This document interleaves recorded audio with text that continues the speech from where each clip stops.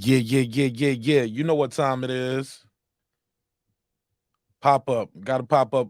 Talk about this one, man. A little late night pop up show. Come on, let's talk about it. Tank Davis, Ryan Garcia. It's major. It's major, homie. This is my passion. This is what I love to do. But some days, sometimes, I'm just like you, man. I hate this job. Damn, I hate this job. Damn, I hate this job. Damn, I hate my job. Damn, I hate this job. I'm just like you. Damn, I hate this job. Man, I hate this job. Man, I hate my job. From a good dream I wake, sun rays on my face, planning out my day, hoping this ain't the one that I catch a case. I feel so good, I feel so straight. My manager keep calling me saying, hurry up, you late. Hurry up, you lay off, y'all. Man, I hate this job. Man, I hate this job. Been trying to play it cool, but it's hard to play it off. I've been hanging on to this bullshit, cause my car still ain't paid off. I know I'm on my way up, my boy just got laid off, so y'all. Man, I hate this job. Man, I hate this job. These hoes is so ratchet. These niggas is so sneaky. Y'all don't even really pay enough for y'all to only pay bi-weekly. I'm trying to double up my cash. Take this job, shove it up your ass. Yo, man, I hate this job. Sometimes I wanna say, walk in and slap my boss. This shit is getting hard. Damn, I hate this job. Gotta make it out of this struggle, bruh. And I don't really mean to take it out on you. You just a customer, but damn, I hate this job. Damn, I hate my job. Damn, I hate this job. Damn, I hate my job. Damn, I hate this job. Damn, I hate this job. Damn, I hate my job. Damn, I hate this job. We're the reason why your stockholders always stay afloat. Yet I'm asking, are they hiring? Like everywhere I go, schedule will say 9, but I think it's fine if I clock in at 9:04. I work 40 hours a week plus overtime just to be bro. So y'all, man, I hate this job. Hate that I applied. So much has transpired since the day that I was high. Told me I could advance, but you were telling me lies. Gotta give your notice before I quit, but you don't say shit right before I'm fired. Damn, man, I hate this job. Sometimes I wanna say, walk in and slap my boss. This shit is getting hard. Damn, I hate this job. Gotta make it out of this struggle, bruh. And I don't really mean to take it out on you. You just a customer, but damn, I hate this job. Damn, I hate my job. Damn, I hate this job. Damn, I hate my job. Damn, I hate this job. Damn, I hate this job. Damn, I hate my job. Damn, I hate this job. You and your procedures, you and your protocol, you and your policies, none of that shit don't apply to me. You and your quotas, you and your standards, you and your 2 sick days a year. Y'all niggas bananas. Wonder why the postman's posted with hammers, going postal with Popo on camera. His wage got him enraged, stressed out, it's hard to maintain. He flips the middle, grabs his. He said, if you don't get the picture, I quit, you ain't shit, mother. Man, I hate this job. Sometimes I wanna say, walk in and slap my boss. This shit is getting hard. Damn, I hate this job. Gotta make it out of this struggle, bruh. And I don't really mean to take it out on you. You just a customer, but damn, I hate this job. Damn, I hate my job. Damn, I hate this job. Damn, I hate my job. Damn, I hate this job. Damn, I hate this job. Damn, I hate my job. Damn, I hate this job. Look, man, I hate this job. I put my pants on one leg at a time, just like you. I'm out here trying to take care of my family. Damn, I hate this job. It's not always glamorous, for real, but I do what I gotta do for me and mine, you know? Damn, I hate this job. Damn, I hate my job. Damn, I hate this job. Damn, I hate my job. Damn, I hate this job. Damn, I hate this job. Damn, I hate my job. Damn, I hate this job. Damn, I hate this job. Damn, I hate this job. Damn, I hate my job. Damn, I hate this job. I'm just like you, nigga. Damn, I hate this job. Man, I hate this job. Man, I hate my job.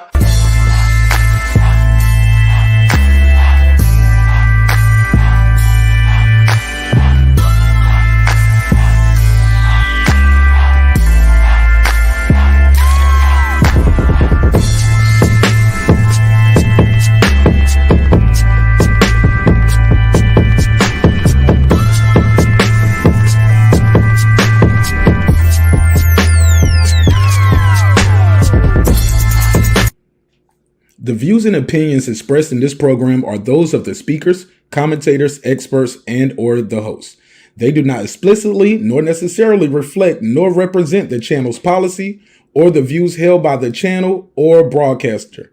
The broadcaster or its channel cannot be held accountable for all or any views expressed during the program. Basically, if I didn't say it, don't come for me. You come for the person who said it. And please don't sue me for somebody else's words. With that said, let's start the show, motherfucker. This that squad sound. Yeah.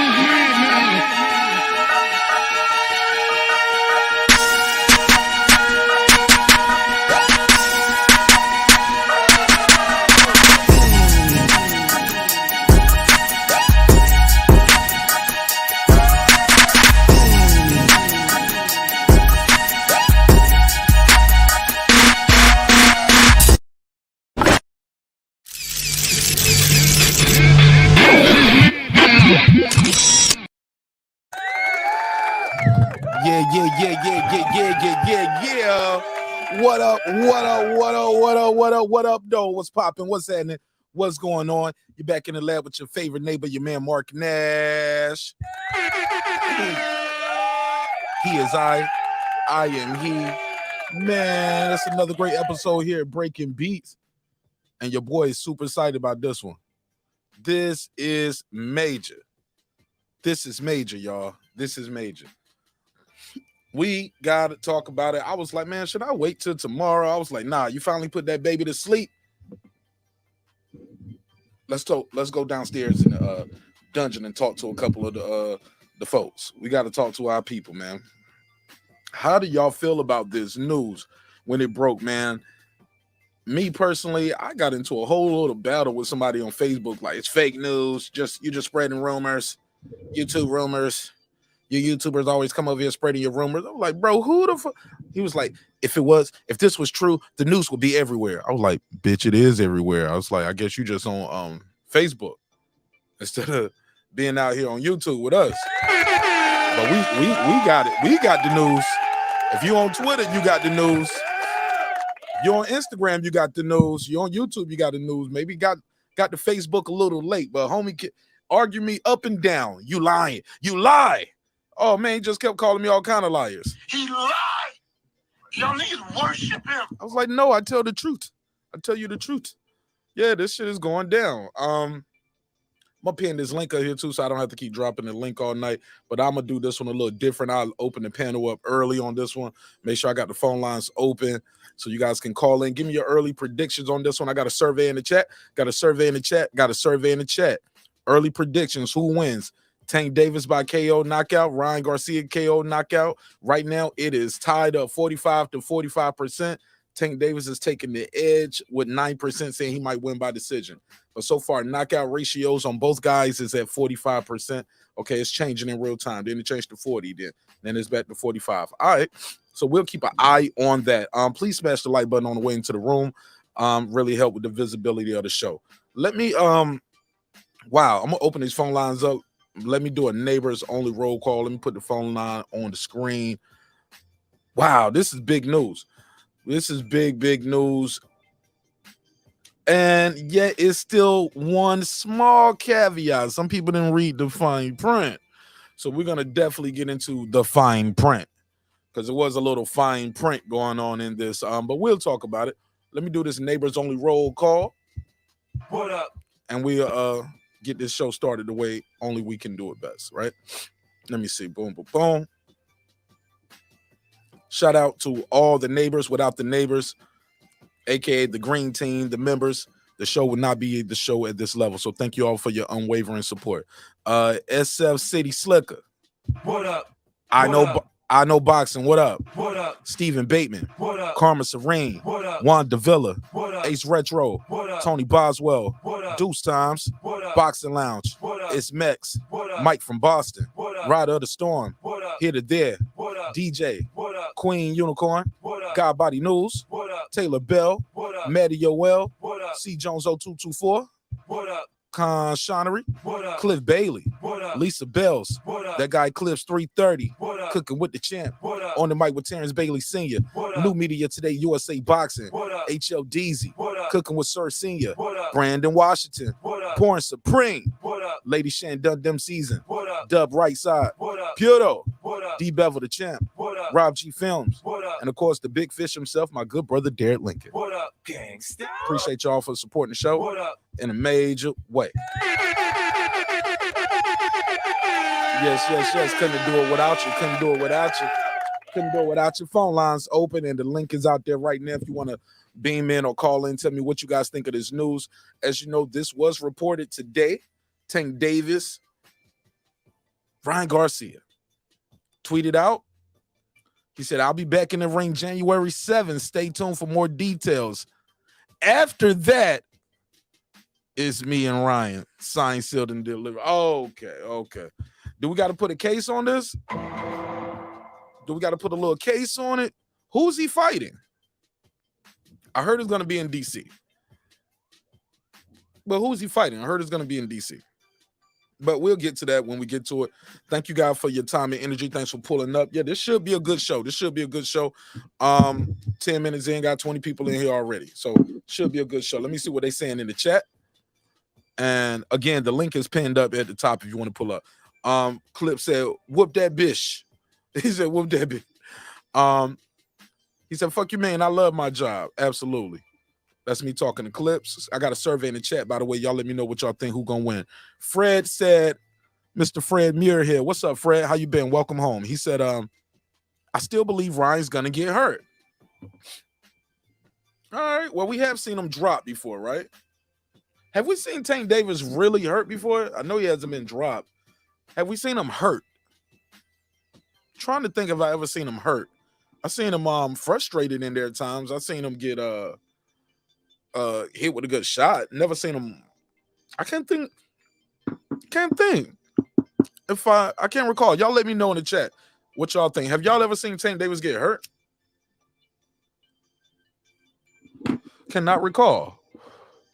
Clips in the building. He said, I got Tank via murder, death, kill. Put a case on it. Lisa Bell's in the building.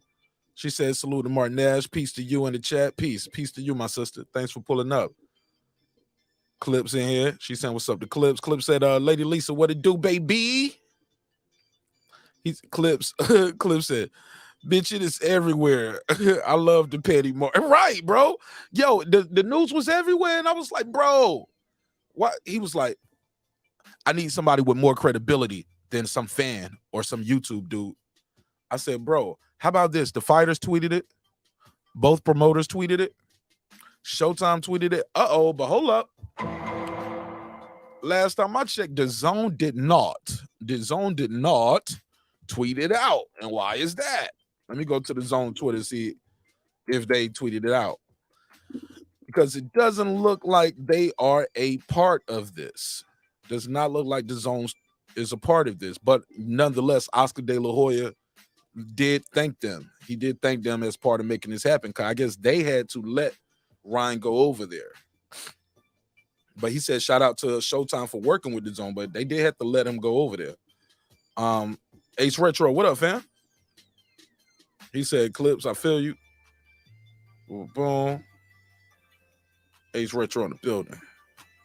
Ben Israel, what up? He said, Shalom, Martin Nash. He said, it's Tank Davis and Ryan Garcia today, tomorrow, and forever. Shout out to Tank Davis and Ryan Garcia. Shout out to Ben Israel. Nah, I'm joking. He said his man down today, tomorrow, and forever. Nothing lasts forever, Ben Israel. Not even Wu-Tang. Bad boy forever. Nope, it won't forever. Nothing is forever. Ace Retro, that's Clip saying what's up to him. Cruz. What you mean by Cruz? You lost me. I lost. Okay, Cruz, you think Isaac Cruz hurt him? I don't recall Isaac Cruz hurting him. I remember it being a competitive matchup. It was more competitive than people thought. It went 12 rounds, but I don't recall. I gotta look at that. Sure to be in the highlight reel. Let me pull up the Tank Davis Isaac Cruz highlight reel. Because I don't recall Tank Davis hurting him. But you said Tank Davis might have heard him. Jonathan in the building. What up, Jonathan? What's popping with you? What up? What's good? What up, gangsta? He said, house in the woods, quiet makes sense. Okay. People impressed him, but I never saw Tank hurt for real. Hurt for real. Me neither, bro. I got to put a case on that. Don't recall that. Lisa Bell's in the building. Kev, what up, Kev? What's popping with you, homie? What up? He said Barrio had Tank buzz for a bit. Okay. What shot was it? Was it a body shot, head shot? I was at that fight too. I was at the Barrios Davis fight. Had some damn good seats too. Damn good seats. I think we was like what, second, third row. Me, Kyle, a couple of guys off of YouTube was there. DJ was there. Tay Jones was there. It was a couple of us there. We was there. Lisa Bells, she said, with that thick neck Tank, that thick neck Tank ain't getting KO'd. All right. Anybody can get hurt with a shot. It might be a body shot, Lisa Bells.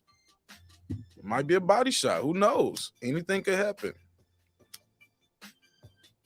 Ryan Garcia has been known to drop guys with a left hook to the liver. He said Arthur is kind of bigger than Tank. Arthur. Man, you got the wrong fight. Ain't no Arthur in here, homie. Ryan? Okay. Shout out to Food Revolution. Food Revolution in the building. What up, though? Said, I don't think Ryan will allow Tank to land heavy shots on him. I think his ring IQ is higher than Tank's, fast feet and hands, but the gerbil has the puncher's chance. All right. You called it a gerbil. I got to put a case on it. Oh, you called him the gerbil? That's a new one. I mean, look, fans get real creative with these nicknames. Okay, but I like your energy though. I like your energy. Go against the grain. Go against the grain. Let me see. Lisa Bells. She said, "Food, my sister. Peace to you." Boxing scientist, my guy. Sir C in the building. What up, fam? Ace Retro. He said, "Gotta roll the clip back on that one." Yeah, me too, bro. No, what a rewind. Do we got the rewind button still? I thought I still had the rewind button. Yeah, I gotta run the clip back on that. Yeah, I don't even know what a button. I thought I still had the rewind button over here. Nope. What up, gangsta? Must have lost it. Wide up. Nah, I must have lost it. I must have lost the button. What up? Yeah, I must have lost it. Sure, seen you throwing the breakers up for him. Salute. Philip H, the all-time great. He said, "Hey, Matt." He said, "Hey, Martinez, your boy ain't here. Is he chaotic truth? Homie got me still shook." Nah, man, it's all good. You good, man. Welcome home. He said, Rolly was whooping Tank until he got careless. Really? I thought he was active. I don't know if he was whooping him though, but he definitely was active. And Tank said, look, yeah, the guy got power. I felt this power early on. Felt that power early on and stayed away from it. Fought off the back foot. Fought smart. I don't see it. Like I said, I can't recall him being hurt. Visibly hurt. But I could be wrong. Could be wrong. Let me see. Lisa Bells saying what's up to the boxing science, sir. Senior. Here we go. Philip H said, Ryan gonna beat Tank by decision. Oh my goodness. That's what I'm talking about. See, shock the world. See, that's what I'm talking about. Wrong button. But look, I'm telling you, man, I was talking to some people earlier and they was like, well, I wasn't talking to them. I was in the chat. They didn't even know I was in the room. So I'm talking about I was talking to some people. No, I was listening to somebody else's show. And in my, hold on, y'all dropped something. And in my process of listening to them, y'all, I heard people saying some outrageous things. I heard people saying, don't nobody want to see this fight? This is another cherry pick for Tank. Stuff like that. I'm like, no, don't say that. Y'all can't say that now that the fight is almost here, fans. Come on, fam. We can't say that now that the fight is right here. Nah, man. We was asking for this fight. Remember, he was jumping on the couch at Mike Tyson's on Mike Tyson's ranch show. Tyson's Ranch. What's it called? Hot Box with Mike Tyson. Yeah, he was jumping on the couch. Okay, so we got somebody else for Ryan. She said, Lisa Bill said, I think he's talking about better beef or better beef. Okay. The gerbil, right, Cliff? She called him the gerbil. He said, no, I think Tank will take the chance and go in for the body. Go in for the body. That's the problem. I think Tank. No, he said, no, I think a Tank will take the chance and go in for the body. Okay, so Tank, you got Tank by a body shot. Philip H. saying what's up to Lisa. She's Food Revolution saying what's up to Mark. Well, hey, welcome to the neighborhood, sister. Welcome home. Welcome home. Welcome. Right. Wah, wah, wah. Right. Alden Johnson in the building. What up, AJ?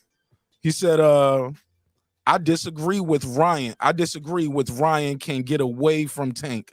Tank fought way better fighters that can move around, and he got to them. This fight is a 50-50 fight, in my opinion, because of what each fighter can do in the ring. Bro, I ain't mad at it. I like that type of energy. I like that energy, AJ. AJ, I like that energy. It could go either way, fam. Phone lines open too, 470-705-9. Matter of fact, I'm gonna open this other line up. So I can keep that how I got it right there. Let's do this. I'm gonna open this line up right here. Y'all call the 1766. Don't call that number on the screen. I'm gonna give you a different number to call. Call this one. Boom. I'm gonna go back to the comments. Here you go. Yeah, call that number if you want to call in. 404-692-1766. 404-692-1766, and I will put you right in the mix. All right. Where we at with it? Okay, I read that one. That was AJ. AJ said it can go either way. Jonathan, how you say that? Wilberding? Jonathan Wilberding said, let's just say Rolly. We all know we all know what's gonna get the pole. Gonna get the poly? He said, let's say Rolly, we all know what's gonna get the poly. Okay. Maybe I'm reading that wrong. I'm sorry, fam. Food Revolution saying what's up to Clips. Ace Retro, he said, that walking straight back with the chin out is just all bad. If Tank clip him, it might be night sleep Z's for Ryan Garcia. But look, let's not act like Ryan Garcia doesn't have any power. Let's not act like he can't go in there and land a shot. It's at a catch weight too. This fight is at a catch weight, according to the report that I saw earlier today. But y'all know things can change. Now, I did see somebody else saying, hey, look, let me put this on the screen. I think HLD sent me this. Let me go over here. My bad. We'll go over here. I'm going to pull up this on the screen. This is what HLD sent me earlier. This is from Lou DeBella. Shout out to my guy, Lou. What it do? And I'll share my screen. This is what Lou DeBella had to say. Let me share the screen. Now, I don't know if Lou DeBella is being a negative Nancy here, but he does have experience that has to be respected. He said, I learned this the hard way many times over the years. When there are two interim #boxing matches in the way, you may have a business deal done, but you do not have a fight done yet. Okay. Shoot, but even when you got a fight signed, I mean, a guy could get injured and lose an eyeball in sparring. You know what I'm saying? Anything can happen. Somebody can get COVID. Somebody can test positive. Like, anything can happen. So I get it, though, but that's what Lou DeBella is saying. But Lou DeBella is Lou DeBella. It is what it is. I gotta respect this opinion, but even if I disagree. Because, look, we have seen situations where guys, like, go in there and lose and still get the big fight. Do I got to remind y'all of Zab Judah? Remember he lost to Carlos Baldomir? Still got that big fight with Floyd his very next fight. Still got that big fight with Floyd. I think Baldomir dropped him more than once. I know he dropped him one time in there, and the rest of the night it was like Zab was just like trying to stay alive. Yeah, Zab Judah was just trying to stay alive after that. Let me go to the next comment though. Okay, read that one. Derek Clark in the building. What up? He said, I'm not gonna get hyped until I actually see them walking in the ring. Come on, Derek Clark. We gotta get hyped, man. We gotta get hyped for this shit. Excuse my French. 410, you got the flow. What's your name? Where you calling from, neighbor? Jerry from Baltimore. What up, man? What's poppin'? What up, gangsta?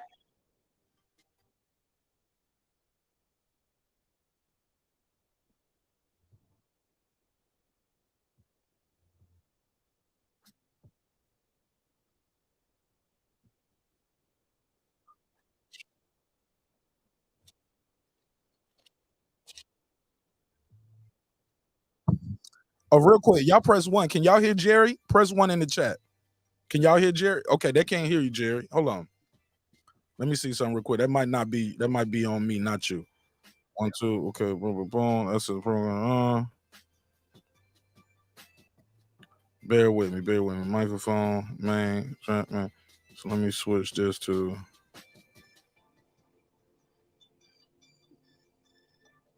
Hold on, bear with me. They said they can't hear you, Jerry. Okay, so Jerry, say something else. Let me see if y'all can hear Jerry now. Can y'all hear Jerry now? What about now? Can y'all hear Jerry now? Can y'all not hear him? Okay. Matty Yoel, hi chat. What up, Matty? Okay, let me try something. See, I don't have nobody on the panel to tell me in real time. Yeah, I don't know why it's doing that sometimes when you call in, but it's not you. It's they changed some things over here. Trying to make sure I get that right for the flow. Okay. Okay. So that's the microphone on the chat. I'll do the microphone. Main speaker shit. Yeah, they should hear you now. Y'all can't hear Jerry? No, they're saying no. So damn, they're saying they can't hear you. All right, so let me do this one. If nothing else, Jerry, I'll call you right back on the other one. Let me try this one other thing real quick. Let me switch this sound this way. Knock, I never changed this since the last time you've been here. So this should still be that. Should be on chat. This should be on multi-purpose. All right, let's try one more time. Jerry, say something to everybody. Say 1, 2, 1, 2. What's up, everybody? Can you hear me? Yeah, they should hear you now. They should hear you now. I can see your wave pattern moving. Go ahead, start talking. They should hear you now. Yeah. Go for it. I like this Tank Ryan fight, but I don't see no reason to put another fight in front of it, man. I mean, listen, this is boxing. You can lose. I don't know who they're talking about Tank fighting, but, the BBC are just acting ambiguous. And this Jamel Charlo Casazu fight, apparently there's no date. They're pushing everything to the first quarter of next year, but these fights don't have dates and the logistics aren't attached to them. So I got to wonder about it. If they fight, it's a good matchup. Ryan Garcia is a good fighter. He gets a lot of flack because he canceled 2 fights.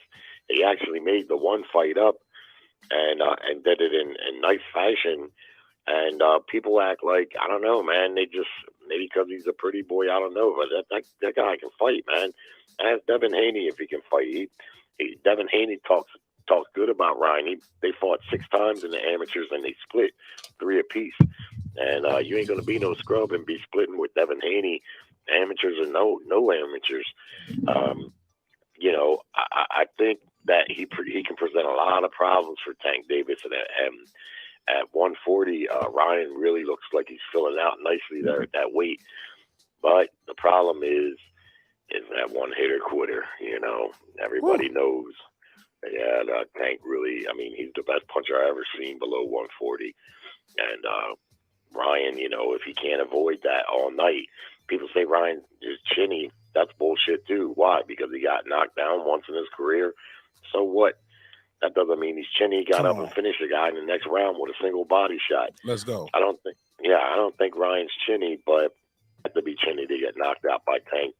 All he's got to do is land that punch. So I'm going to wait on a prediction, but it's a good fight. Nah, Jerry, you got to give me a little early prediction now. Come on, baby. Early prediction. Come on, just for the game of it. Let's go. If It I can had to change. pick It can right change now, as I it would get take closer. Tank by KO late, somewhere after the 8th round.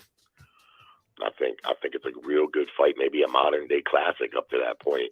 But if I had to pick right now, I would say that. But since Tank is going to have a fight in between, that's why I was going to wait. He could hurt his hand again. Yeah, they're talking this fight not until May. But you are right. They said April. They said April. They said April 15th. No, now it's April. Well, I'll have a better idea by then, see how they both look, and can't see how Tank looks in this fight if he's going to have a fight in January. But you are right. I remember when Kotzazoo lost to Baldomir. No. Zab Judah. Yeah, I'm sorry. Zab and then Judah. the very next fight was Floyd Mayweather. Because they'd already had that fight signed, and he got upset by Baldomir. And Floyd wound up fighting, I think, Baldomir and Zab Judah. If I fought remember Zab correctly. Judah, and then people's like, well, fight the guy that beat Zab. Fought him very next fight. Beat him too. Yeah, beat him to a pulp. Baldomir was a tough dude. He was a big guy at that weight, too, I remember. Yeah, he was. He was a bit of a bruiser, and I was a little bit shocked that he was able to beat Zab Judah. I don't remember too much about the fight, but I do remember he won that fight. And, yeah, they still went on with the fight. So it happens, but let's be honest. If Tank should lose, that's going to take a whole lot of luster off of the matchup, So, I don't know. But that's all I got, Mark. I just wanted to stop in and say, hey, brother, how you doing? I appreciate it, man. I appreciate it. Yeah, I think this guy, Ryan Garcia, is a lot better than what people give him credit for. And every time I do, they be like, oh, you only said that because somebody from his camp pulled up on the show that time. I was like, nah, the guy can fight. The guy can fight. Yeah, he can fight, man. Fans are just so. It's the so connect, fickle. Bro. It's the modeling shit, and it's the connection with Oscar De La Hoya. They hate Oscar so much that Ryan gets some of their hate too. I think that's me personally. Well, look at this. Janabek fought last weekend, right? And I told people Janabek is a paper champion. This guy didn't fight nobody to get that title, man. They just gave him that title, which they did. And this guy was telling me the other day about how good he is and this and that. I said, how do you know he's that good? Because they told you that he's that good. He got 14 fights. He hasn't really fought anybody to speak of. And then he just was given all kinds of problems by a guy he was favored heavily to beat. A lot of people that watch boxing, man, that have no clue. They just go by what they're told.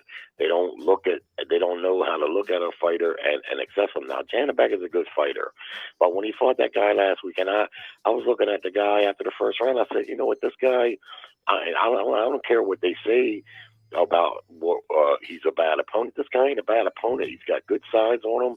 He's got some good skill. And you see, he started a little slow, but by the end of the fight, the fight almost looked like a draw. Janabek is a good fighter, but man, let's slow the roll. I mean, the guy ain't got but 14 fights. He ain't fought nobody, and like I say, he just went tooth and nail with a guy he was heavily favored to beat. But yet the hype train, people don't. I don't know, man. They don't know. What they look at. A fighter gets knocked down one time, they say he's got a bad chin. Come on, man.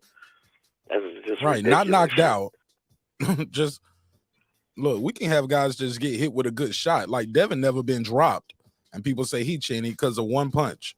Because of that one punch in the Linares fight. He won every second of that fight of every round, bro. Yeah, that it's like man, are you a fan of boxing? Do you really know what you're looking at, or do you just going by what people tell you? Get a grip, man. After a couple years of watching boxing, you should start to realize that it's not pre-scripted like wrestling. It's boxing, man. Anything can happen in that ring. They're gonna tell me Janabek took his opponent lightly.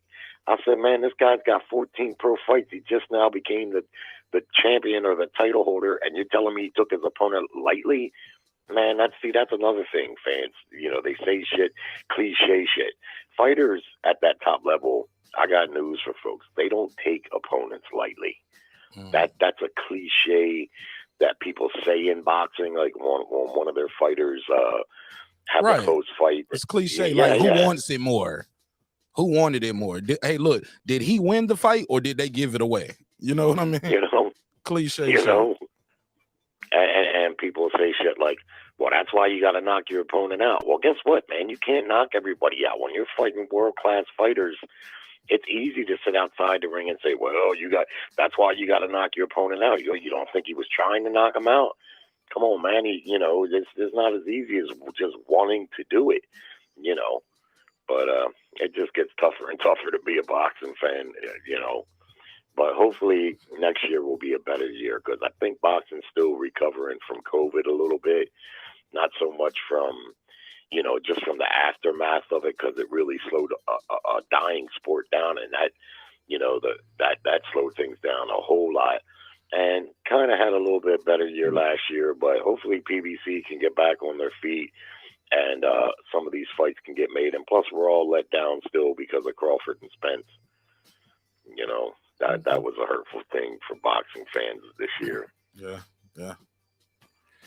You're right about that. But this fight is next year anyway, so we didn't get a lot of good joints. Look, they know that. Look where we at in boxing where they're announcing this fight for April.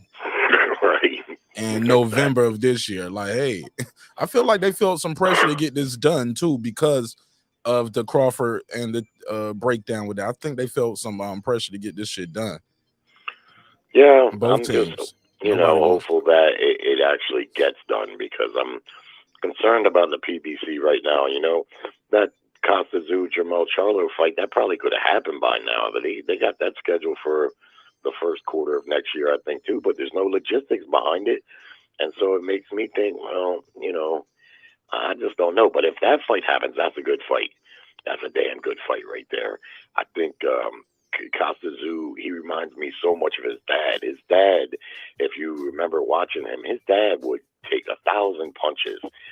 That guy used to get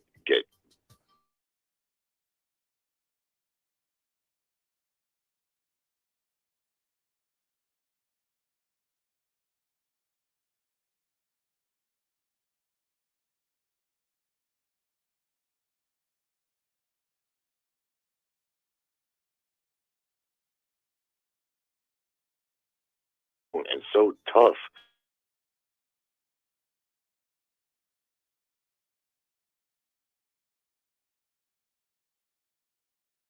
Blacked out, bro. Can't hear you, bro. You blacked out.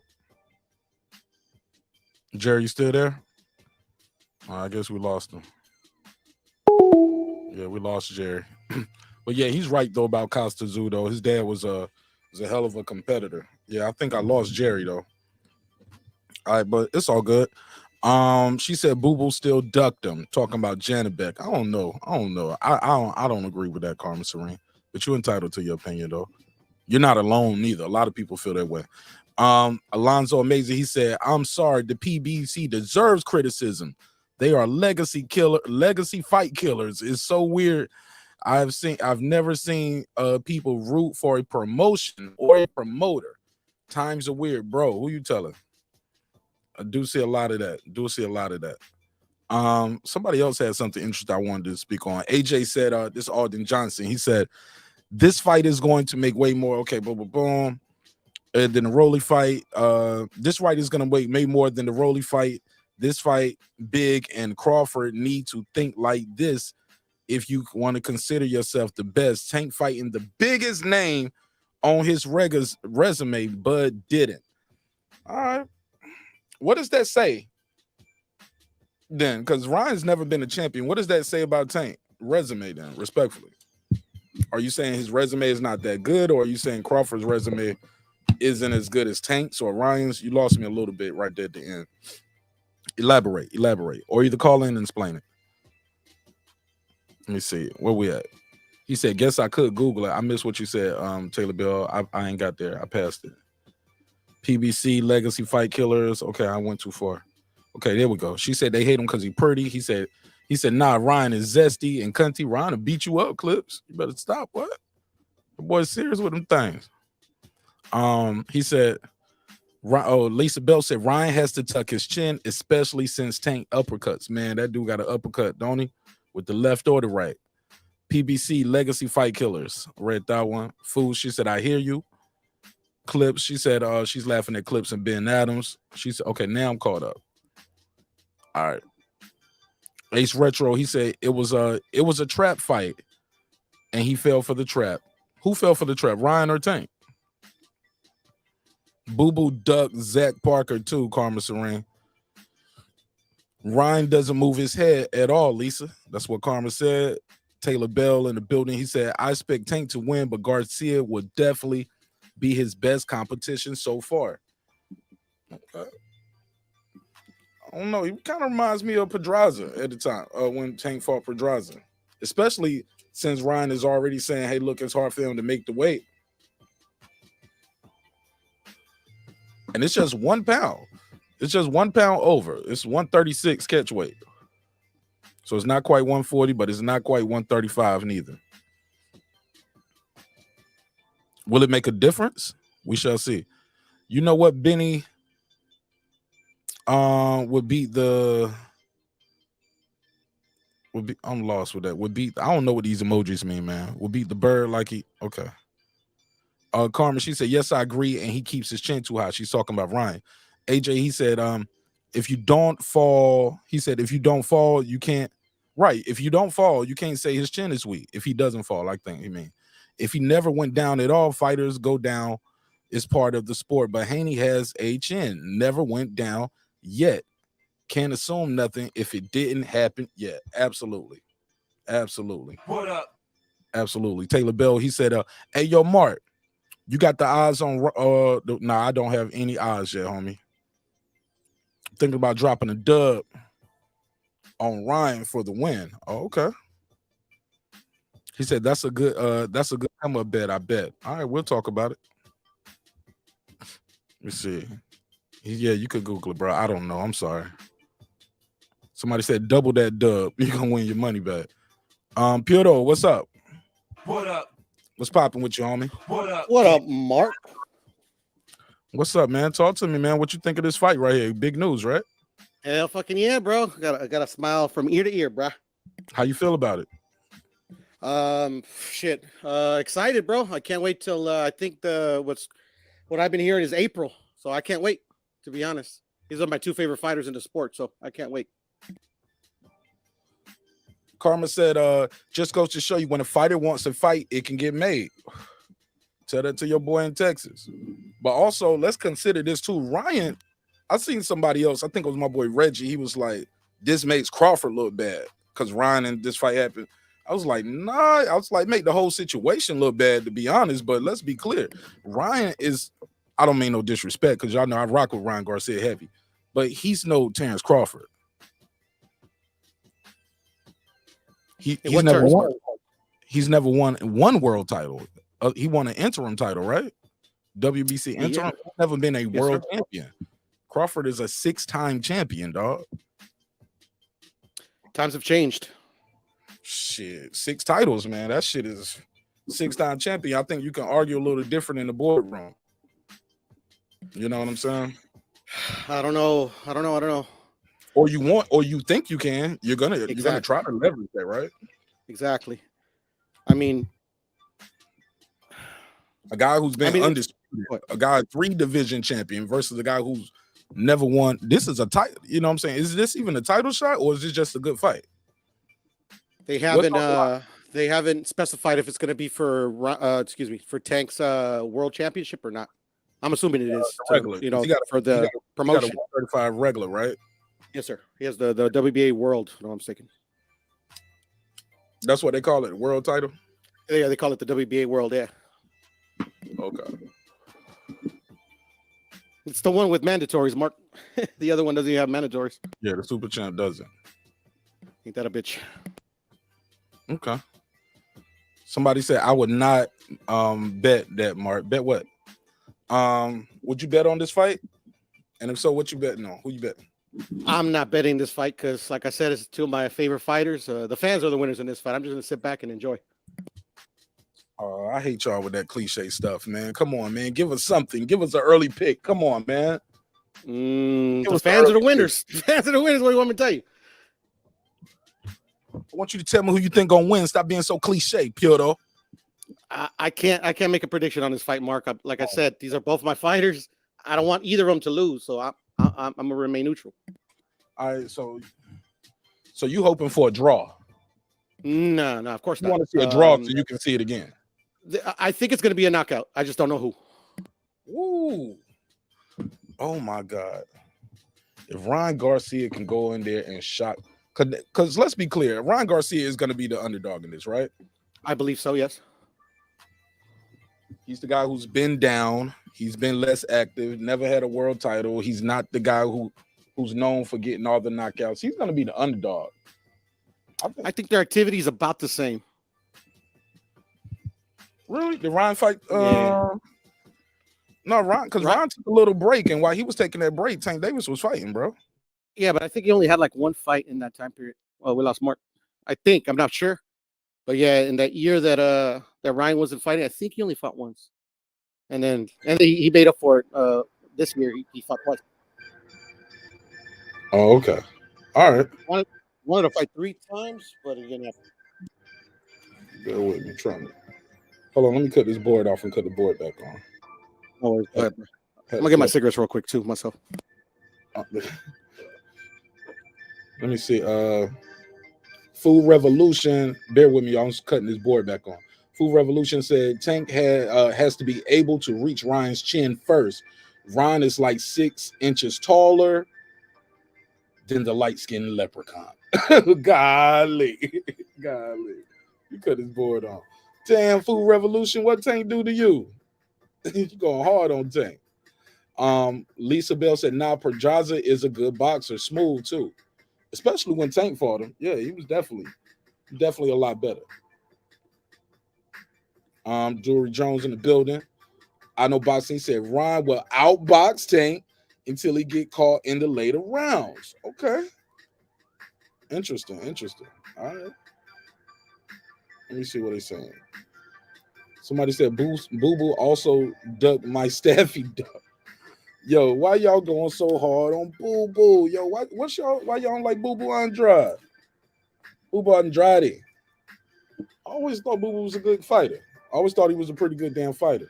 Because he's a duck and he talks too much. Okay, go ahead. While you do that, let me see what's going on with this board, man. Handle it. Why you don't like Boo Boo, dog?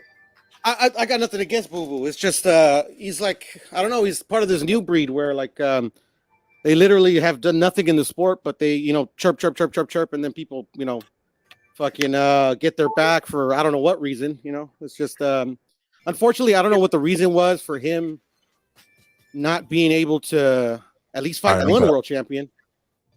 But it is what it is. They said he was frozen out. Shit, Eddie Hearn did. I mean, he froze himself out though, Mark, early on in his career. Unfortunately, I don't know who advised him not to take that Mel fight, but it is what it is. What about all the fights since then? Canelo, Billy Joe Saunders, Triple G, Jamal Charlo. Well, Billy Joe, you have to give Boo Boo a pass because that fight was already signed, sealed, delivered, and then Billy Joe popped for steroids. So why nobody bring that up? I had to bring that up. I always bring it up, because I try to keep it nice and impartial, but because people like to hate, you know how it is. She said no title, catch weight at 136. We've seen this done before. I remember people saying you can't do that, but we have seen. Well, I was just talking about one of these fights that I was like, yo, how did they fight at this weight? You know what? It wasn't a catch weight. He moved down. I think it was Chad Dawson moved down to fight Ward. So there wasn't a catch weight. And no, yeah, it was the titles, yeah. But look, they had a title eliminator. It was 10-round title eliminator. I thought it was supposed to be 12 rounds, and they supposed to be the weight too. But Jermaine Taylor fought. Who's his old sparring partner? I just did a video on that too. It was Jermaine Taylor before he fought Hopkins. He fought.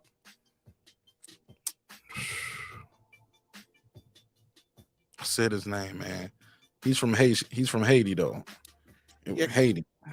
Wait, no, Oh, sorry. Go ahead. Edward. When Jermaine Taylor fought Edward, that was at a catch weight because they had just fought 10 weeks prior. Mark, Canelo Alvarez, Floyd Mayweather was at a catch weight. It was a unification. Yep. So yeah, so it can be done. It can be done. Yep. Yeah. Can be done. Yep. That's what it can be done at a catch weight. There you go, y'all. There you have it right there. Thank you, Puro. Clip said I would hedge my bet on take on the take with a side bet for the upset. Okay, so he'll hedge his bet with a side bet. I'm excited about this fight, big dog. I ain't even gonna hold you. I think this is gonna be a pretty interesting matchup. And I think people are gonna be surprised at how well this fight does. I think this fight is gonna do some damn numbers, dog. It is. It's gonna be a record-breaking number for both guys. This fight is actually worthy of a pay-per-view. Yeah, ironically, with no real, I guess I ain't gonna say real title, but the world title. People don't be calling those he ain't the real champion. I'm like, it's a world title. Forever, they're gonna have to call him a world champion, whether you call it a regular or Reggie belt, whatever. It's a world title, dog. And he gonna get a belt. He gonna be going to his hometown. Somebody gonna name a street after him, put a statue up somewhere. Yeah, you're a world champion. Yeah, man, it sucks. They diluted the title so much that, like, it's not depending on who's fighting. It's sometimes the belts are just mere marketing tools. Right. Cause this fight is huge without a belt, man. With or without a belt. Facts. I'm excited about this fight, and I'm gonna be honest, man. I don't think it's just no guarantee that Ryan gonna win. I don't think it's no guarantee that Tank's gonna win. How everybody's saying, it seems like everybody is, not everybody, but a lot of people are already saying Tank gonna stop this dude, or Ryan's gonna stop Tank to the body. I would say it's a 50-50 towards Tank, a little bit towards Tank's favor because of his experience in the championship level. Yeah, you got to edge the guy with the experience, right? I agree. Even though they have the almost equal amount of fights, Tank's been in there. He's already won a world title against Pedraza. He's moved up in weight. So he's got experience on his belt, and he's a damn good boxer. So, and he's fought more champions. He's fought more former champions too. Yeah, so he got that experience. Karma said Ryan is about the same size as Rolly, and look what happened there. It's a different skill set though. Very different. Different night and day with skill set and fundamentals. Rolly lunged in like that. Those are fundamentals though. I don't think even his style, like Rolly. Plus, Ryan's been boxing a lot longer. Rolly started boxing late in life. I don't think that's a fair assessment, though, Karma. But Rolly did good until he didn't. I would beg to differ, but that's just me. I thought he did. I thought he improved against Tank. He never fought that way before, controlled. And then he lost control, and he caught and he suffered for it. He ran into a shot. Boom. Logan said people gonna be very surprised. Garcia will beat the brakes off Tank. Too rangy, too powerful. She said Ryan gonna have all the PYTs bringing their milkshake to the yard. Shout out to Food Revolution. I like Food Revolution. She funny, yo. She funny. Logan said people gonna, okay, he said that twice. She said, I'm just kidding. He's a good fighter. I'm going to fight. She said, I'm going to the fight. And I don't really care who wins, as long as it's a good fight and a good time. Yeah, it should be in Vegas, man. It's gonna be a good time. You going to the fight, Peter? Yes, sir. I ain't gonna miss that one. Yeah, man. I might have to go out there for this one, dog. Like, to be perfectly honest, too, it's kind of early than I would have wanted it. I would have wanted it with Ryan to have more experience, but at this point in how the political landscape is in boxing, you just got to take the fight when you can get it. Earlier than you want, man. He was calling for this fight 2-3 years ago, 2020 or something.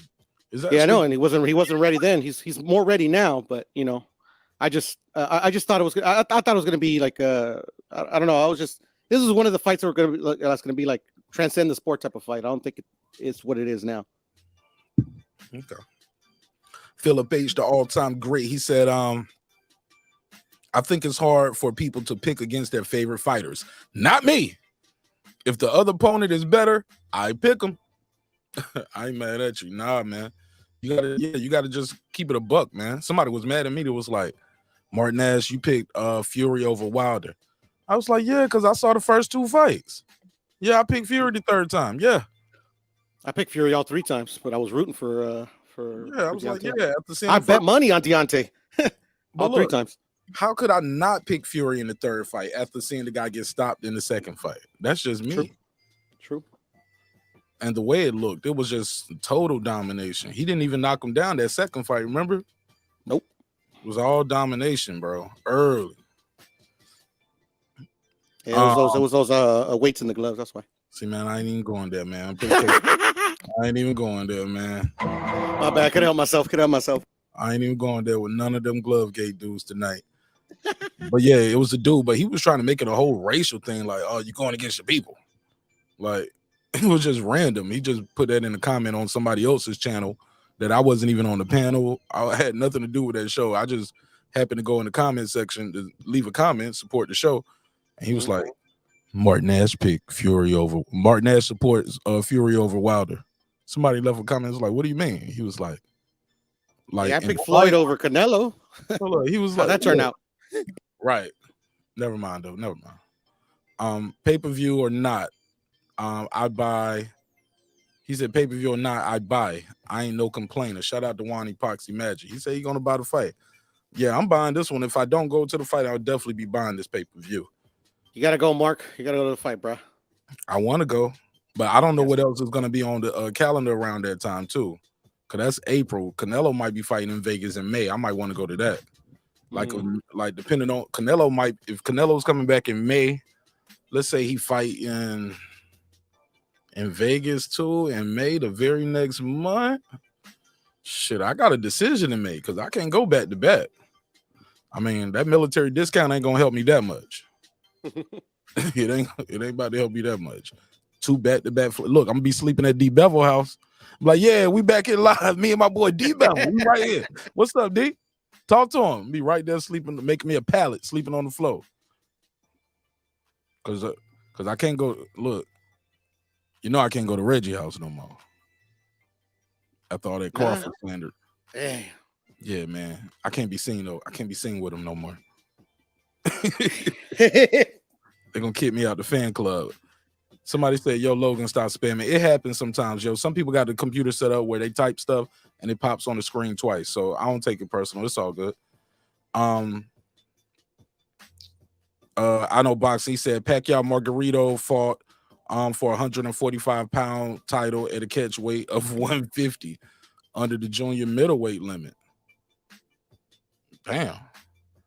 They fought for the 154 title at 150?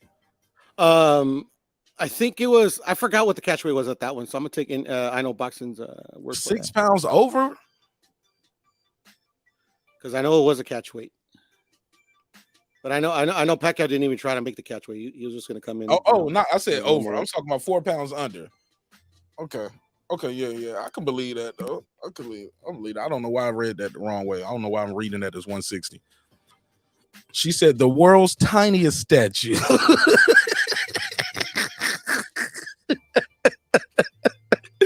You know what she's saying that for? I was like, people still get a title. Like if, once you get that world title, man, they're gonna name a street after you on your, depending on, especially if you're from a little town, you from a little hometown. Oh yeah, you're gonna get a statue. They're gonna name a street after you. Only reason I say that because you see it all the time.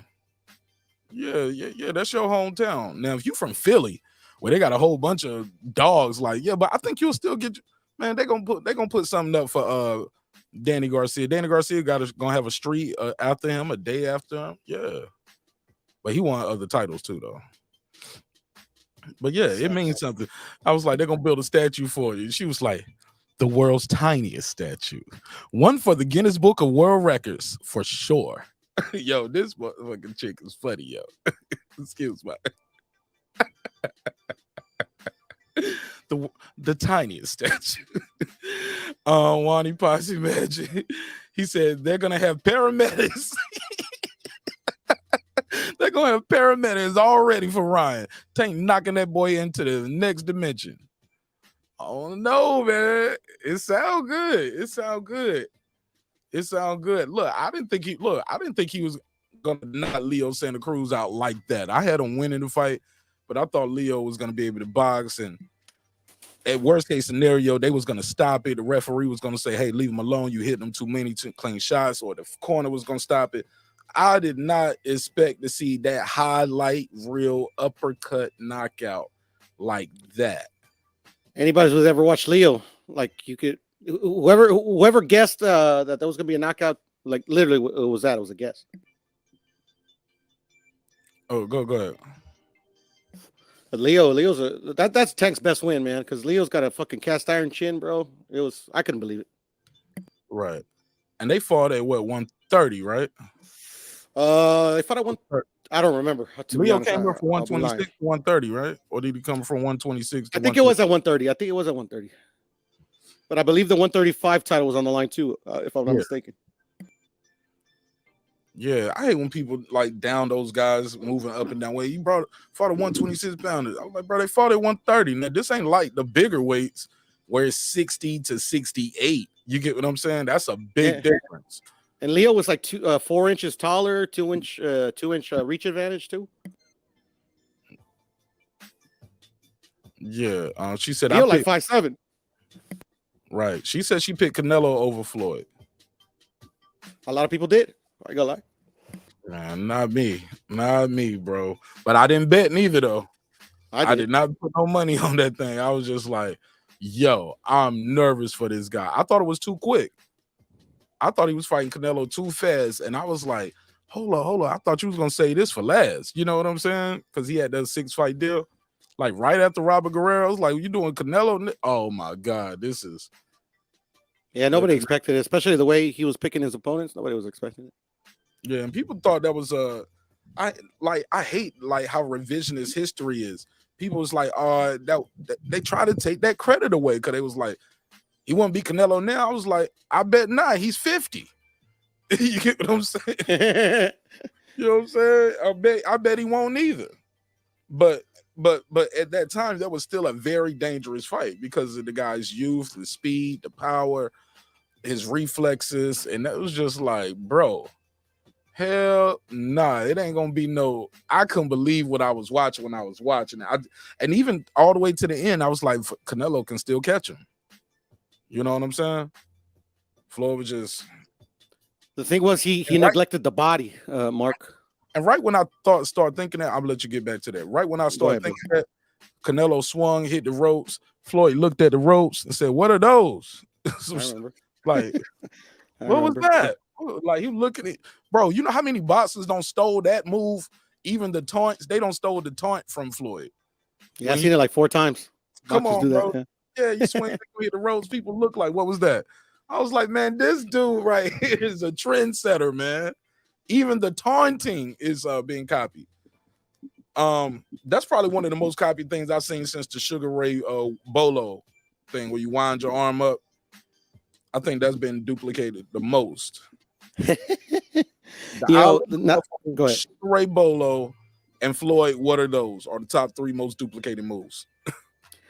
This is totally random, Mark, but now that you bring up the Sugar Ray Bolo, I saw a short on YouTube not too long ago, but it was like it was a top ranked short, and it was Devin and Cambosis, and they were like comparing Devin to Sugar Ray, because I guess Devin tries to do a bolo, but it's fucking hilarious. So because he does it, but he misses the punch, bro. I started laughing my ass off. Oh yeah, I've seen Andre Ward try to wind up, and Kovalev jabbed him right in the shit. It's funny when they try to do this shit and it fucking turns out bad. He tried it again right after that again and didn't really do nothing. I was like, come on, Ward, stop that. He kept trying it a couple times in there. And that fight, fans started like, boo, stop. That was the first fight, right? I think it was the first one. Who do you think won that fight, Mark? The first one. First fight, I had Ward, or it could have been a draw. Very close, but I thought Kovalev took his foot off the gas, but it could have been Ward with them body shots breaking him down. That fight was a close fight. We could rescore that one. Yeah, we should. Because I lean towards Kovalev a bit, but to me it wasn't a robbery. It could have gone either way. Yeah, it could have gone either way, bro. But it was like it's all about what you like in there. Because Kovalev would land a hard thudding shot. But Ward, like, man, little by little, man, you were just seeing those rounds. Like, I'm like, oh, he edging this round out right at the end with like bang, bang, like 2 shots to the body. Kovalev tried to get away, got hit with another bang, bang. I was like, oh man, those are clean, hard left, rights to the body. And I'm like, he's not even defending that shit. He can't even get out of the way of it no more. Yeah, But maybe, and I could be biased too, because Virgil, that speech Virgil Hunter was given, and the way he was talking, that shit was motivational, bro. That was motivational. He's like, Ali got up, Sugar Ray got up, you got up, you gonna stop him, you gonna stop him. Now you know what we came here for. Now get it done. I was like, let's go, Virgil. That shit was motivational, yo. She got me hype. I want to watch the fight now. Yo, the show over. I'm about to watch the classic fight. Man, that shit got me going, man. Yeah, no. I fought for that shit too. Oh, but that second fight though, oh my God, domination. And I ain't buying all of that. It was low blows, man. Dude was bending down and ducking low, won't defending himself. It was that right hand that caught his ass too. Yeah, I thought a lot of the shots were low, but the ref didn't call them, so it is what it is. Nah, some of them shits were on the belt line. And he told him at the beginning of the fight, right here is good because your trunks are hot. So you can hit on the belt. He told him that. He said, you good here and you good here. It was a whole bunch of people did breakdowns about it. Somebody said not the Virgil Hunter impression. At the end of the day, I mean, he won, so. Hell yeah, man. Hey, look, and the right hand started it. And look, right before that, I watched that fight so many times. You can hear he was like, you can hear what's his name, Roy Jones commentary. Roy Jones like, yeah. Matter of fact, even in the first fight, he was like, yeah, he's getting weaker though, and Ward looked like he's getting stronger as the fight go on. Cause he keep complaining. He's like, boom, boom, right there. Cause that commentary too, and Max Kellerman and Roy looked like they was leaning a little bit towards Dre. That's their guy too, though, right? But that next fight, right before that knockout, he says he better stop all that complaining because he looking to the ref because he's giving Ward confidence, and Ward is sensing that he don't like that. And right when he says that, bro, Ward got pushed back and he bounces back forward and just shoot that right straight from the shoulder. It reminded me of like a Bernard Hopkins straight right hand where it ain't no wind up. He just pop it, bam, straight from the shoulder. And you don't see it. It just shoot it. Not even like and you kind of lean into it, like you throw your body into it. You don't wind up, you just bend your knees and just leap. Shoulder. Straight from the shoulder. Man, called Kovalev wobbly. I said, do the stanky leg. Do the stanky leg. Oh my God. And I was like, oh, it's a wrap. It's a wrap. I saw how much time was left. I said, he ain't making it out this round. I remember talking to everybody in the house that night screaming. I said, it's over. They said, no, it's a lot of time left. I said, that's why it's over. I said, pour me another drink. Let's roll up. This fight is over. And still, they was like, man, you ain't going to watch. I said, man, I'm going to watch the replay with y'all. But this fight is over. Let me go in here and make me another drink. I was clowning, but I was still watching as I'm getting up. But I was just so hyped, son. And I walked towards the kitchen and I'm looking through and you just see the bam, body shots. And some of those shits, Warren could have hit him too earlier. Man, don't get me on that fight, man. I watched that second fight so many times. I can call that fight in my head by memory. I've seen that fight so many times. But yeah, that shit was crazy. Shit was crazy. Kovalev should have realized that the ref wasn't going to do nothing for him, man. Man, shit, hit him back low if it's like that. Exactly. That's what I'd rather fighters do. Hit him back low. And look, complain to the ref, don't get me wrong, like put a protest, but if he ain't doing shit, man, go right back at it, man. Boom. Hey, look, right. Blow for blow. That's what they call it, right? Right. Nut for nut. You hit me my nuts, me and your nuts. Respectfully. Somebody said not the Virgil Hunter impression. You gonna stop him. You gonna stop him. Now get it done. Yo, it blew my mind when I found out that was Keisha Cole's dad. Yo, that shit was crazy. I was in there trying to explain to my wife, like, I was like, yo, like that's Andre Ward's trainer. She was like, Never heard of him. Never heard of it. I was like, well, he's a boxer. And she's like, oh, so you know his daddy? I was like, I don't know him, but yeah, I know who he is. I was like, damn, no wonder Keisha Cole's such a fighter. Somebody said Ward Kovalev 1 should have been called a draw. Neither one did enough to take the other's O. Oh, shit, all you got to do is win one more round, man. But look, all three judges had the exact same card too, 115, 113. She said, "Throw your subs up and get them likes up." Appreciate it, man. Appreciate it. Somebody said, "That's why they had the rematch, right?" Somebody they had a rematch because he had a rematch clause. But still, I mean, like, good thing that they had a rematch clause, right? Because a lot of people, some people thought Kovalev won, some people thought Ward won, so the second one put it to bed. Yeah, definitely. He was still protesting on that. But look, the scouting report was already out on that dude, how you be drinking in training camp and shit like that. Remember, it was all that shit going on with his corner in between fights. He was like, look, because he got dropped by John David Jackson, right? Nah, I think he dropped John David Jackson. Or they was having problems with camp, and John David was talking about leaving the camp, wanting to come over there with them. And they was like, nah. But they got the information first. And then told him no. And then he went back and was like, "Nah, I won't never trying to leave. No, I'm with my fighter." Man, they left right after that. All right. Because this shit was out. Kovalev was drinking and shit, man. It was like the drink at the camp. I remember listening to Nate Jones. He said he didn't drink before the gym. He said, but as soon as he left the gym, he was drinking after, you know what I'm saying? Had to. Sipping. Yeah. Some people think it's because he killed that one dude. Nate Jones. Wait. You think that's why? No, Kovalev. No, some people think that's what it was. That's why he became an alcoholic. Oh, that's deep.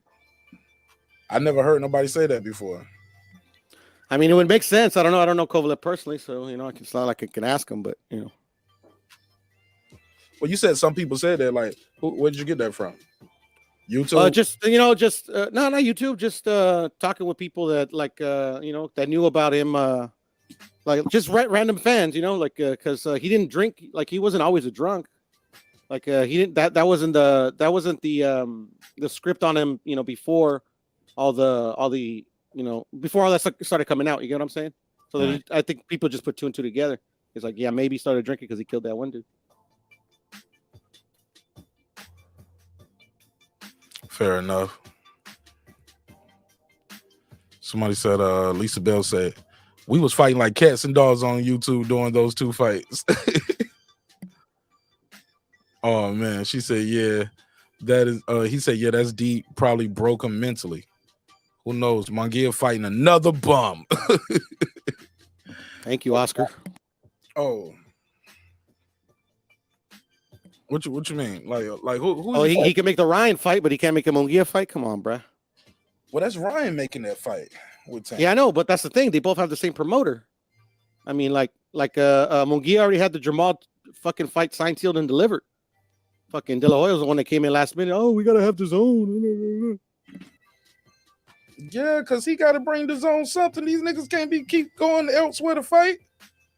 The zone like literally, Ryan's a trendsetter. Like he's the first one that's going to be able to leave the zone. Yeah, so that's the crazy part when people talking about the how they keep trying to connect the dots with the Crawford thing. I'm like, it's a different situation. Like, different situation, unfortunately. Yeah, but Ryan's been setting this in motion though, Mark. Ryan's been fighting with Oscar for a cool minute, because Oscar didn't want this fight. Why not? I don't know. A lot of people think that the way he moves his fighters is just it's too risky. Oscar care about him to take the risk. Oscar don't want to see these dudes lose, and he care about them because really his dudes be getting beat up too. But I mean, this magnitude of a fight, he shouldn't be putting the brakes on it, man. Look at all the guys Oscar don't put in there, and they just be losing. Look at it worked out for Canelo. Canelo had to take his ass to court. He lost, but look, he said Canelo wasn't ready for Floyd. He said not right now. He's not ready. He was right. I don't know. I believe that the only reason he fought Floyd is because of De La Hoya. Man, he wanted that fight. He had been calling for it, and that's documented. That is documented. If you go back and watch those old Floyd fights, and when Canelo was on the undercard and stuff like that, that was part of the storyline. And the commentary team actually vocalized it. It was like he wants Floyd, but his promoter doesn't think he's ready. The way I remember it is like it just came out of nowhere, like the Canelo Floyd. I mean, I know I'm sure they were building it up because like it's not a coincidence that he fought on a lot of Floyd undercards, but oh, you remember a part of the reason why it just came out of nowhere though, right? This was out there too. Canelo called for the catch weight. He said, "I'll fight him at 152." Yeah, I don't know because Canelo's not too big on catch weights. So he said that it was Canelo that called. People always thought that was Floyd. No, Canelo said that, and Leonard Ellaby and Floyd took him up on that offer. They was like, "A word?" He said that. Sign it. Let's do it. I'm sure it was Team Canelo. That I have no doubt. But Canelo himself wanted that catch weight. Canelo team. He knew it wasn't like, yeah, he was in on that, bro. Bro, it's out there. It's out there. Let me see when Canelo calls for the catch weight. Might have did it in Spanish. Canelo wants Floyd at 152. But yeah. I mean, I'm just of the mindset that these fighters that have promoters, they have to do what promoters say. They just parrot what the promoters tell them to say. Oh, okay.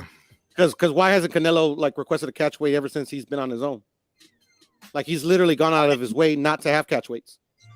I mean, what you mean? In his favor or for the other person? In anybody's favor.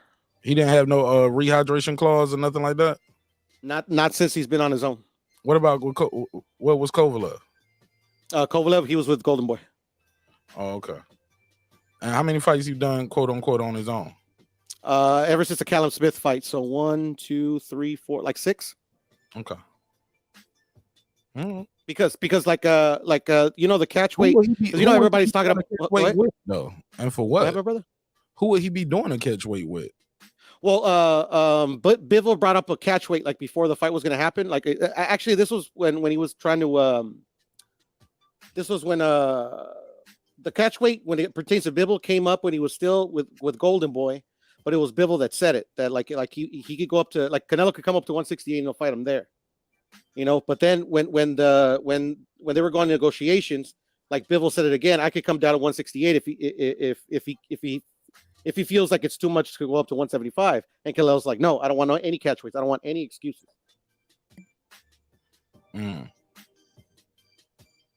Okay, I'm looking right here now. Okay, now it's Canelo. Not that shit.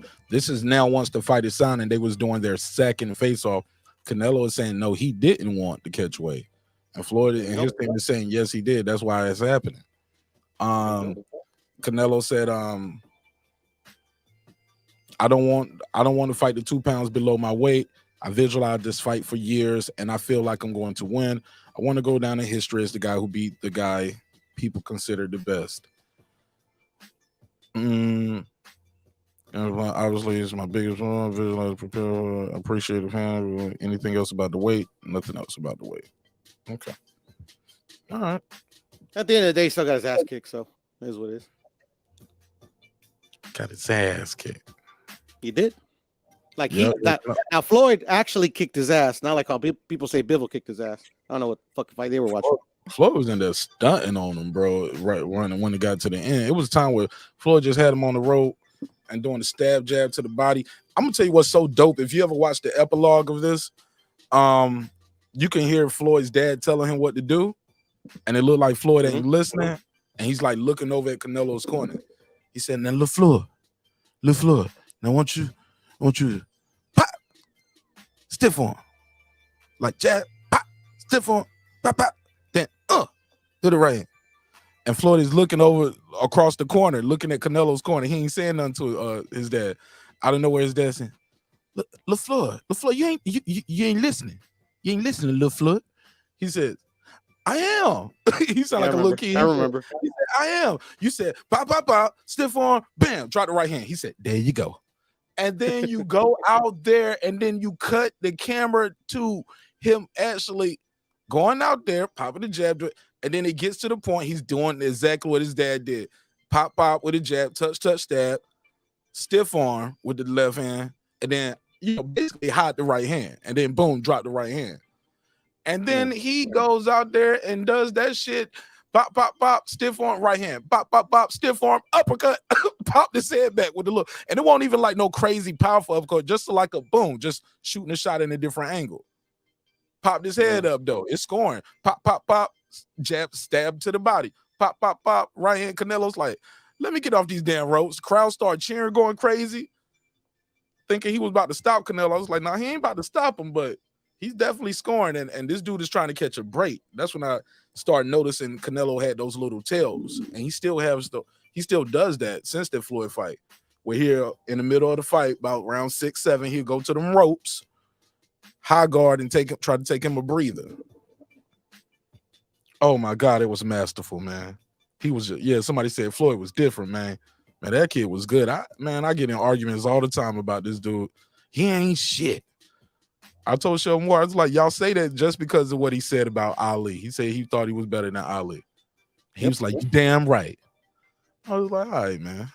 But Floyd said the best. He said, you think I worked I would spend all these years in the gym running all these miles, breaking my hands up, taking body shots, head shots, not doing the stuff I wanted to do just to say somebody else was better than me? Hell no. I ain't mad at him. He didn't get into this game to be second place to nobody. I ain't mad at him. I don't know. So we ain't got to agree. But yeah, so I feel bad for Bivol, man. He's going to catch the wrath of Canelo and shit. What you mean? What wrath? Because Canelo's going to come off pissed, bro. He's going to come off pissed. Yeah, like literally, like look what Canelo did after Floyd kicked his ass. Look at the run that he went on. Imagine what he's gonna do now. I don't know about he gonna do, but this guy's a way bigger dude, man. This guy just got his number, dog. Sometimes they're all bigger than him. They're all bigger than him, Mark. That don't mean nothing. Well, this guy's getting used to getting hit by bigger guys than Canelo. How about that? Does that make sense? He ain't got to necessarily hurt Canelo. He can just do what he did. Again, I'll jab you. I'm gonna out counter you. Like when you come in and get your 2-punch off, I'm not gonna let you just get out the way. No, I'm following you on the way out the door. Bivol constantly followed Canelo out the door. Pop, pop, pop. Look, it was Canelo also was pushing him back the whole entire fight. I can't say the whole entire fight. It was times Canelo was literally getting backed up and sitting on the ropes, getting tagged, backing up, pop, pop, pop. Thought he was out the way, pop, pop, pop. Now he on the rope, and the high guard and Bivol just unleashed like a 6-7 punch flurry.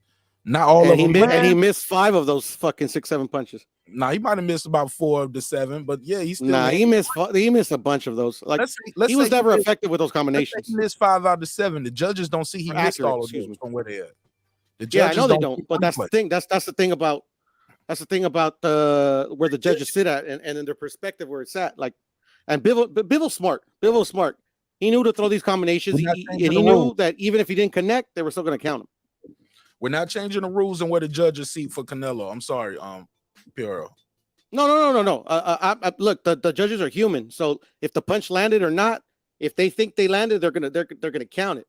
Well, I'm just saying because we have the privilege of watching it through multi angles. Like literally, the production on boxing is beautiful. I mean, you literally see every single angle of these fucking fights. And I mean, like obviously, I thought defensively, Canelo just. It was on another world against Bivol. Like Bivol was effective defensively because Canelo was hitting his arms. He was hitting his like he was hitting the non-scoring regions of the body. You get what I'm saying? So that's why Bivol's defense in that fight looked good. But I mean, Canelo was literally standing right in front of him, fucking moving. I mean, it was a thing of beauty, bro.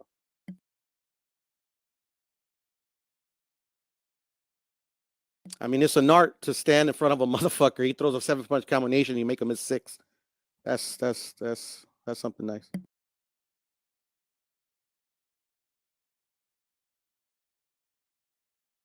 What happened? What happened? Mark left us. What up? Yeah, I'm bad, bro. I Oh, thought what up? What up? What up? the whole time my joint wasn't even on the charger, bro. It just cut right off. My bad. I don't care for Canelo Phillip, but I mean, watch the fight. That's what happened. You know, don't get me wrong. Canelo lost clearly. You know, but I mean, did he get his ass kicked? Nah. What are you talking about? Well, I missed it. I got kicked Oh off. no, Philip is telling me in the chat that he's like, I thought I never capped for Canelo. I'm like, I don't. You know, I'm just calling what I see. Nah, look, he does, but he got to say he don't though. No, I don't. I don't. I mean, Canelo's not even my favorite fighter. Why would I cap for him? Nah, that's how you throw him off track though. No, Mark, man, you know me for a little bit, man. I just say what I see, what I see, bro. I mean, you could tell when I'm capping. It's kind of like obvious when I'm capping. Nah, I learned your game though, man. You can't trick me no more. You can't learn my game, Mark. You can't trick me anymore, Puro. Cooked you so many times, bro. Nah, what? What? On what? See, stove? that's one of my tricks. That's one of my tricks. Cook me Obviously, on what? I've Stove? never cooked you. I've never cooked you on anything, bro. That's one of my tricks. So it was just for laughs. I thought you know on my tricks though. Exactly. Checkmate. Yeah, man. Puro be on that good dope, but got that good dope. Checkmate. Oh my God. Ain't no checkmate. Ain't no checkmate. I got a reaction, didn't I? I got a reaction, didn't I? You playing Uno, boy. You ain't playing chess. You ain't playing no chess. Not with me. Hey, man, you speak facts, Mark. I'm playing Uno by myself. Yahtzee. You like you play shoots and ladders. It's just, I'm like a man amongst boys, bro, in this boxing debate. I tell you what. This Candyland. That's what I'm playing, Candyland, man. I'm playing chess. All right. You ever seen Django? Django Unchained? Yeah. Oh yeah, it's one of my favorite movies. Yeah. All right, what's up? He said, "This Candyland." Oh. That's a crazy movie, man. Tarantino, man, he's a good director, man. Fire, one of the best. Shout out to Michael James 616. He about to whoop Canelo. He about to whoop Canelo's ass again. That fight wasn't even close. Now get off the gas with your goofy. He didn't say all of that. He said now he said the fight won't even close. Now he's gonna win a rematch. Yeah, okay. Never heard of it. Never heard of it. Damn. People hate Canelo, bro. Bro, I ain't never heard nobody smoke a cigarette like you in my life, bro. Nah. Your cigarette. You want me to take like a smaller drag? No, I'm just saying this sound like you cooking up the rock. That shit like maybe I am, Mark. Maybe I am. Yo, don't say it. Hero be sound like this. Oh, Mark, you a fool. Let's talk some boxing, Mark. I'm ready. I'm like, nigga, what are you smoking? A cigarette with what in it? Nigga smoking that cigarette.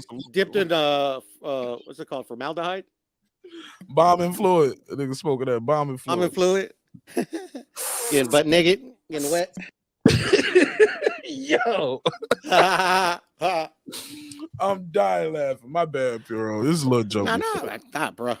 I had to cam up. I had to cam up for that one. That was hilarious. I'm sorry. That was funny. That shit was funny. I don't take nothing personal, bro. You good. The Boston Scholar. What up? What up, Scholar? Shout out to the Boston Scholar, Magdar H in the building. Yeah, man. I just did a late night pop-up, man. I just wanted to talk to y'all. I was just so excited about this fight. And my wife cared nothing about it. Never heard of it. I told my wife, I said, oh, breaking news. We got a good fight. She was like, I want to hear that. I said, but it's Tank Davis. I want to hear that. He's fighting Ryan Garcia. Silence. Yeah, man. She did not give a damn about this fight. Then I looked at my daughter, and she's a little baby. She was just looking at me like, She was like, "Where the snacks and shit, nigga? Where the cookies and candy and shit, man? I just pee-peed. I poo-pooed. Where's Shit, my daughter, food? my Where's my daughter, she knows where they at, so she don't have to ask. Yo, I'm just clouded, man. Yeah, yo, I'm sorry, man. So they got the joke. They saw me on camera. Yo, that shit was hilarious, bro. It was. I was laughing. Make that a clip. What time is it? I was Yeah, that might laughing. be a clip. I was laughing, bro. Somebody said, "That's what you was over there smoking." Niggas thought you was in the weed or something. I'm like, "Yeah, that's you smoke a cigarette, homie." That nigga turned the cigarette sideways. All right. All right, let me stop. Puro said it ain't funny. Wipe my ass and give me a snack. Right. Mike James where the snacks and shit. Michael James said there are probably 7 boxers, maybe. Oh no, this is the boxing scholar. Oh, he talking to Mike James. He said there are probably 7 boxers, maybe 2 retire undefeated. Everyone eventually gets their ass whipped. Welcome to boxing. You trying to see? Okay. Oh, they got some smoke in the chat. Who won't smoke with me? Who won't smoke with me? Mike James said, I don't care. I don't hate Clinello. Nigga, you call him Clinello. Come on. I love it when they call him that, bro. Bro, he said, I don't hate Clinello. The jury's still out on that, Mike James. I'm just saying, fam. People forget he was exonerated, but whatever. Uh-oh. He was exonerated, Puro? It never heard of it. Okay. I got the receipts too. By the Nevada State Athletic Commission. That's what they told you. That's what they told everybody. Puro. That's what they said. Can you hear me? No! Oh, shit! Say it again. Say something else. You can hear me, bro? Did you see the drop? No. The drop didn't come out. Oh, the drop didn't come out. Oh, well, hold it again. No. Let's hear that. No! Oh, shit! Say it again. Nah, didn't hear it. I mean, yeah, no, we got it. Puro, he was not man. exonerated. Yes, he was. Why do you think he took that the hair follicle test for his health? So they lifted his suspension and took him off. Like, what happened? No, that was after the fact. So he got exonerated after he had already been convicted, is what you mean? What happened was they slapped him with the suspension. They had to cancel the second Triple G fight, and while he was on suspension, he was clearing his name, and he was doing everything that the Nevada State Athletic Commission told him to do. And he took a hair follicle test that they requested him to do, and it showed that he hadn't been taking this substance. You get what I'm saying? It all matched up to tainted meat, and Canelo got off. But what about like Eric Morales? They're like, he didn't get the same liberties as or not liberties. What's the word I'm looking for? He didn't get the same treatment as Canelo did. He didn't get a chance to take a hair follicle test and show because he's not a big star either. Though. Eric Morales. You know who that is, right? Yeah, I mean, but yeah, he's a former. No, he's a Hall of Famer type guy, but he won't packing out the arenas like Canelo was at that time. Yeah, he was. Where? In Mexico? The trilogy? No, Mexico. He fought in the United States. Okay, which fight did he pop dirty for the tainted beef? I believe it was the Danny Garcia fight. Man, he was past his prime, man. He won't. It don't matter though. Like it was tainted meat. I mean, there's still clenbuterol got knocked out in Mexico. He was on the clenbuterol when he got knocked out by Danny Garcia. When he did, yes. When he did the, yes, I believe so. I believe it was the first or the second one. I'm not sure. Then but he got suspended for a year, Mark.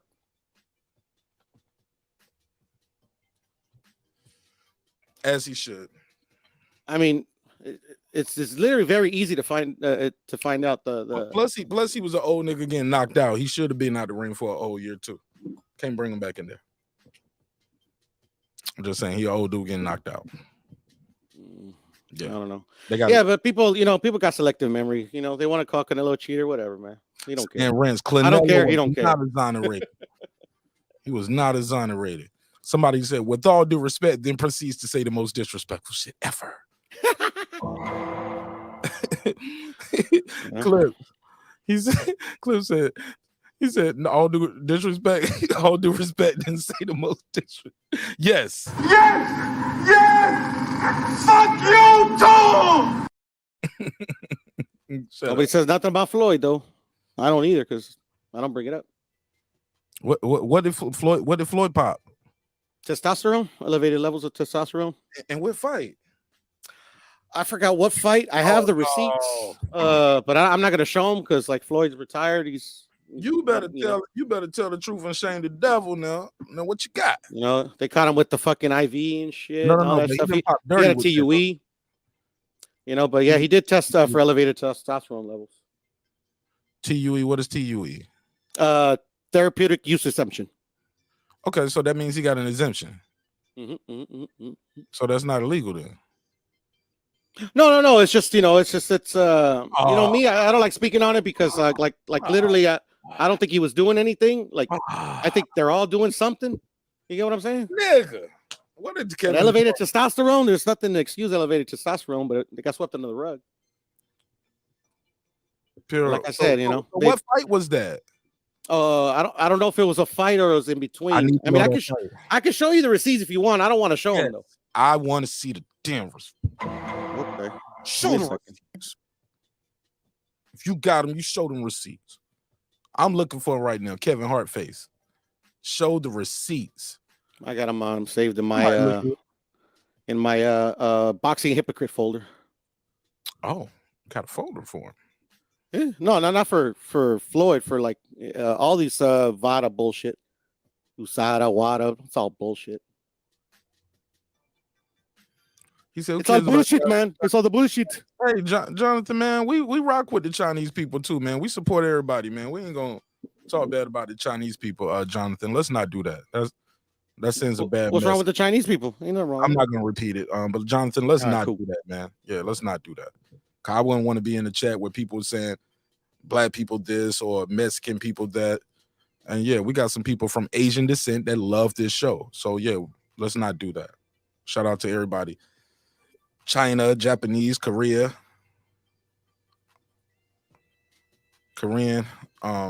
Filipinos, everybody, man. It's all love. All them motherfuckers.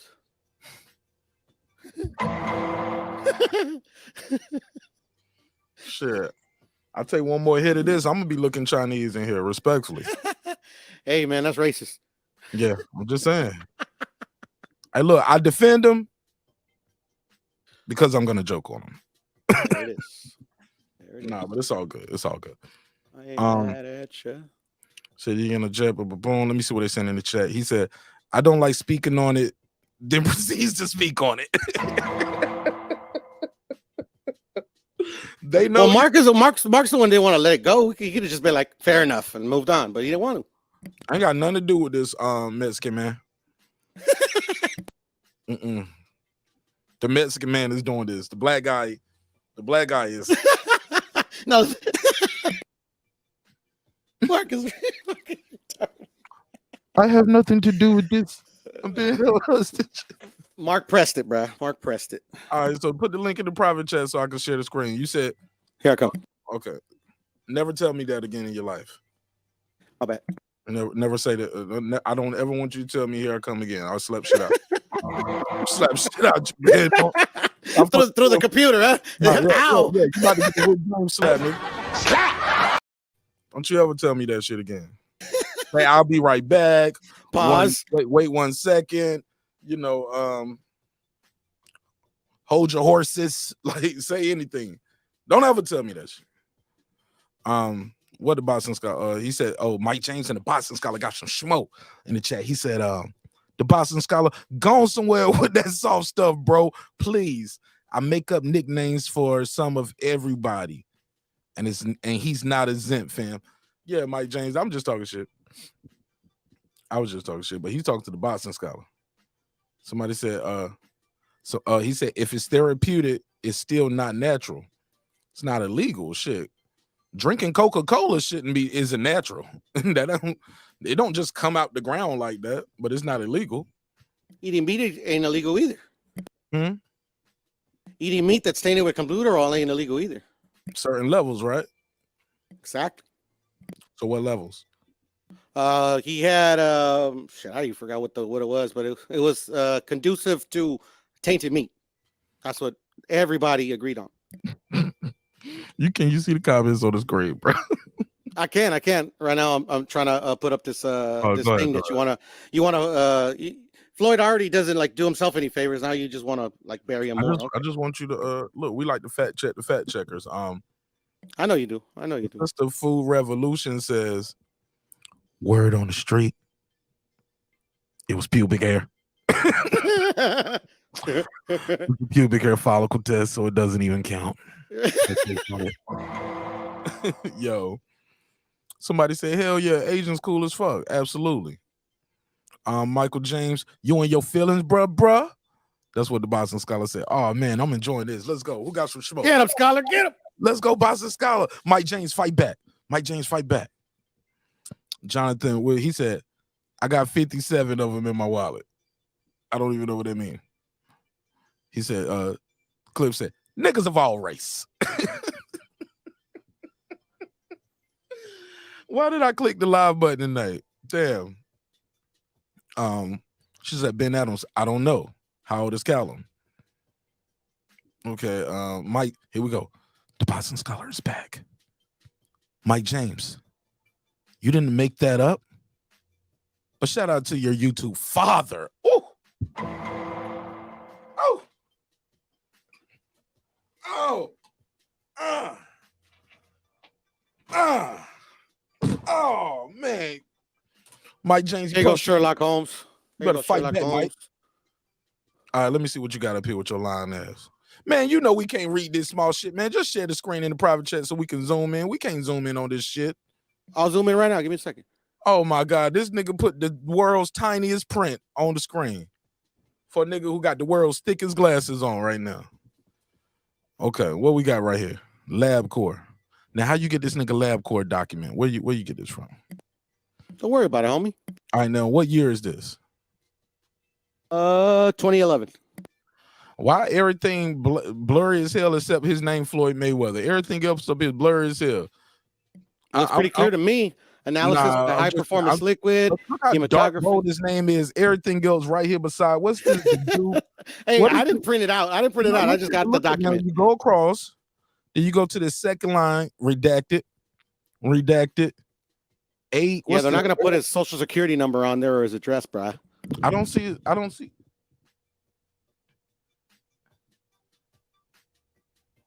What is this? Zoom in a little bit more. Yes, sir. Yeah, zoom in some more. Let me see what's going on. Yes, sir. All the way to the top. Take it to the top. Let me see. Now, Yeah, let me just zoom in a little bit more. Let me zoom in a little bit more. There you go. Now scroll to the top. Okay. Now, what is that to say? Do of so picture ID number. What's this something else number? Then right here. Is this the date it was taken? Control number. Okay, what's right? What's beside control number?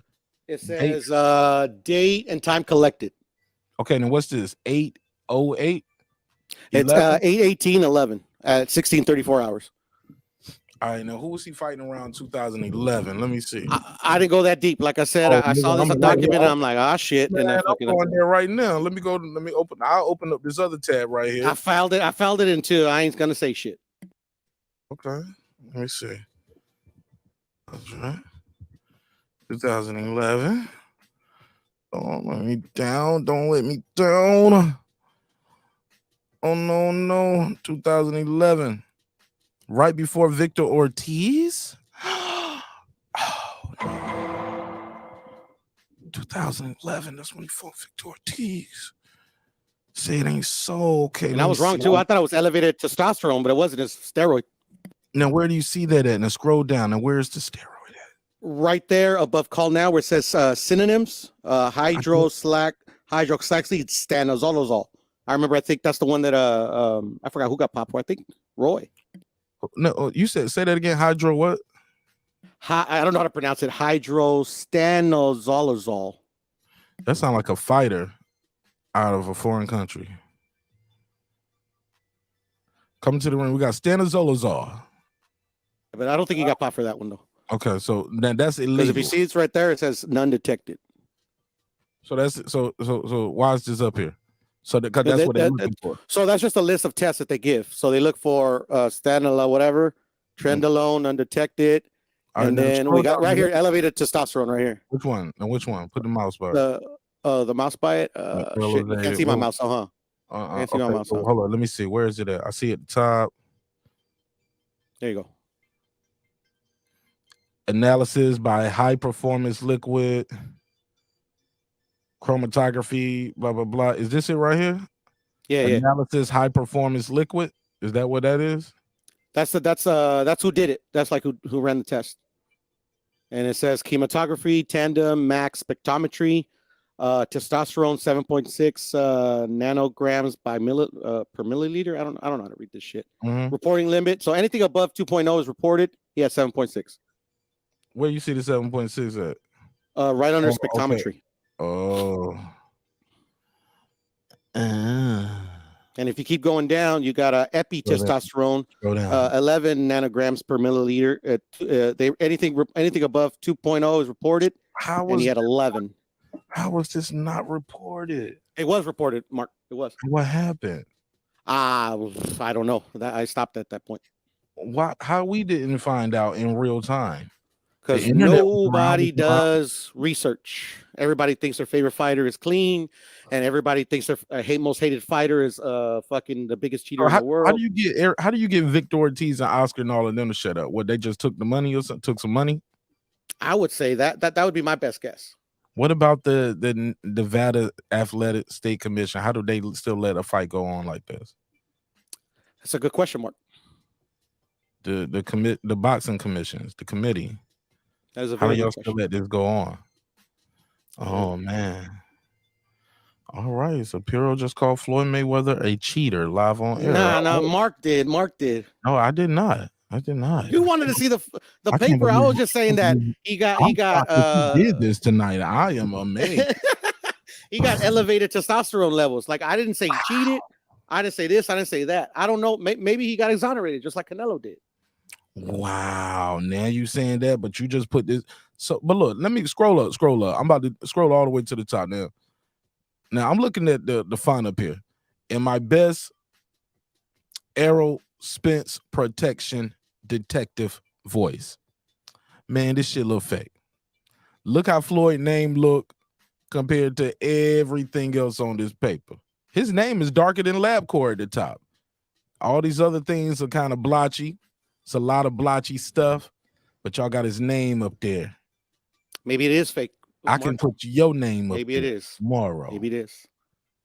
You ever thought of that? I literally I agree with you. It's probably fake. In Phoenix, Arizona. What he doing out in Phoenix? Or LabCorp office? They ain't got no LabCorp in Vegas. I have no idea. I mean, he was training in Vegas. What was he doing out in Phoenix? Okay. Like, I didn't want to believe it. But I did my own research, and there it is. I refuse to believe this bullshit. Now get it off my damn show. But like I always say, Mark, let me pull it off.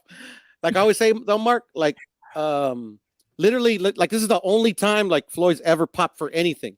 Canelo was the only time that's ever popped for anything. I'm telling you, they use these things as like I don't like believe punishments. That document looks like punishments.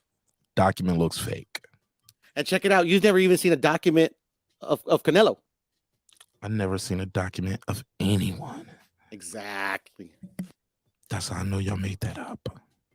So I know it's a bunch of bullshit, bro. Yeah, any motherfucker that gets popped. Document is some bullshit, man. Where did you get that from? A reporter by the name of, I forget his name. That nigga hit that cigarette like this. Oh, it's a Floyd hater, by the way. But he reported the story. He reported the story. Look, doctor, man. I'm sorry. And I can't picture why Floyd would be, why his LabCorp test would say Arizona. Now, because the LabCorp, when I go to LabCorp, it got the address of the office I went to. Why is Floyd going to a LabCorp in Arizona? I don't know. I don't know how the testing works. I don't think none of us do. Is that where the headquarters at? Where's LabCorp headquarters at? I have no idea. I know that they use independent laboratories, according to these They people. sending some but I shit have from no idea. Vegas to Arizona? I have no idea where they send it to. Like I said, See where they headquartered at. Burlington, North Carolina. LabCorp headquarters in Burlington, North Carolina. I mean, is Shakur, is Devin, are they cheaters because they're fucking in business with a known cheater? I don't know. Now you trying to do that, man. No, I've been always saying that, but like I said, like they haven't popped for anything. So what can I go by? Nothing. That's why I don't. I think VADA is a sham. It's a corporation that literally should. I don't trust it for shit. Any fucking motherfuckers that get popped and it's a VADA test. Fuck them. I don't. Fuck that shit. Man, somebody said that LabCorp supposed to be blue. Well, it's probably a copy. It don't have to be a copy printer though. Maybe it's not a copy printer. Yeah, that shit just looked a little fake to me. That shit looked like at the top. As soon as I looked at it, I said, "Hold up, this is like some shit I made." It's like some shit I threw together. Man. At the end of the day, though, Mark, like none of this shit makes you a great fighter, bro. No. You still got to know how to fight. You still got to know how to fight, man. And like you said, old boy got knocked out and he was on the juice. What's his name? Morales, right? Exactly. You know. Yeah, I don't buy the drug testing in boxing. I know. Shout out to my sister Latavia in the building. What up, gorgeous? How you feel?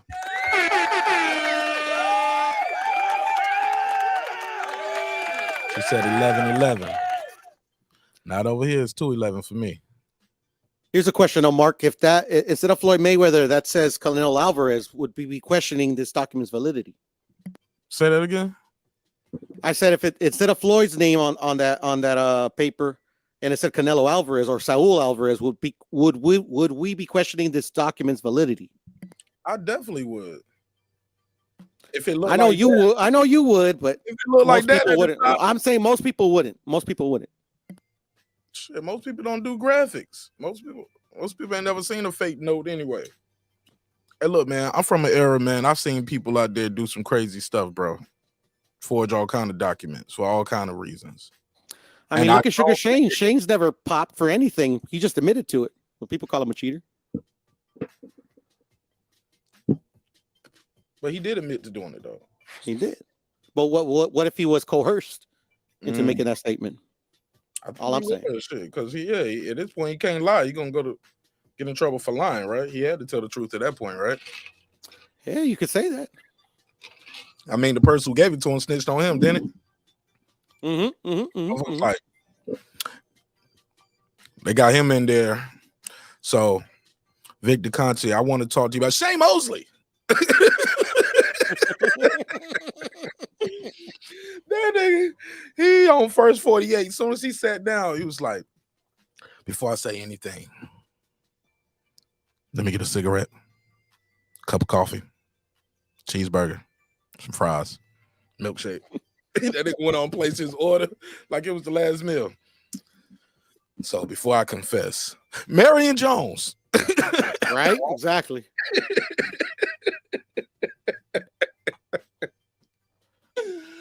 Oh man, Victor Conte the worst, man. He the worst co-defendant in the world. Oh my God, I'm having too much fun doing the show tonight. Yeah, this one's full of a lot of laughs. Let me see. Athletes, we've always cheated. Non-athletes just suck. We got to keep our edge. He said, if you ain't cheating, you ain't trying. You sound like Shelton Moore. If you ain't cheating, you ain't trying. Somebody said Pure reaching like a motherfucker right now, but hey, you tried it though. He tried it, didn't he? What'd I try? Try to put that case on Floyd Mayweather. No, the case is already out there. It's been put on Floyd. This is the first time it's been on Breaking Beats. First time it's been over here, man. Oh my goodness. I'm gonna make that a clip.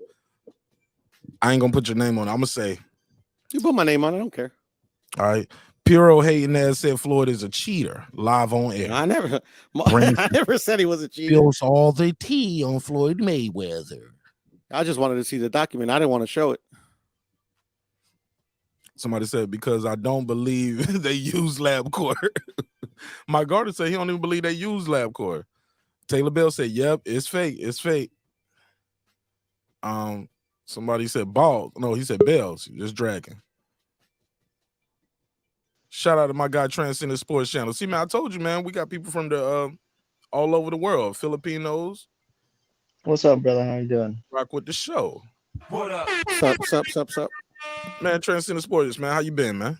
Yeah, it's been a minute, bro. I've been good. It's busy with work. How's the family? How's the wife? How's the daughter?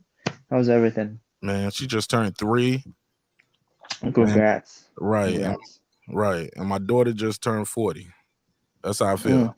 My wife You know, this is the time when you need to enjoy it because once she gets grown up and that's it, man.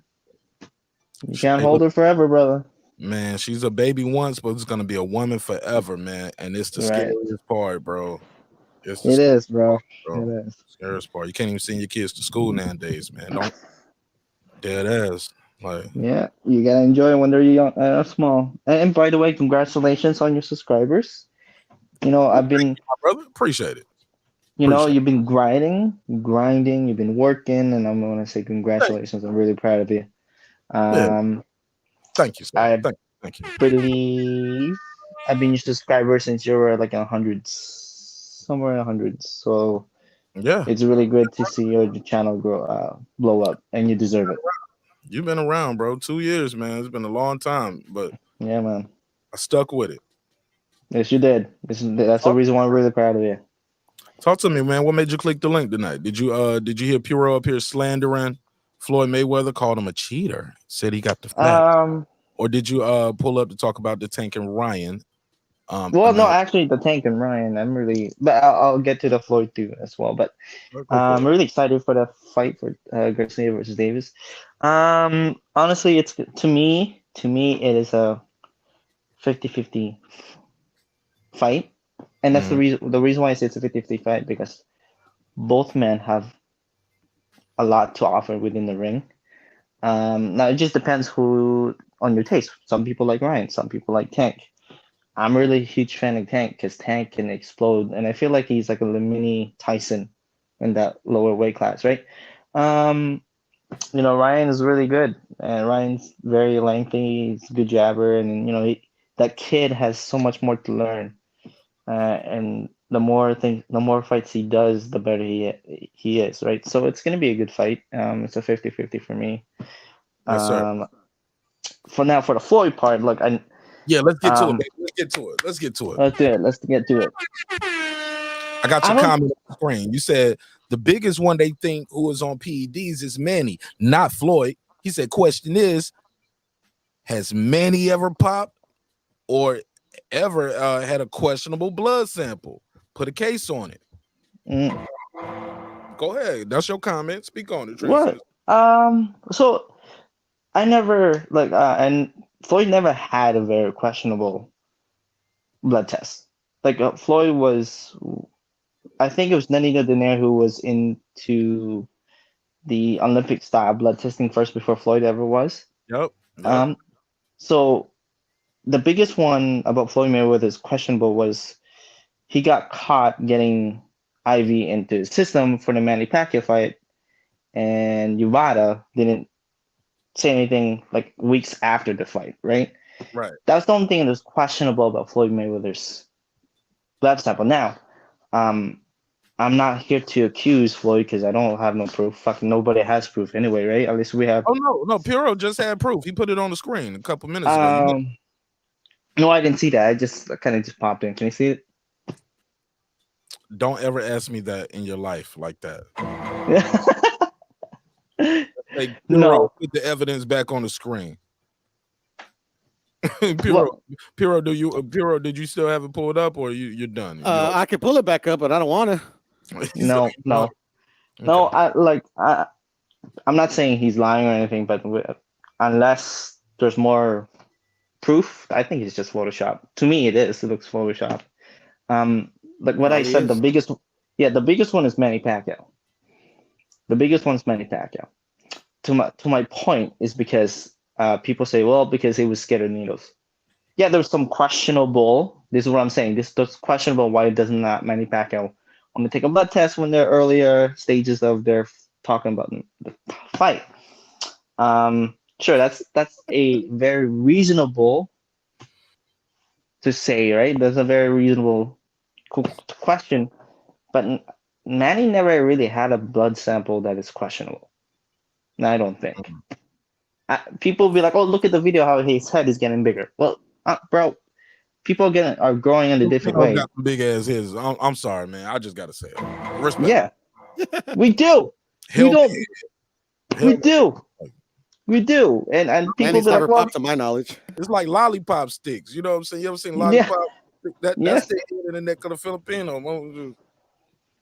No, I'm surprised they don't have professional head button. Like, just I'm going too far. Put a case on. No, yeah, because we're naturally have bigger heads. People don't understand that, and people will be like, "Well, Manny move up so many weight divisions. How can he keep power in that speed? He must be on peds." No, most natural fighters, such as Floyd, was also lower weight class, still kept his fed and some power.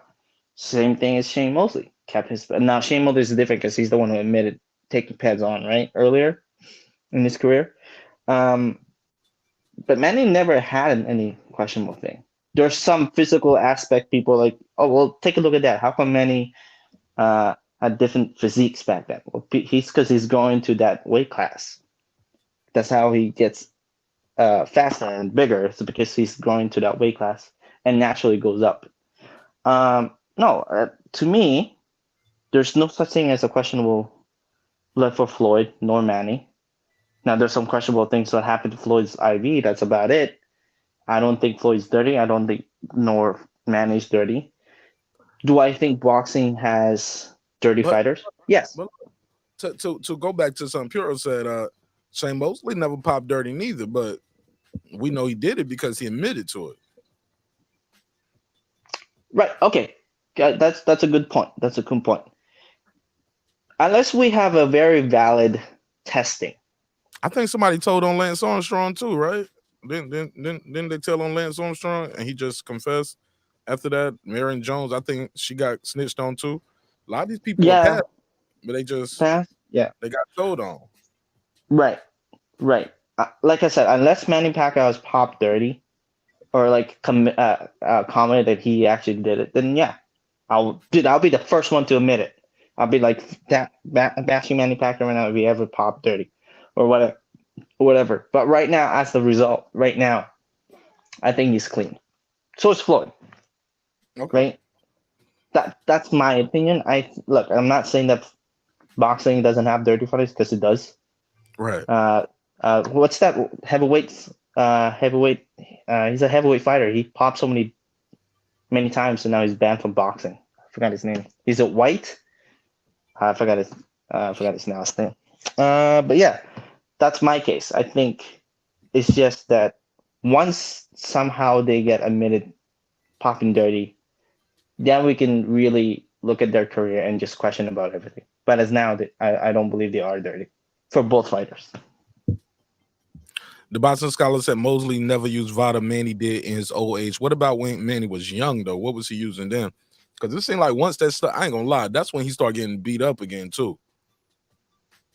When they started questioning him about taking that test, that's when he lost to Bradley. Then he got knocked out by Marquez. And he didn't lose to no Bradley, brah. He lost to Bradley, B. Well, that was a robbery. He had them 30. He had them 20 and 30-second bursts at the end of the rounds, trying to steal the rounds in 10 and 15, 20, 30 seconds. But I gave Bradley that first fight, bro. I remember watching the fight. I was like, he's losing this round.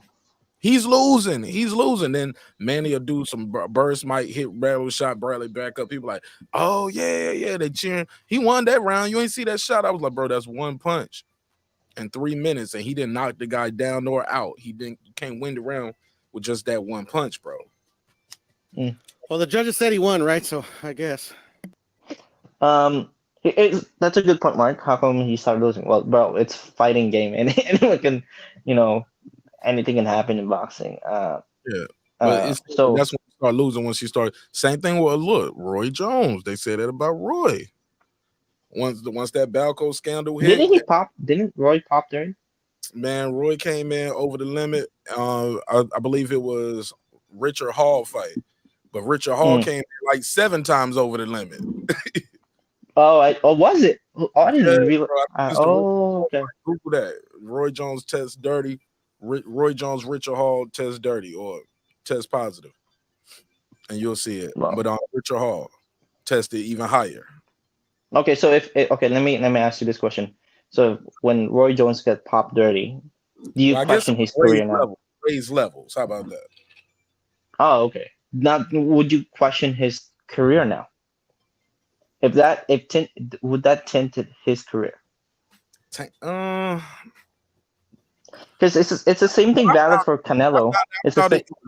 When I found out about it, I was on YouTube, so I found out about it within the last 2 years, and it had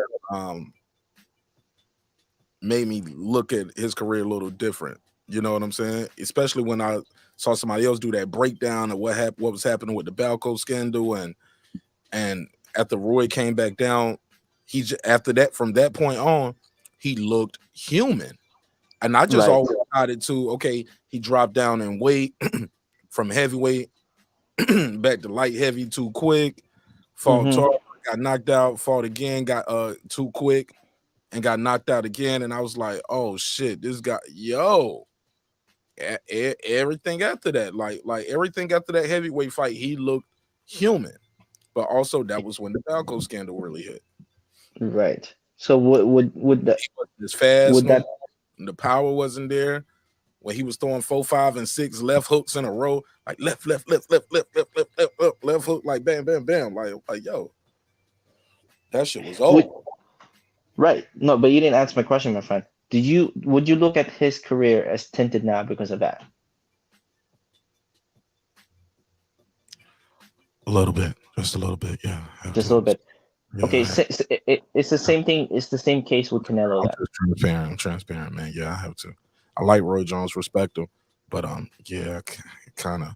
But shit, at the end of the day, it don't matter. He in the Hall of Fame, so Martinez don't matter. Yeah, and I understand that. Right, and I ain't gonna lie. If I get that Roy Jones interview tomorrow, I wouldn't even ask him.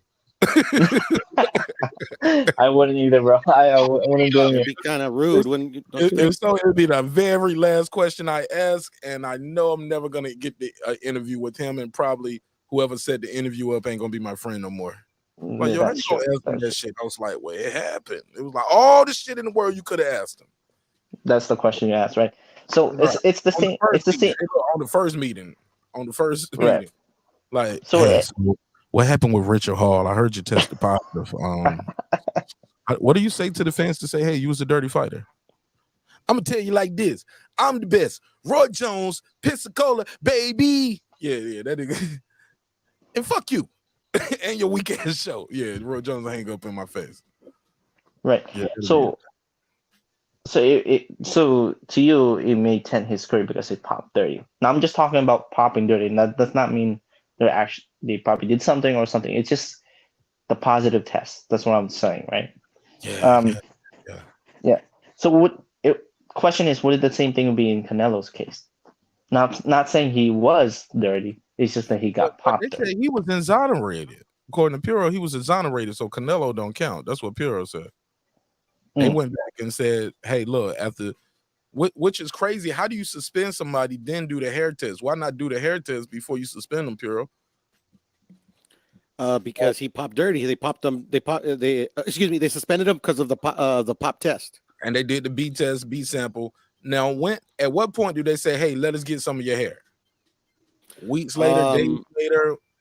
I don't remember what the time frame was, but it was sometime during his suspension when they asked him to take that oh man, drug follicle that he didn't have to do. It was totally voluntary. He just wanted to clear his name.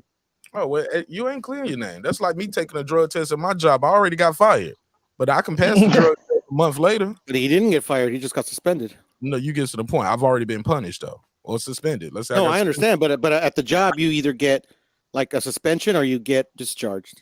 Let's say I got suspended. And then while I'm suspended, I'll be like, man, I'll do a voluntary drug test. Look, I went over and got another drug test. Look, I'm clean. I'm still suspended. Then you just proved your innocence, right? No, I didn't prove I was innocent. I was dirty when I took their test. Yeah, you can Okay, get but clean. you know the drug follicle goes back to before the test was taken. No, they took the follicle. So they took the follicle after he had already was suspended, though, Puro. Exactly. But the hair follicle test, like literally the for the life of the hair, you you can go up to so many. It's a specific time frame that the follicle of hair will show if you were using it at any point. If you get what I'm saying. Oh, okay. But that's what people could be microdosing shit. They got shampoo to wash that shit, man. Like they got all kinds. Like I said, I mean, like it obviously it doesn't change people's minds that like literally he went through all these hoops to prove he's innocent. Obviously, people still question him. So I mean, at this point, it's like whatever. It was voluntary though. It wasn't official. Yeah, because he wanted to prove that he wasn't a dirty fighter. Yeah, but it's not official though. Why is it not official? Because, like you said, it was voluntary. Like you already suspended at the job. I can't go back in the job. I understand, but I mean, he wanted like a week later. No, I get it. I get it. Like people don't believe that it was because of tainted meat. I get it. No. I mean, they could have had. He could have had the complete raw dressing on it. You know what I'm saying? It's just the question is because I'm not saying fighters are dirty. It's just that they got popped. Now, would that taint their career? Now, whether it's innocent or not later on in their career, would it taint their career? That's the question. We talked about Roy Jones, right? I don't know if it's going to be the same thing as Canelo. And look, I don't think Canelo is dirty, but he has been popped dirty, right? So would this? Because a lot of people still question this, right? Some people will be like, well, because of the tainted meat or whatever. Is this gonna be a question for Canelo once he retires? Like, well, now because they have this on him now. Do you get what I'm saying? Yeah. Yeah. Would this actually? The damage is done. Yeah, that's okay. So you think? Do you think it's like, oh, that's it? He can't really come back from that. Man, some people ain't let. Man, he got undisputed and ain't popped nothing since then, and people still ain't let him. Look, we got here because people still call him a Canelo. Exactly. People ain't never gonna let that go, which is weird to me because I'm like, so what? You just never want to see him box again? You think see, that's what I'm trying to say. Is this gonna be like every fight is now like, nah, I can't fuck with him. He juiced that one time. Like, let's say this dude boxed for another. How old is Canelo? 28, 30? How old is he? 32. 32. So let's say he boxed for another 6 years, right? And has another 12 fights. Y'all still gonna be going back to 15 years ago? Well, how long has it been already? Been what, five years or something? No, how long? When did that? 2015 when that came out. So 6 years. What fight was it? What fight was it? Triple G rematch. The Triple G rematch. Oh, okay. Now, so my question for you, for both of you, is this going to really taint his career? Is this going to be like, okay, everything that he does now is going to be questionable? It already has, and they already do. Yeah, they do. Okay. Is there any way to repair his career? Is there any way to be like no? Not Okay, in my so opinion. that's what. So that's what I'm saying. Nah, people got their mind made up, bro. When people got their mind made up, they don't like you. It ain't nothing you can do. You can give them your kidney, and they'll still be like, "Fuck you." Thanks for the kidney, though, but you still ain't shit. Yeah. That's what I'm saying, because once you get popped, now you're gonna get questioned no matter what. All the time. Mm-hmm. So what I'm previously saying, Floyd never got popped before, nor so is Manny. So I can't really question them until they actually get popped. Well, Transcendent, look in the case of Manny. Manny always bring up that he might have been on something and he's never popped. Like his career is already tainted without him ever failing a test. Right. Okay. Because he has what? Because because people don't like him. Because he started at a damn pin weight and ended up with a what title? Didn't he get a 154? 154. Yeah, 154. 154. And what did he start at? Like 106. 106, something like that. Yeah. Yeah, he started 106 in the Philippines, and then he became 108 officially when he became a pro. And strawweight? What is that? Strawweight? I believe so. I'm not quite sure, but he started 106. Boxing division called 106. So you're saying so you're saying just because he started at this weight, and they move up a bunch of weight classes. Yep. He is dirty. Yep. So he was below light flyweight. He was pin weight. Minimum weight was 105. Yeah, he had the minimum 105. Fighting at 106 or light flyweight, and he goes up from light flyweight to flyweight to super flyweight, bantamweight, super bantamweight, featherweight, super featherweight, lightweight, super lightweight, welterweight, super welterweight. That's why he's a GOAT. Damn. He could have been a 10 weight classes. Been tear down, you know? Right. He could have been 10 weight classes. Man, people always give me hell on this show because they always say I be pandering because I like Manny Pacquiao. They're like, you're trying to get those Yao Ming fans. I'm like, he ain't from China. You know what I mean? From China. So you know what I mean? Yeah, I get it. Do you even like the time Floyd was like he made a comment about Manny Pacquiao? Was like, don't make sushi somewhere. And then Dana White came was like, he's not from Japan. He's from the Philippines. Right.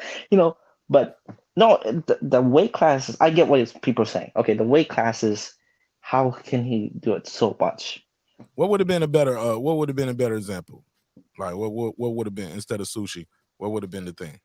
Let's say in Philippines, what y'all eat? Like just could have just said rice, huh? Yeah, could have just said rice. Rice, yeah. Whatever, just rice. Like it's same thing for Canelo. Manny would have said, "Go eat some fried chicken and watermelon." Oh no! Right? Right? Oh my God! Go eat a banana, nigga. Whoa! Oh my God! I can't believe it. Yeah, man. Got to be careful with them insults, man. Yeah, and Mark, you do know, like Canelo wasn't the only one caught for clenbuterol, right? Yeah, he wasn't the only one. He was another fighter. Who's the other fighter? I forgot. His name is Bandido Vargas. Yes, Bandido Vargas. Francisco Vargas. Also, the half of the Mexican national selection in soccer team. I remember hearing about this after Canelo popped, and I heard, but I also heard what it came out is while Canelo was suspended, he took the whole soccer team out for steak dinners. And that's funny. That's funny. That's fucking hilarious. And then after that, I heard everybody was like, "Hey, we got to see something's going on." I'm kicking this soccer ball in the damn stadium. I'm kicking it in the bleachers. You can't even aim the soccer ball right. So, and that's when they was like, you know what? Something's going on. The whole, yeah. Y'all know how the story goes. Yeah. Who else in recent times just got popped? Who else does for clenbuterol? No, not for clenbuterol. Just got popped, and he's from Conor Ben. Right, Conor Ben. Okay, Conor Ben got popped for what? Yeah, we don't turn this whole shit to a steroids conversation. This show is amazing. Hey, you wanted to have a steroid show. This is it. This show is amazing. We are now talking about nothing but steroids for now. My friend, you know who you want to talk about steroids? Your channel. I don't. Took steroids because we're here now. So let's go. We're here now. I'm saying that because we guys are talking about getting pop and those stuff, who's getting dirty and those stuff. It's just more interesting how each fighter case is different, right? The heavyweight I'm talking, I forgot his name. The heavyweight I'm talking about who got banned for Big Baby Davis. How many times did he get popped? Big Dummy. His name should be Big Dummy. 2 or 3 times. They call me Big Dummy. So Big Stupid. 2 or 3 times. Like if he got popped once, okay, suspended. But if it got popped twice, he should be banned right away. He should not even be fighting anymore. That's what I think. Like a nigga that catches like a petty charge, right? Like, well, he catches the charge like for DUI, right? And while he's out on DUI bond, gets another DUI while robbing a bank with a dead body in the trunk. You like, nigga, like, okay, he want to go to jail. He must got a boyfriend in there or something. Like, come on, fam. Like, I gotta put a kid. Like, that nigga just didn't want to fight no more. He was like, look, like, I think he should have been banned for life, honestly. bruh, I think these suspensions be way too light on these people that pop dirty. I got a different theory, right? Oh, Now, okay. oh yeah, yeah, man. I always talk to people about this. Let me say this. I think the suspensions are too short, like 6 months or a year. Most guys only fight once a year, every 6 months, or once a year anyway. I think you got to hit those pockets heavy. When you suspend them, it's like 2 years. First time. 2, maybe 3 Heavy years. penalty, man. Like, I think you'll give them like a little leeway depending on the levels in the first time. But after that, I'm talking about 2 years, bro. 2 big years. Like, because 2 years, you know what happened? You don't got no check, homie, for 2 years.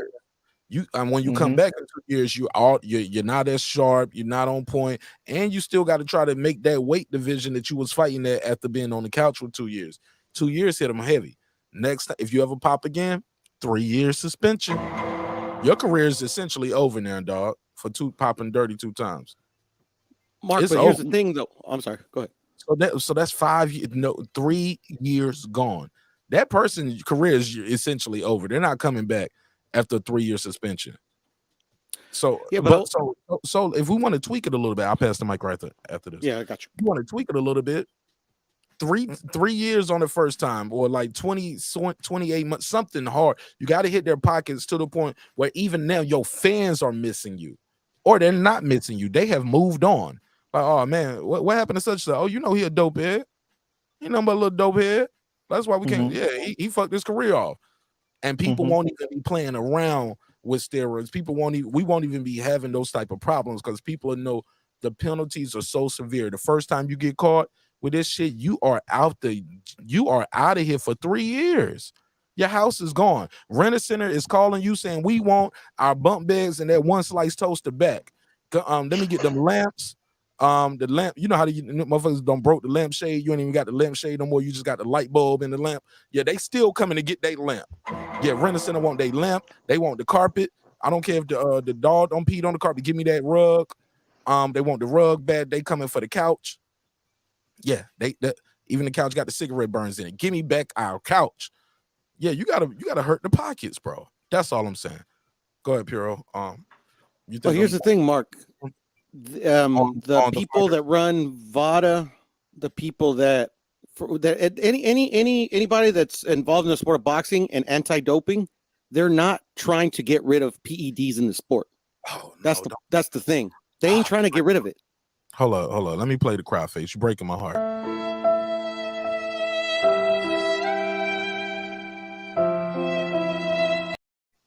So we're describing what a penalty should be and how long it should be for and whatever.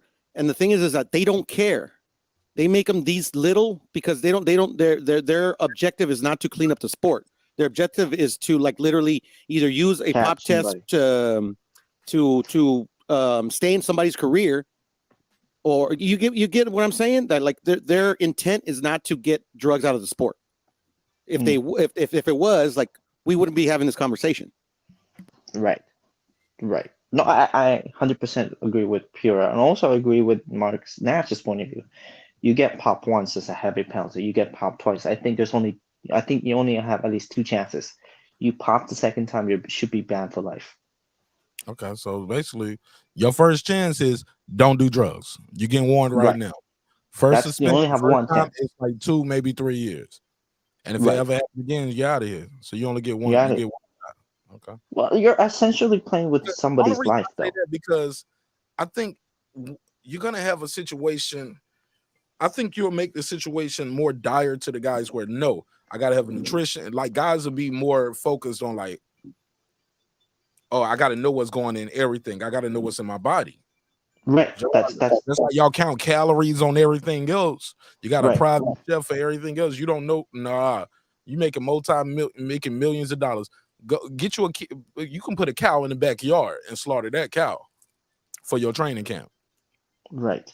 So now because you're accountable for your own actions, it's because now you just You said accountable at first. I'm sorry, but you said accountable. I'm sorry. Yeah. That nigga said accountable. I was like, I wonder what test you gonna pop if you don't eat a human, like some Jeffrey Dahmer shit. Like, no, bro, no. I'm just saying is that I agree with Pure. I also agree with you. It's just the one shot, one warning. That's it. Because the second time, now you're done. Because now you're actually cleaning up the sport.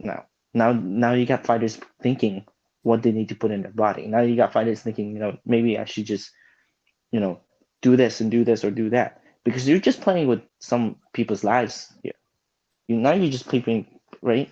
Now I'm not saying a banned substance can make you stronger or whatever, but what I'm saying is that it has to be fair across the board.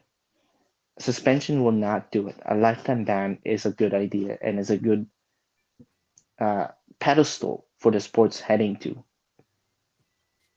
Because look at other sports, like let's go for example, baseball. You got every baseball player getting popped and dirty left or right. It's different though. That's different. They ain't taking punches to the head though. No, but it's still a professional sport. They throwing and hitting a ball. They're not punching but still, somebody in vital organs. Right. It's still a professional sport, Mark. In my point of view, it's like it. Yeah, right. In my point of view, it's government too. I'm sorry. No. I'm sorry for cutting you off too as well. I interrupted you. I just wanted to add that one caveat because that's key. It's not a combat sport, and the government stepped in a long time ago and started regulating baseball, boxing, the wild west. Yeah, Mark, you do know who developed the VADA test, right? Didn't Conti help with that? Yes, he did. But I thought I can even trust these fucking tests, bro. Come on. The same way the FBI uses guys who were guys who used to forge checks. Yeah, you ever heard of what's his name? Catch Me If You Can. Frank Abagnale. Yeah, Abigail. Frank Abigail. Yeah. But also they use yes, bro. But also they've done that with other guys who was good safe crackers and guys who made bombs, serial killers. Yeah, they. Right. How did you do it? How did you do it? I don't think the FBI. Sorry, go ahead. It's like the same thing. Ever heard of Operation Paperclip? Yes. Yeah, it's the same thing with the government. What your government did. People don't know. Look, so never mind. He don't say your government. Look, Canada. Canada. There will be not any disrespect of the good U.S. of A. on these airwaves. You are in America now. Okay. I apologize. No Filipino Canadian ass better show America some respect. I do. We built this Netflix YouTube shit, man. Yes, you have.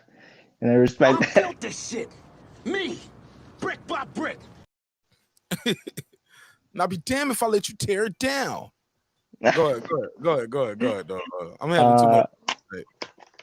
I'm having fun too, bro. It's funny. No, it's the same thing with Operation Paper. Operation Paper. It's the same thing as when the U.S. government took Nazi scientists into their own backyard and launched their own I guess like their own way to space, way to how to operate nuclear and chemical. It's the same thing. That's the same thing. Fact, scholar. Right, it's the same thing. He also sells supplements, scholar, by the way. But he said, but here you go, and that is a problem. Should be banned from life from selling any supplements, nigga. But they said, but Conte being an advisor to Visor while having active fighters enrolled is a conflict of interest. A big one. Well, he knows. Well, they know the limit. They got the limits, right? And he showed them how he beat the test, right? Yeah, and he also said that he could beat any test. Didn't he?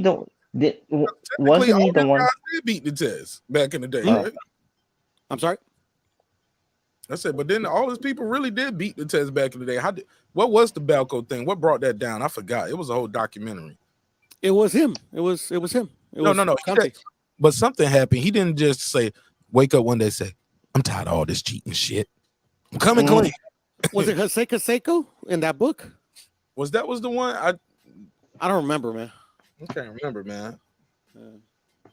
Somebody gonna tell us what blew the Balco scandal open. And there a documentary on YouTube about him. There's a documentary everywhere about a lot of people though.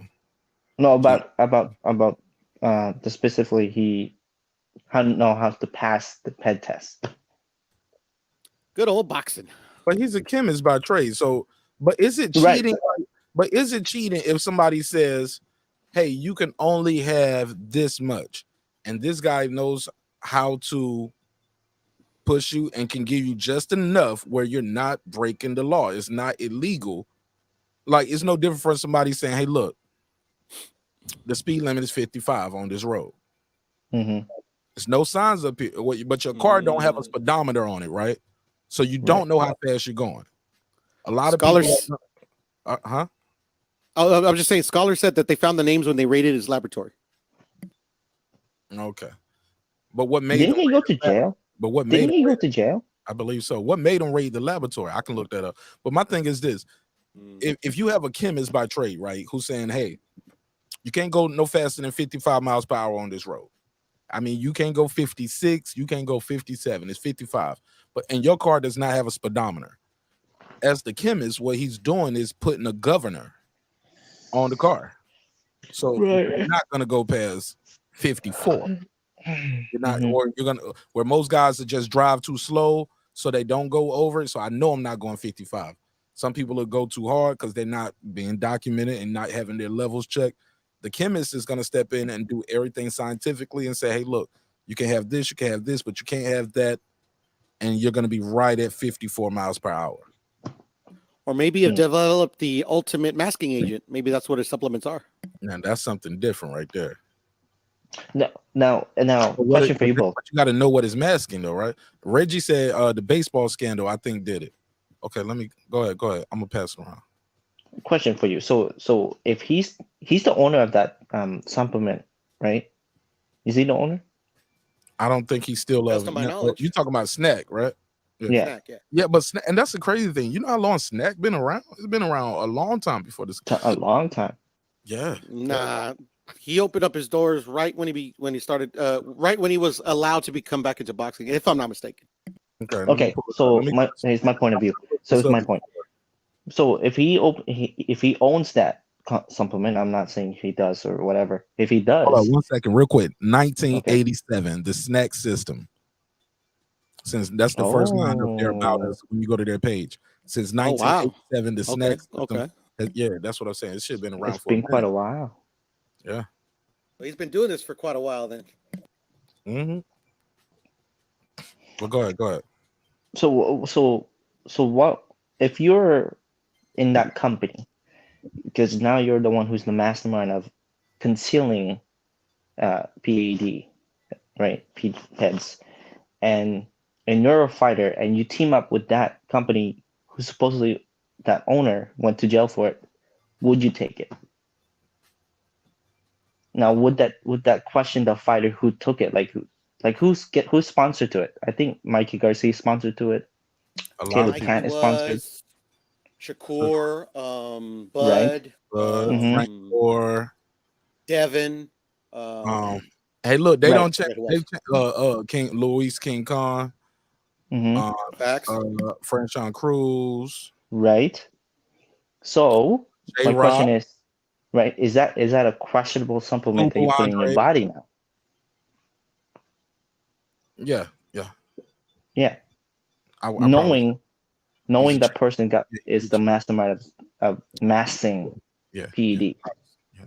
Well, we call him the mastermind of massing, but you the way you framing it sounds bad, but some would look like it as he worked with a lot of champions and he's working with current and foreign champions today. So I was like, if he's good enough for them, why not use him? That's what I would use. I ain't gonna lie. Yeah, right. They're saying Devin didn't get popped, but I'm not gonna get popped. But I tell him straight up, like, man, don't fuck me over, bro. I kill you, nigga. I don't want no dirty shit. They He's have got changed you his by website. the balls, Mark. He'll probably do that just on GP. So what? I ain't hear you. Say that again.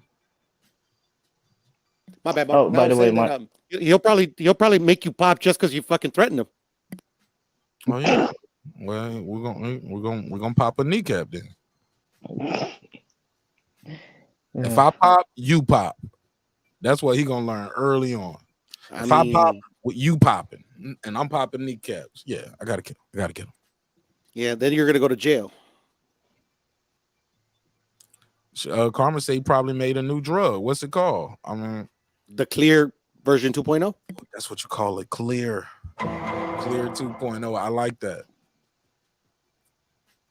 Victor Conti did one hell of a transition from bassist to pharmacist. I heard about that too. There used to be a musician or something like that. I heard about that. He said it's not one supplement, bro. I take them every day. It's the boxing scholar.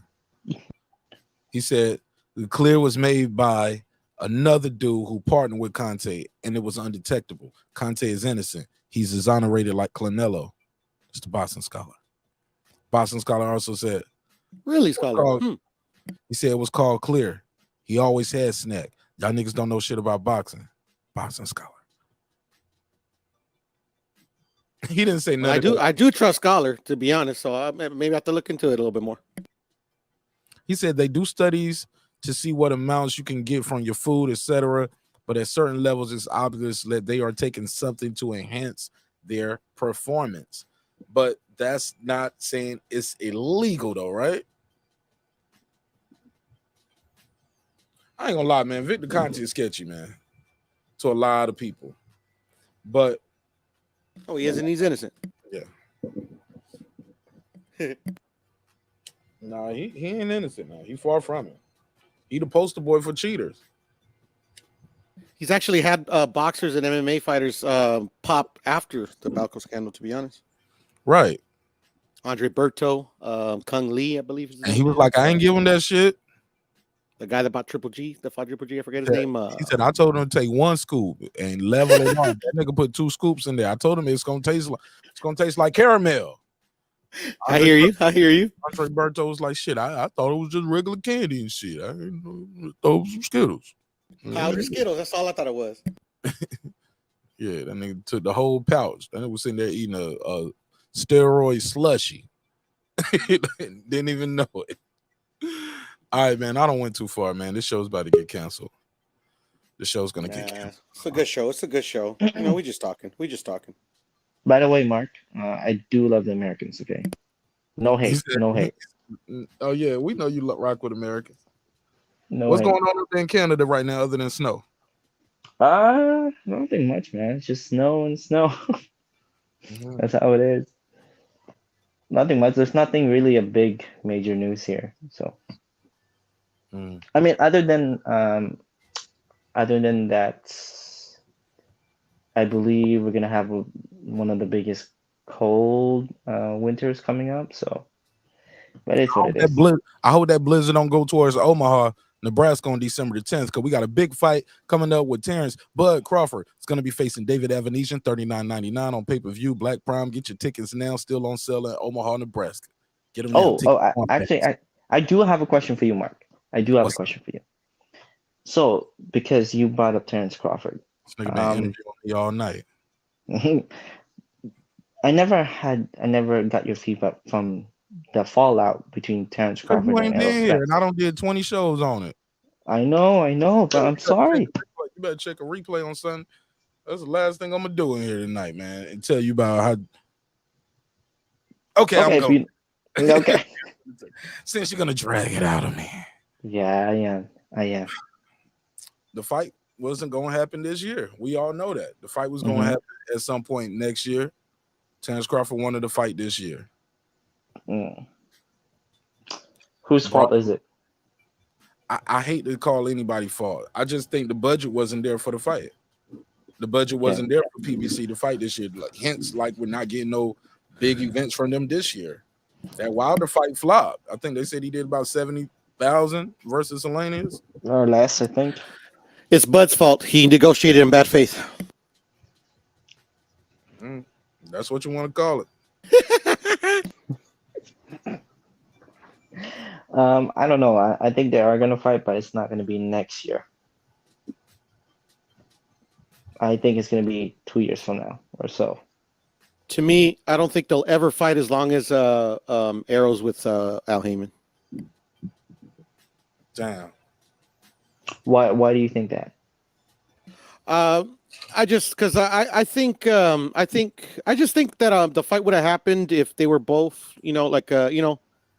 unfortunately Arrow can't at the end of the day Arrow has to do what they tell him to do, or what they advise him.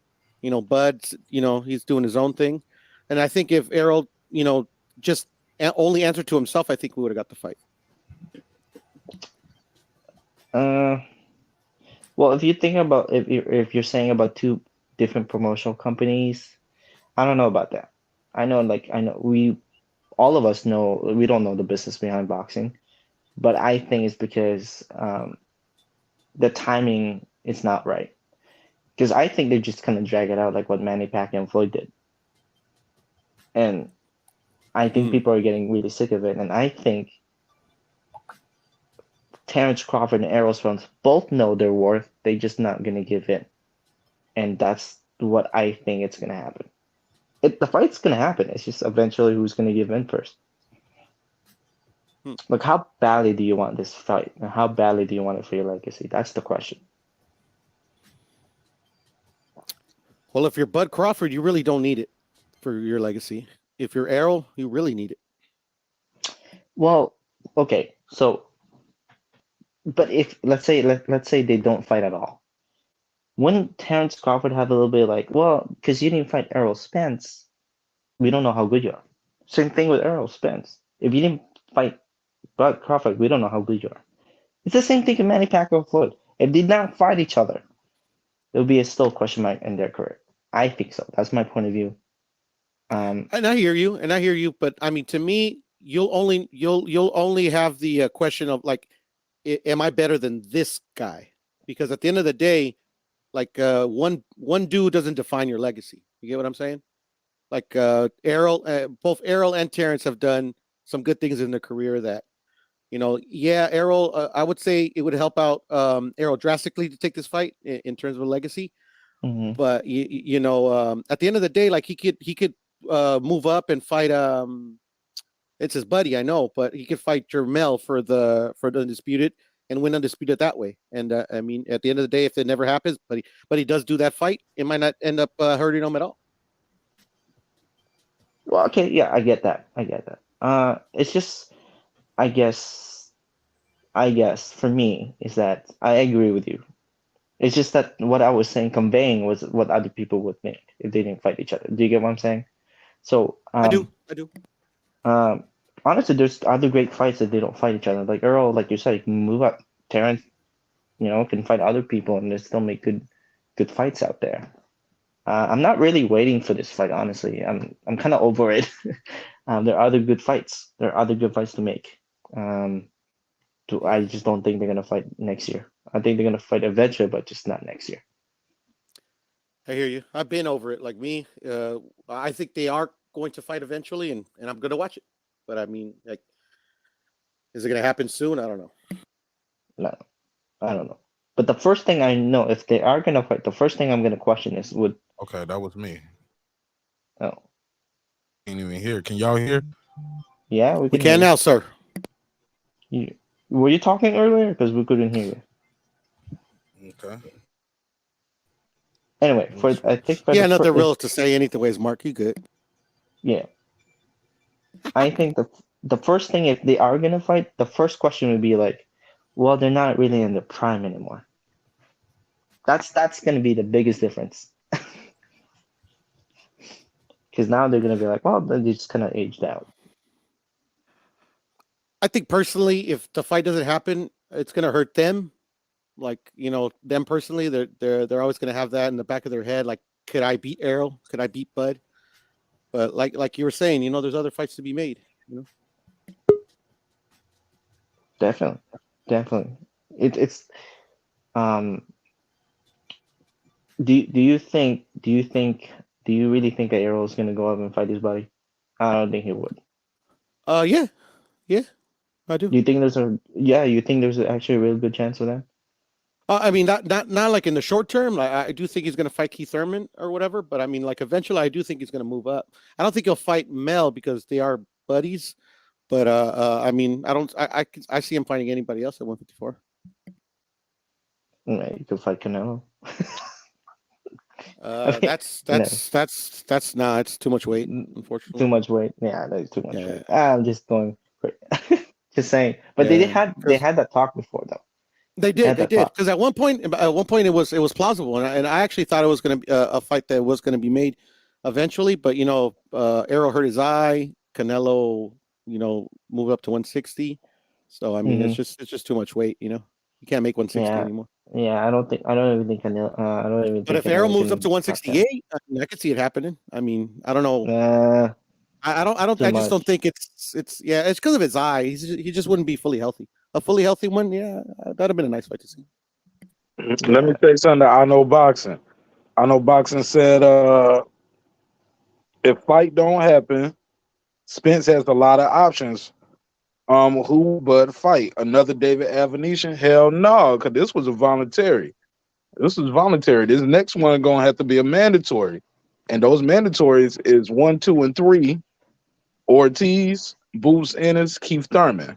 One of those 3 people are gonna fight him for that WBO strap. So, and I don't think any of the fans would be disappointed with any of those 3 options. And it's probably really gonna be 2 options: Ortiz or Boots. Later on this year, if that other fight don't happen with Spence, it's gonna be Ortiz. I think he's the number 1 for the WBO, or either Boots. And yeah, that's a big fight, and they're gonna have to negotiate it. And if they don't want to deal with it and it can't come to terms, it's gonna go to purse bid, and it's gonna be what it's gonna be. And somebody gonna buy that damn fight, and somebody gonna have to fight him for that WBO strap. The kid got leverage because he got a title. No different from Spence has leverage because he has options because he has 3 titles. Yeah, somebody gonna have to fight him. Like I was pointing earlier, there's other good fights and they don't fight each other. There's other good fights.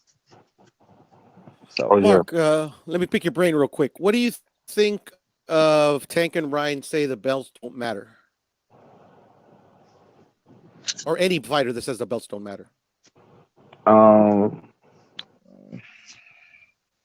I would feel weird if Ryan saying that because he's never won a world title. That's like me saying That's like me saying Beyonce pussy don't matter. Oh, nigga, you never had it and you never getting it. Of course, it don't matter. You get what I'm saying? Respectfully, I got you. I know she's a married woman. No, most definitely. I know that's a married woman. I don't mean no disrespect, but you get the metaphor, right? Yeah, for sure. Like yeah, that's crazy. You never had it. Like, what you mean? But to some degree, like I think every fighter's journey is different. Some guys just want they spend their whole time just trying to get a title shot or get a Olymp. They want to get a gold medal.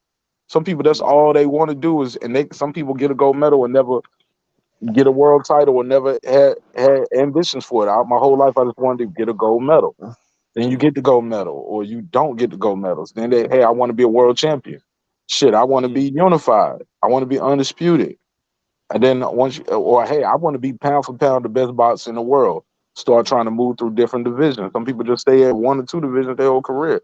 I just think every boxer got their own journey. Just to play devil's advocate a little bit, Mark, don't you think that the belts can get in the way of some of the biggest fights happening? For sure. But also the belt sometimes can make the biggest fight too, because of what's on the line. So it can go both ways. That's true. I hear you. Piero, let me ask you a question, okay? Yes, sir. I believe every boxer who started when they're young, the ultimate goal is to be a champion. In order to be a champion, you need to have a belt, right? Right. So, I think having a belt will make your career. Now, what you do afterwards will tell you what career would you have. That's my point of view. Ryan never had a belt, so he shouldn't even be talking. Tank has a belt, so yeah, I kind of get what Tank was saying if he ever says that. But in perspective of a legacy, a belt matters. Yeah, I agree. Right? Yeah. Now, does it have to be multiple belts? I don't know. Who knows? Like what Mark says, every fighter's journey is different. I get it. Yeah. So, belt does matter in some aspect, but what you do Yeah. afterward, it's gonna make your career better or worse. I don't know. Like for example, Adrian Bonner. Adrian Bonner has four. How many weights did he do? 4. 4, right? He's still a 4-weight title. It matters because he had a championship in those weight classes, right? Now people say he's done, he's finished, but you still can't take away from that because he was a champion at those 4 weight classes. So it matters. I think it matters. I hear you. What about a fighter that fights in one division one time, vacates the belt and moves up? I mean, does that title at the division where he won it at kind of does that because he just literally fought that one fight and then moved up? I mean, he didn't defend it I at still give all. him credit for that shit, bro. Cause that's hard. It's hard to get a title shot, let alone beating a champion. Yeah, and sometimes that's all what it's all about. Like I think Boots Ennis is gonna do that. I don't see because he's such a big dude. I don't see him staying at 147 trying to get undisputed, collect all the belts. I think he wants to be a champion in that division, and once he gets there, he'll move up. Dude, I think he can make 168. That's how big he is. Yeah. But will he move up before he gets that title shot, though, Mark? No, not at 147. They're gonna get that. Well, they right there. They're not moving up now. So they're gonna. Like I So said, you think they're just gonna wait until somebody vacates or? No, they're gonna fight Crawford, bro. I'm telling you, bro. But what if Crawford vacates? Okay, wait. Somebody gonna have to fight him. Wait, him and 1 and 2 got to fight for the vacant, right? Mm-hmm. Correct. But I mean, like, but he wouldn't be fighting a champion, though. That's not his fault. No, I know, and I'm not saying that. It's just I'm saying like there's been situations where they fight for a vacant title, don't defend it, and move up. I mean, you say you give them credit for that, and so do I. But I mean, like, how hard was it to obtain that title if you're fighting for a vacant title?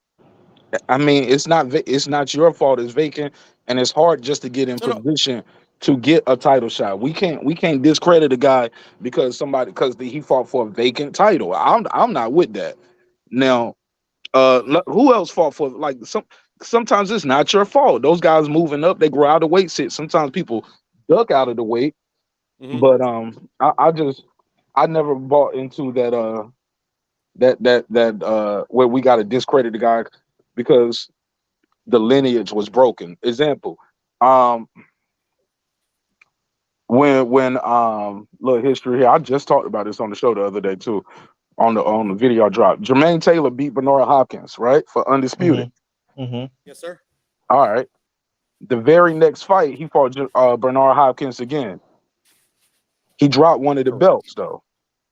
Correct. Then after that, he fought Winky Wright.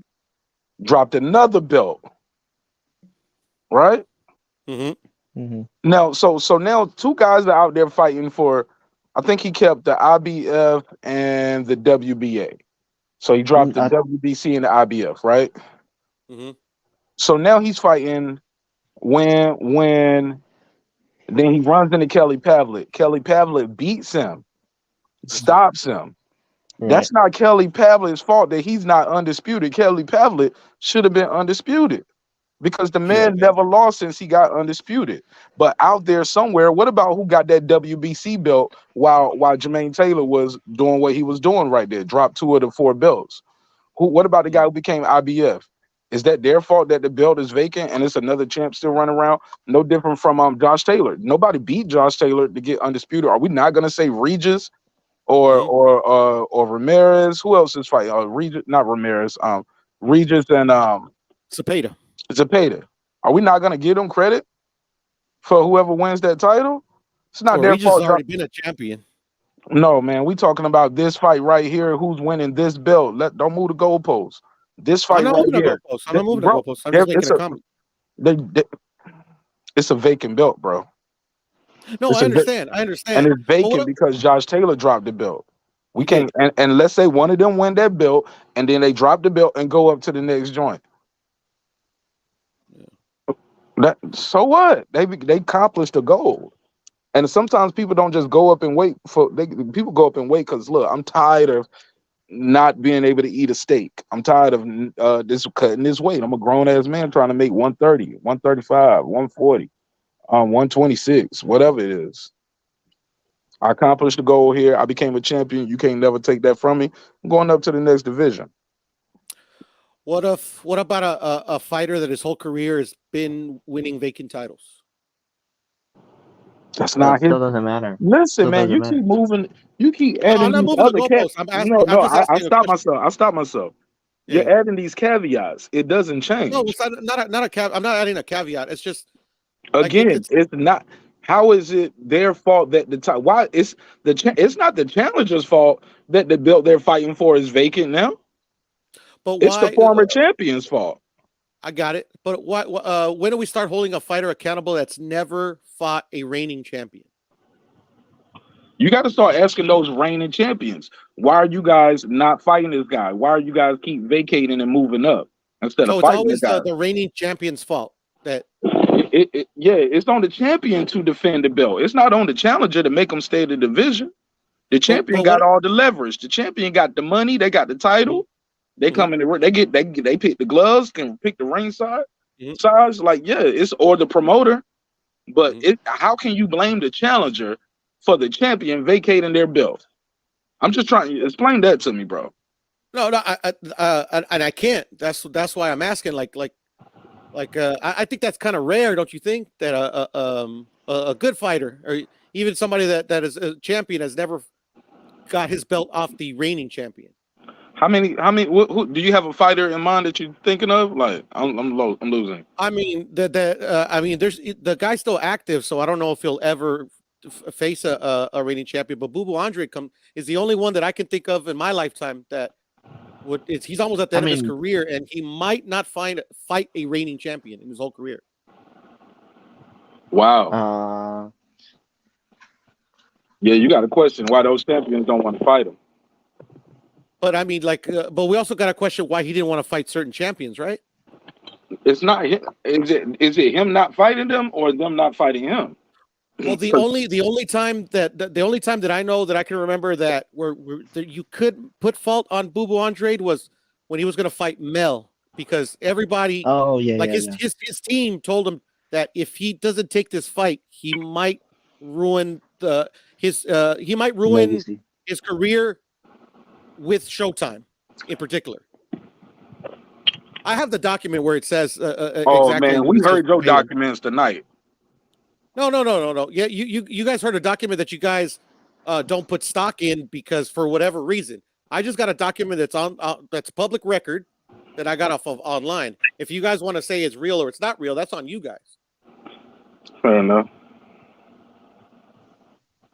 Okay, so you're saying that because Bubu Andre did not fight a reigning champion, the belt that he holds adds no value, has no weight. No, I'm not saying it holds no value because he did defend it and all, but the thing is like, I mean, how does one go a whole career with not at least fighting one reigning champion? But like you said, it sounds like he got blackballed. Yeah, and it does sound that way. Yeah. So I mean, and if he got blackballed, that's 2 and 4. And if he got blackballed, that has nothing to do with his skill set, his courage, his tenacity in that ring. It's motherfucking networks, and also for advisement. But from what I understand, that Bubu, before I pass the mic to Santos, because he just got here.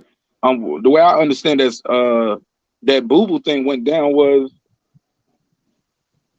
Al Heyman helped him get out of a contract, and instead of signing with them and doing that, he signed with Rock Nation. And Rock Nation said, "Hey, you're the champion.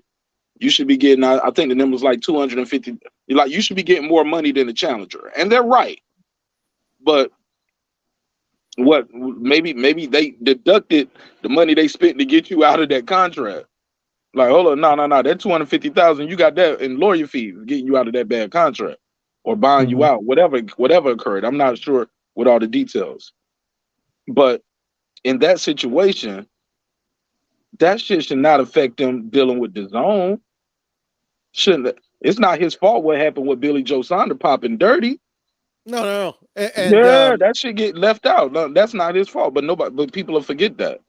It's not his fault. but Canelo he was vacated. It's not advised to take the Showtime deal by who? by his advisors.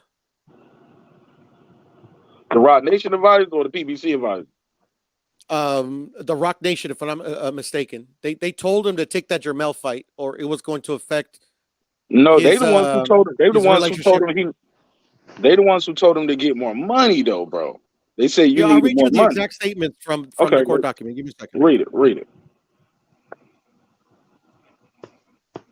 Because who was suing who, and then we'll go to Santos. I'll tell you right now. Give me a second. All right, what's up? While you do that, yes, Santos, I had to switch to my phone, bro. I don't know what happened with my internet over here. The internet went out. Oh, all good, bro. I just I just came through. I was listening to y'all chop it up, Right on time, bro. I'm about to wrap it up too. I was gonna say, back in the day they had that murderers row where those fighters couldn't get fights. They had to fight each other. Boo got his sort of treatment. I ain't gonna say it's the same treatment, but he has been kind of blackballed in the business amongst the fighters, because these fighters are out front saying they don't want to fight it because of personal reasons. Like you said, Mark, it has something to do with his skill level, his tenacity, or his will to fight. Because he's wanted to fight him. Of course, he didn't have anything to do with Billy Joe's situation. So it's just unfortunately, some fighters don't get the opportunities that they deserve in the fight game. It's a sad situation. Boxing needs to change, and we all know that.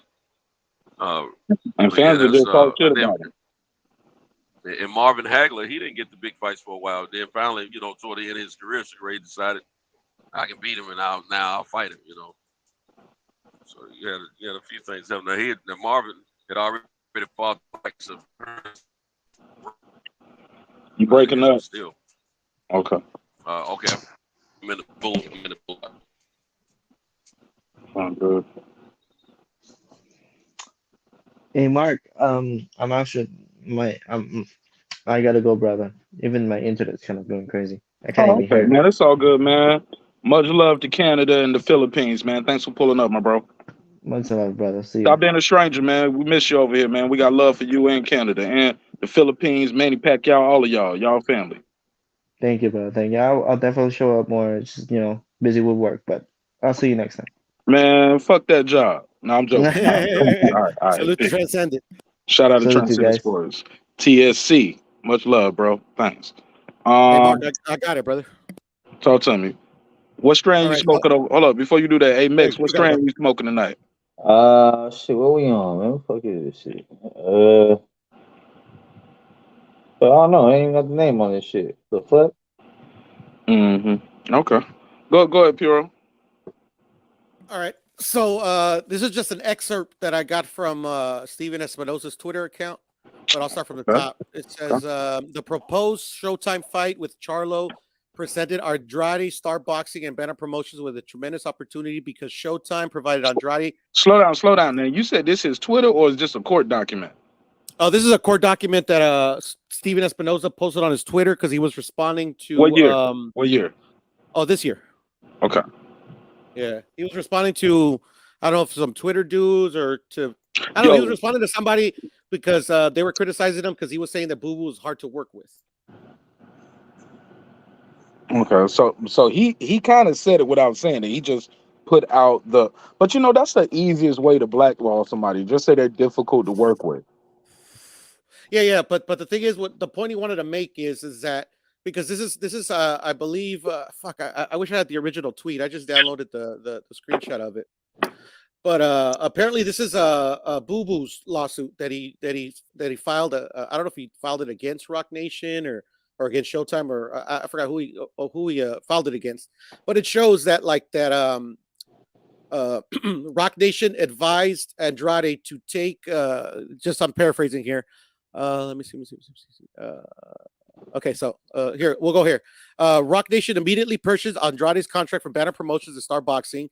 It was in Andrade's best interest to sign the contract with Showtime for the Charlo fight. If Andrade rejected it, it could potentially ruin his career, as it would be difficult, if not impossible, for him to appear on Showtime in the future. Sound like blackballing. But why not? But that was his own people telling him. Like, he had the choice. Like, his own people are telling him, take this fight or this is going to happen. And he chose not to. Wow, new news for me. Because I was on. But does it say that about the purse split and what that was? It did. It does. It does. It says Showtime was offering Star Boxing and Banner Promotion a rights fee of $750,000 for Andrade to fight Charlo, and Star and Banner Promotions were offering $550,000 to participate in the bout. Okay, I lost you. So what was the first one? Who was the first one? 750 was offered by Star Boxing and Banner Promotions, and Showtime was offering 750, and Star and Banner was offering 550. And he took the 550. He didn't take. I forgot, to be honest. Yeah, because like I said, but regardless to 750 though, he wasn't getting the lion's share. That's the biggest reason why that Charlo fight never happened. The champion was getting less money than the challenger, and that's what he had a problem with. Andrade was the challenger in this case. Okay, I thought he had the WBO. I thought he had the title. No, I believe Charlo was the champion. I believe. I'm not sure. No, this happened such a long time ago. This a whole new. This is all right. Well, shit. This is all new information for me. It was posted by Steven Espinoza just because. What title? What title? Kinds of shit. What title did Jamel have before Boo Boo was challenging for? Let's check. My brother Stephen Bateman in the building. Shout out to all the neighbors, man. Hate y'all pulling up late, but it's all good. It's a late night show. I got a little more time. I give y'all a little more time. Talk to me, Mex. What up, boy? Yo, my bad. To get off me real quick. Yo, what's good, man? You know, I'm just getting off work right now. You know? How was your shift? How was the shift? I might have got fired tonight, but you know. Oh no, what happened, Mex? I almost had a squab with my owner. Oh man, story time. Hold on, let me give you the drop. Hold on,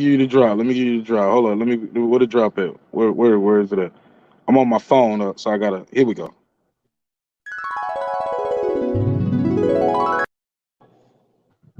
I mean, long story short, you know, motherfuckers try to hold me and I don't go for it.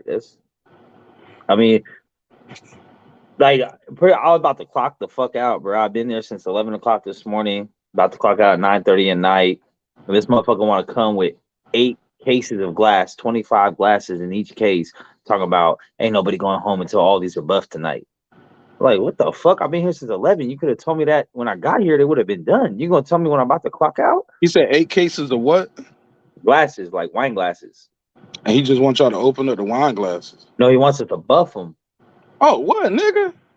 Yeah, now buff my dick. Now, I'm sorry. Those 8 racks now we close at 9. They had originally asked me around 7:45. They said, "Can you get started doing this?" I said, "Yeah." I got through like 3 cases of them. There's still like 5 more cases. So we clock. You know, I'm about to clock out at 9. Like, hey, you know, had a good shit, this and that. Now, mind you, this motherfucker be drinking this shit all the time. So he came up from the basement drunk as shit, and he tried to like mic drop the shit. Like, ain't nobody go home tonight till all those glasses done, and that's that. And try to walk off. And I was like, what the fuck? He's like, what? You got a problem with it? I was like, yeah. Why you just telling me now? I've been here all day. It could have been done already. And we started getting into it. He started talking shit, saying one thing. Hold on, slow down. Nah, ain't no one thing another. Let's go. The nigga try to hold you. Fuck that. Let's go, Mix. Yeah, get that shit off your chest. What he said? It wasn't just me because it was me. It was one waiter and it was 2 of the cooks. Now, mind you, the cooks don't got shit to do with glasses, plates, none of that. They just there to cook the food. And he told them they had to buff glasses, and they're like, "Damn, man!" It's like, look, it's a group effort. It's his delivery. He could have said, "Hey, man, all of us, man, let's buff these glasses because we got to get this done tonight." Thank you, bro. That's what I told him. We got to get this done, y'all. First of all, you try to please, come in. Respect this. I know. I'm sorry. I could have gave y'all better time notice, or I could have told y'all, "Hey, this has to get done tonight." Before. Thank you. Is he the manager or the owner? No, he's the owner. Oh yeah, he in there talking that shit. Right. So like, and I told him the same shit. I said, bruh, like you could have communicated this earlier. So right. So he tells me, he's like, I did. I told Jackie, who's my manager, to tell you guys. I said the moment Jackie told us to start, me and the homie Augie, we started buffing them. We got through 3 cases, 75 glasses worth. at the same time while doing my job, while bartending, while wiping down shit, cleaning, and getting ready to close the bar. Yeah. So he's like, oh, that's it. Oh, yeah, was 3. Oh, yeah. I was like, how many did you do? And he just looked at me, and I was like, you did 0, bro. You Bitch, didn't I even ain't buff gotta do 1 nothing. I glass. pay you to buff glasses. And that's what he pretty much told me. He's like, well, I'm the owner. I was like, I don't give a fuck, bro. I was like, you need this. I don't need this. This ain't even for me. I work at the bar. This is for catering away from the bar. It has nothing to do with the bar at all. And catering gets paid $2 more than anyone at the bar. So I was like, you're really using me as cheap labor because you should be paying me $2 more an hour to even do anything that has to do with this shit. Right? I was on top of that, you try to drop it right when everyone's about to go home and clock out. You could have, and this whole time you've been downstairs playing pool and getting drunk, ain't doing a fucking thing. You ain't lifted 1 finger, you ain't picked up 1 rag, you ain't cleaned 1 glass. And I was like, you try to diminish my contribution, which like, yeah, I only got through 3 out of the 8, but that's more than what you got through. You did none. And I was like, and he's like, well, I'm the owner. I was like, then act like it. Be a leader. Get dirty with us. Use your hands to bust some glasses too if this is that important to you. Yeah, we just kept going on, but he was fading. He wasn't trying to hear it. And then he tried to step up in my face. I was like, what you gonna do? You gonna punch me over some fucking glasses? What? And then my little brother, he works security, so he was there. My sister-in-law was there. So they was, trying to like pacify the situation. I was like, man, I don't care about this shit. He's like, fuck that. You're off the schedule next week. Matter of fact, the fuck out my bar. I don't need you here. I don't give a fuck, man. Hold on. You said you think you got fired. Bitch, you got fired. I mean, yeah, but then my manager was like, nah. And I told him, I was like, I'll be here tomorrow. I'll be here tomorrow when I'm scheduled. Nigga, you going to jail for trespassing? No, I'm not. Yes, you are. I'm not. Then so be it. Then we're gonna make sure I go to jail for a better reason than trespassing. No, you just go home. Get on the internet, find you another job. Call the unemployment office. Hey, look, call the EOC.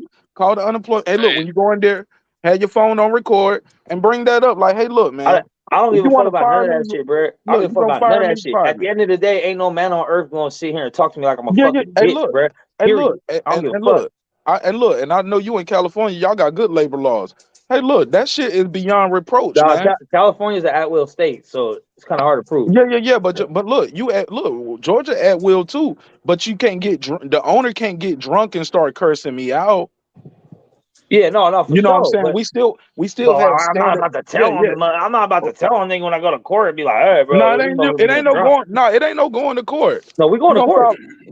You gonna file a claim and you gonna get your wrongful termination. That ain't about no snitching. That ain't about no snitching. It's about right and wrong. Well, that's what I said. But as men, we can figure out that right and wrong between us. But you talking about going to jail for something? No violence, man. Do things by the book. This is a legal job. Hey, Mitch, this ain't no shit. You ain't selling drugs in there. I mean, you're selling liquor, but but you're not snitching, bro. This motherfucker has lived his life used to intimidating people. Like he's a white boy, right? Big old white boy, red beard, big blue eyes, whatever. Dude's like 6'3", 6'4". Nigga, you be looking in his eyes like he's a boxing scholar. His eyes get like this when he gets crazy. That's the thing. He punks everybody. He's like 6'3", 6'4", probably like 300 plus. Right? He's a big boy. He ate everybody who tried him before, he ate him. He did. Every single person at bar is scared of him. Scared of him. Scared to say anything, scared to talk back, scared to say, nah, I can't come in that day or anything, brother, because he just punks him. And then if not, he'll take you off the schedule. And he's used to all that shit. I told him, bro, that shit don't work with me. I don't care. I done been packed out by dudes bigger than you. I got a question for you, and I got a statement to tell you also. The question is the bar and the catering part associated? So there's a catering service that's run out of the bar, but it's totally separate. Totally separate. It's different employees, a different manager, all that shit. Is he the owner of both? He's the owner of both, yes. Oh, that's a done deal. Yeah, man. But here's my thing, like you said, Mark, if you would have came at me like, hey, yo, I know y'all about to go home, but I need a big favor if y'all can help me out, man. I really need these glasses buffed by the end of the night because I have this thing tomorrow. I would have still been like, damn, bro, I'm about to go home, but I would have did it though. Like, fuck it, all right. But as an employee, I get it. Respect. Look, I say it all the time. As a man, fucking employee, as a man. Right, you're right. As a human, same difference. Okay, but I get it. Yeah, you're not an alien. Yeah. But I say this all the time on the show, Mix.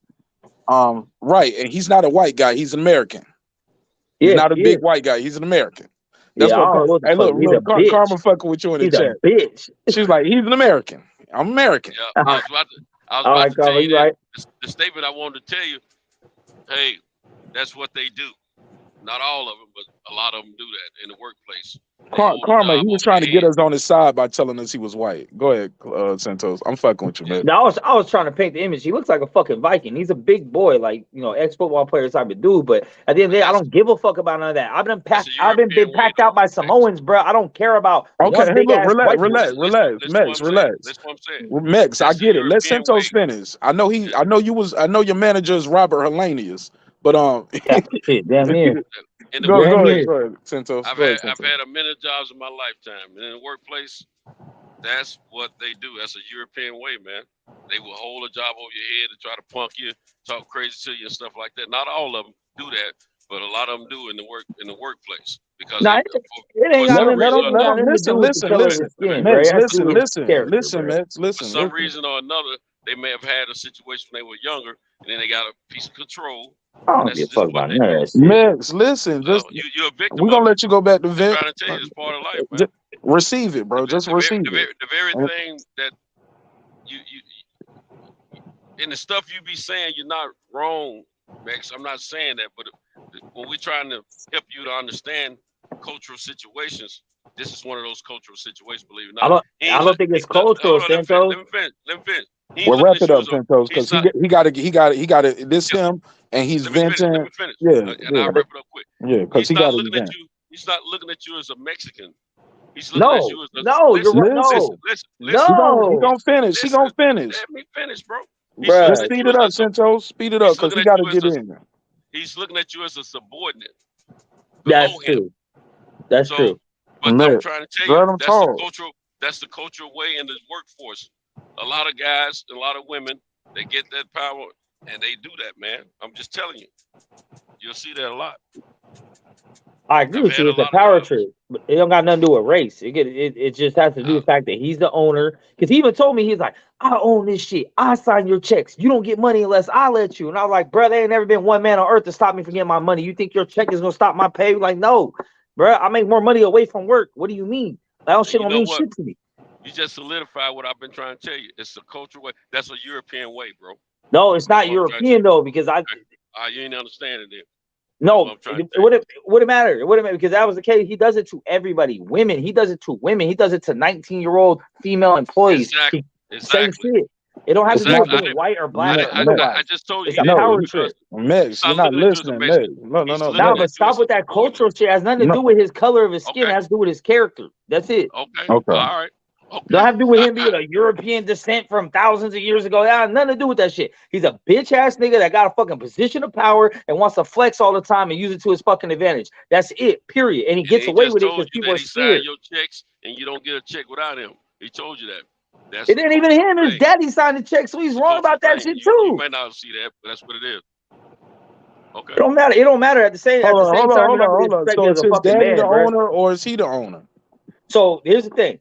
The dad bought the restaurant. He needs to pay his dad back, but his name is the one that's on the, you know what I mean, kind of thing. So technically he's the owner, but really his dad is, until that shit gets paid back. It's his daddy shit and he run it. That's what it is.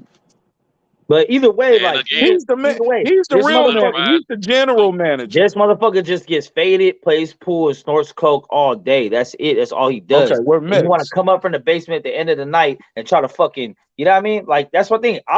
At first, I wasn't with it. I was like, yeah, whatever, right? But he started getting in my face, started trying to yell at me, trying to woo, and I'm like, I'm not the one. The thing is, like, both my brothers worked for this dude before I started working there.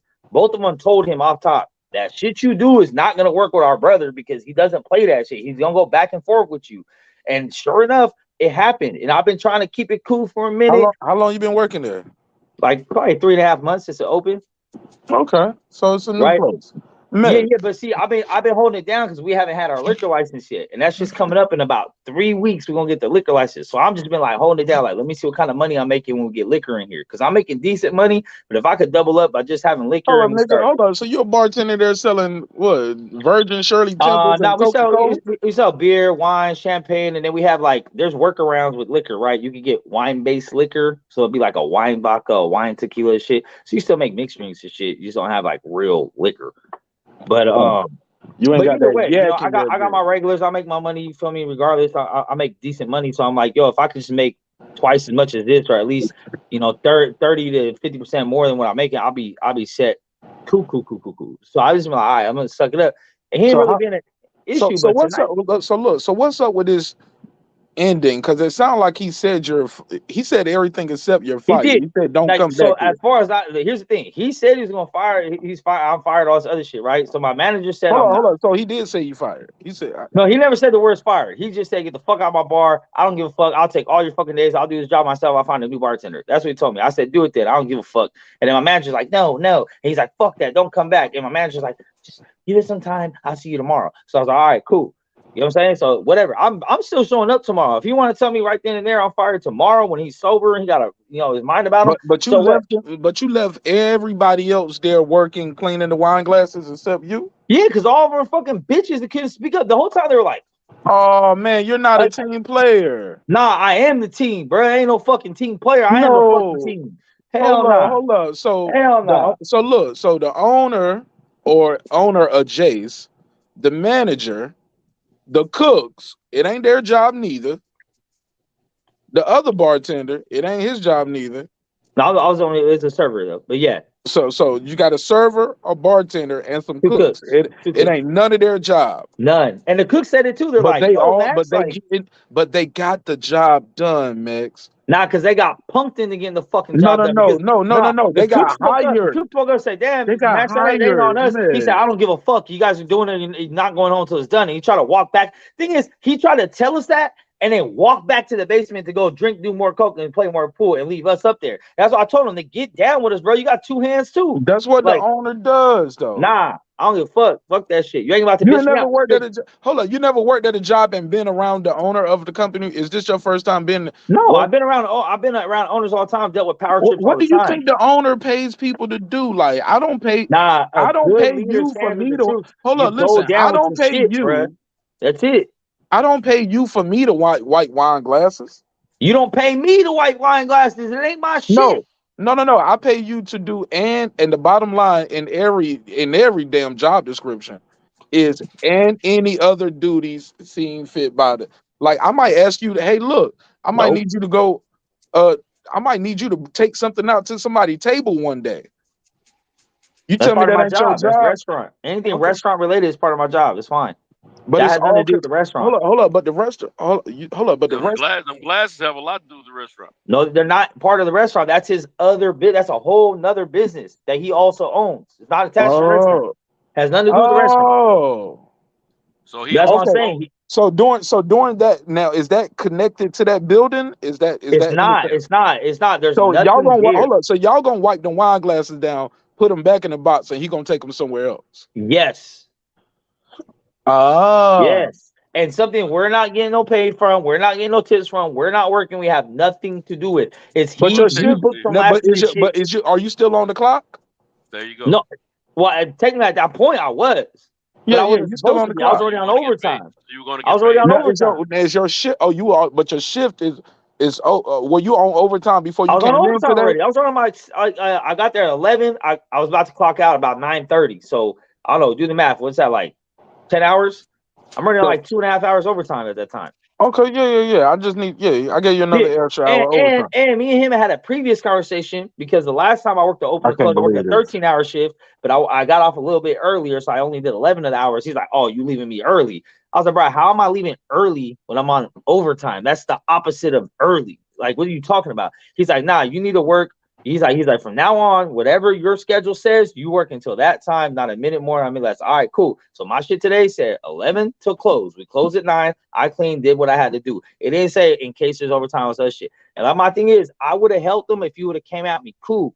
But he tried to punk me into doing it, tell me I'm not going home until I do this, and then walk off on me. That's not happening, bro. I don't care. Like, yeah, fair enough. Hey, look, and you can quit the job.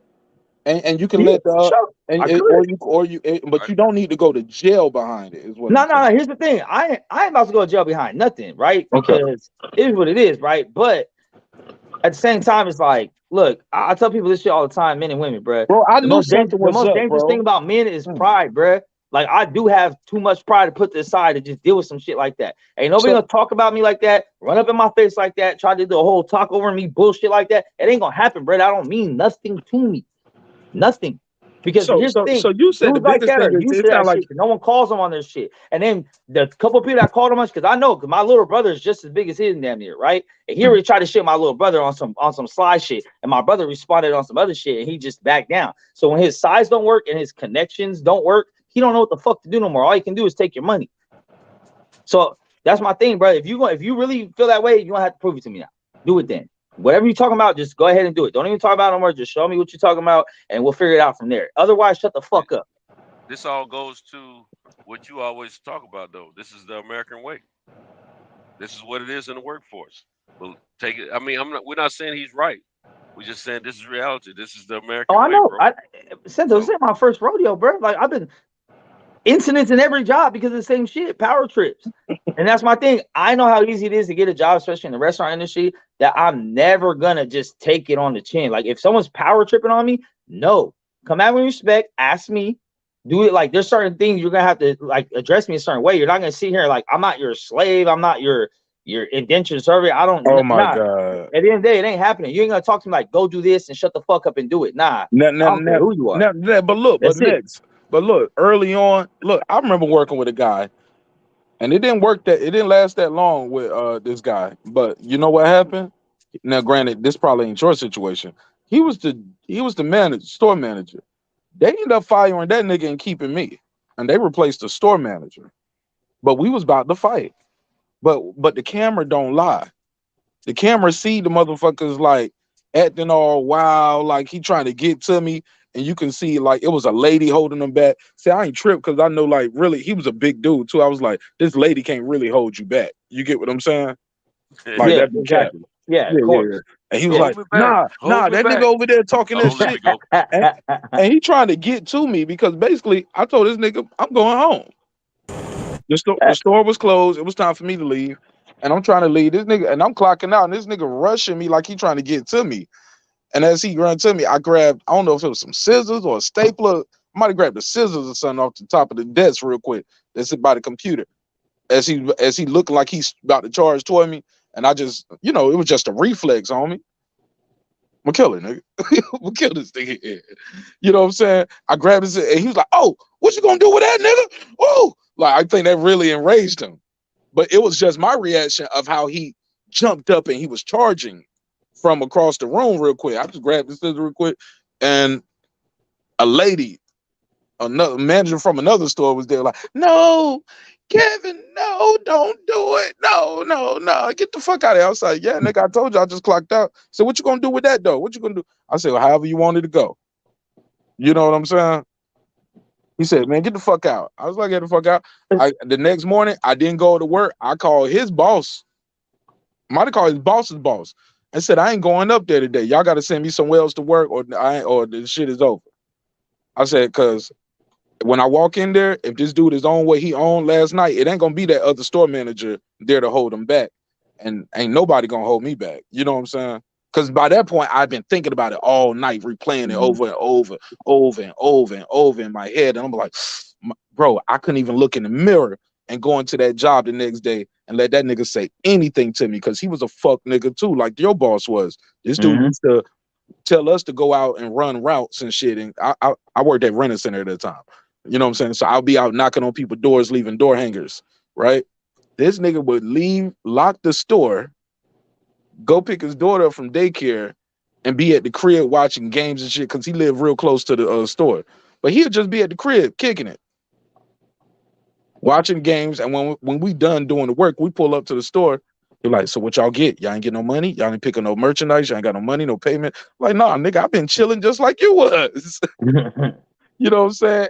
And he might be like, and I might come back in, he be like, "Yo, I got a delivery for y'all to do." Like, "Nah, it ain't no delivery for us to do. You should have called me on the road and told me to do a delivery." You get what I'm saying? Told me to come back, stop running to do, or let me take a delivery with me on the way out. But no, I'm not about to do no delivery, no 9:30, 10 o'clock at night. I've been, I might have worked from 9 to 9 or 7 to 7. So it's already a long day. And then he got me out there to 9, which is already wrong. Then he's like, "Yo, I finally got such and such. Go pick this up." Like, nigga, it's 9:30. You gonna get paid. And look, and look, cause look, you'll do that shit, bro. You'll come back and he gone and he'll say, Yeah, just call me when you get here and take the keys with you, or drop the keys through the drop box. You know what I'm saying? Where people drop payments. He'll clock you out in the morning.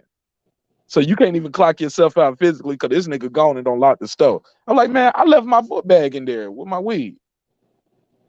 Oh, I'm gonna smoke that up. Like, oh yeah, and that nigga used to be getting high at work. Yo, this nigga used to get high and drunk at work and be mad at motherfuckers because they ain't working hard. Y'all ain't taking y'all job serious. I'm like, nigga, I know yo drunk high ass. I'm like, doing what you doing. Bitch, yo, but he was the worst, man. But that next day, man, I went back in that bitch. That she was like, what happened? I was like, look, man, that nigga was about to squabble last night. I ain't going back in that bitch. Y'all can send me to another store or something else, but I ain't going back in there, man. Well, I'm gonna be at my job tomorrow. Or if I go back in there, it is what it is. You know what I'm saying? I'll be there tomorrow. I'll be there tomorrow when I'm fucking scheduled, bro. That's the other thing about it, though. Yeah, catering, go in and let them tell you fight. Catering That's all gets paid $2 more an hour. Catering gets paid $2 more an hour. So the people that should have been doing that. That's a whole nother company, though. I thought you said this. How you know what they get paid? Because he tries to get us to do caterings too. He's like, hey, whenever because hours at the bar has been like whatever recently. So he had to cut some hours and people were mad. He said, but if y'all want, I got more hours to catering, you get paid $2 more an hour. So he's been trying to have both, like moonlight as both. You feel me? So we know what the thing is, but that's what I'm saying. So I know that the people that should have been doing this get paid more to do this. You're trying to use me because you don't got to pay me as much to do a job that someone else should be doing because you don't want to pay them. You feel me? Either. Like everything about that, out of my 8 pay periods or however long, it's been about almost 8 pay periods. There's only been 2 checks of mine that have been on point. I have to keep track of my hours, my tips, and everything, and they never line up with my check, and there's always fucking excuse. So that's what I'm saying. Like it's more than one thing. This has been brewing for a minute. Like it's been brewing for a minute, bro. And it just came to a head tonight. And my thing is, like, I don't care. Like, if you want to fire, if I come back tomorrow and you're like, nah, fuck that, you're fired. Fuck, I'm fired. I'll take the L. Cool. Let me get my I'm out. Hey, look, somebody sent me a picture of your your boss right here. They said you work for Jelly Roll. Jacob Promoters? Yeah, they said you work for some Jacob Promoters over there, man. You said you work for Jelly Roll and Russell Red. No, I'll be around. I'm scheduled to work at 3:00 tomorrow, so I'll be there at 3 or 3:30 after I pick up my daughter from school, take her home, and I'm gonna slide through. And like I said, if I show up and he's like, "What are you doing here?" I told you I'm fired. Well, all right, bet that then. I'm just getting my unemployment. It's good, and then we'll go ahead and go do the whole court shit, whatever has happened. It's good. But at the end of the day, he's one of them dudes where he gets faded and coked out. He makes harsh decisions, and he lets it kind of blow over for a week and tries to act like your homie. He'll never apologize. He'll never say sorry. But me, I'm I'm like, hey, tell me sorry. Yeah, my boy said me, Martinez, you snitching. Hey, look. Take it however you wanted to go, homie. That nigga got fired, nigga. I was the man too, cause I found out everybody didn't like Kevin. They was like, man, salute to you, man. But they ain't say salute. But they was like, man, that's what's up. Like, you better than me. They was like, you should have did what you did to him that night before. What you wanted to do to him. I was like, man, I'm not about to go into a job with a mindset knowing I am about to get in a fight with the supervisor. For what? No, look, last night was my last night. I just called his boss, told him I ain't coming in. Called the boss, said, hey, look, I need to find somewhere else to y'all to place me because I can't work there. And if I'm fired, I'm fired. But me and this nigga gonna kill each other. Because, he was one of them bosses, like, as soon as you get there, look, I knew the nigga smoked weed because he asked me, did I know how to pass the drug test when he hired me? I ain't tell her that much. But he was one of them niggas always bragged about how, like, yeah, nigga, I've been in jail for this, man, been in jail for that, gold teeth everywhere. One of them, and then he was a big fat motherfucker too, tall, big dude. He wasn't that tall, but he was fat as hell, and he thought that shit meant something. But nigga, I was chiseled. I was straight out the army at the time, still struggling with my PTSD. I was like, man, I might kill this nigga tomorrow because it stayed on my mind all night long. All night long, I replayed it, and I was like, man, I should have did this. I should have did that. Oh, if you do this, I'm gonna do that. Like, nigga, I had mapped out the fight in my head, bro. I had the mindset I was gonna do something to this dude, and I knew I got a future, homie. You know what I'm saying? Thank God I didn't. Thank God I did that, because she was like, "What? What happened?" She was like, "I don't fuck with this nigga anyway." Well, she didn't say that, but she definitely didn't fuck with him anyway.